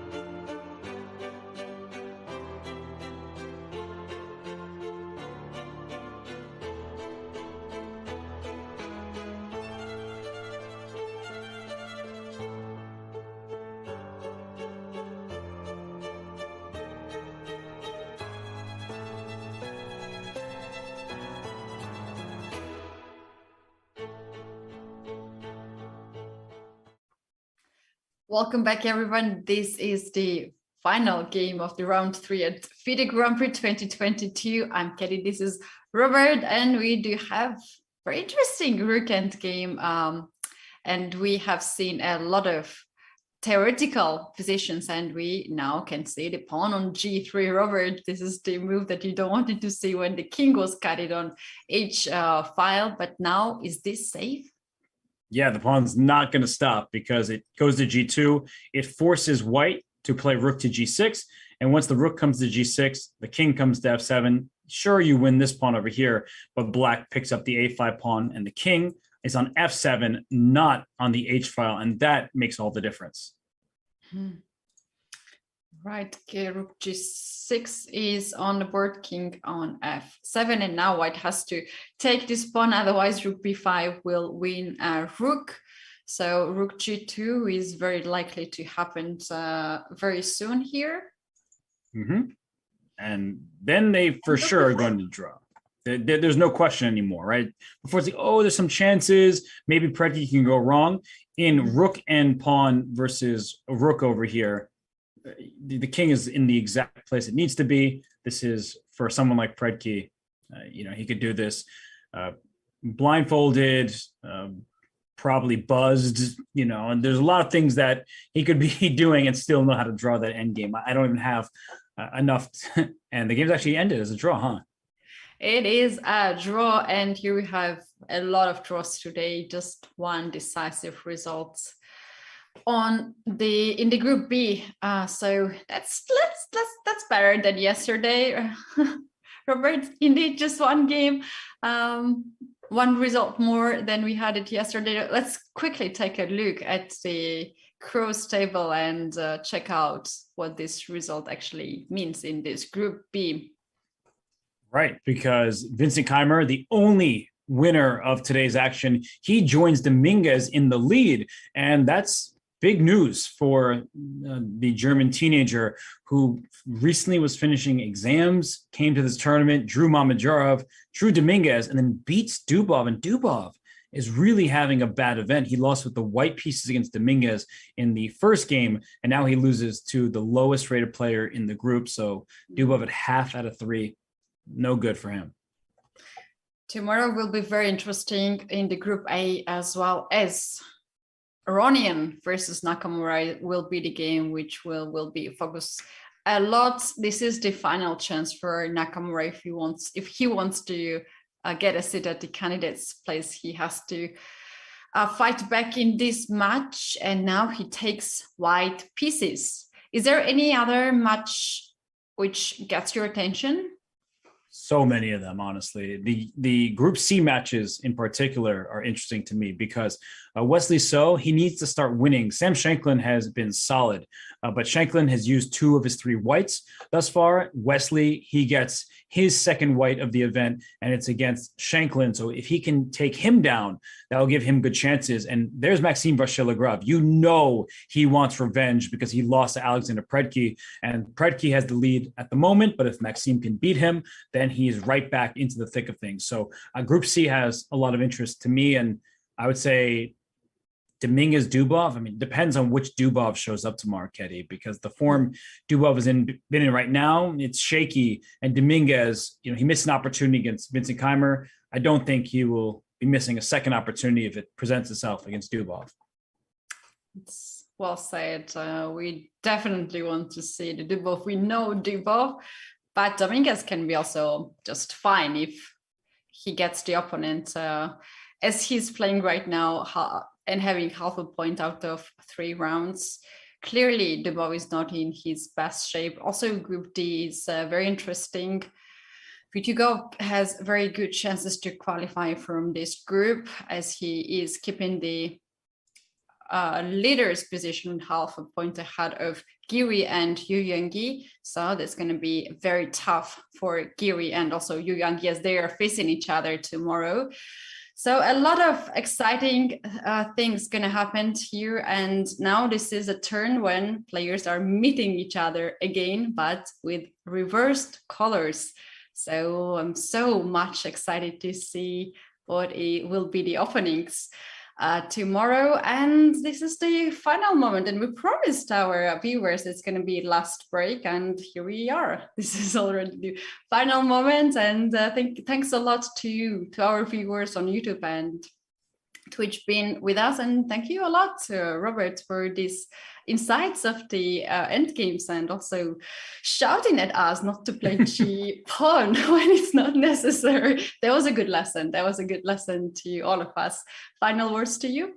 Well, I just want to make sure that everyone is paying attention, because sometimes you start looking at your other monitor. You're doing that thing called work that happens during the weekdays. But no, it was a great round. It was only one decisive game. It goes to Vincent Keymer from Germany, but the players, they're really giving it their all. There's still so much left to play for. So Katie, thank you as always for joining me. It was a great round of action. To our viewers, I ignore you most of the time, but right now you're getting my attention. I do appreciate your continued viewership and support. So thank you so much. And Bick for producing the show. Always awesome. I'm hungry. The round's over. It's been a good day, a long day. And I say we end it there. What do you say, Katie? We say see you tomorrow, same place and same time. Bye. Bye.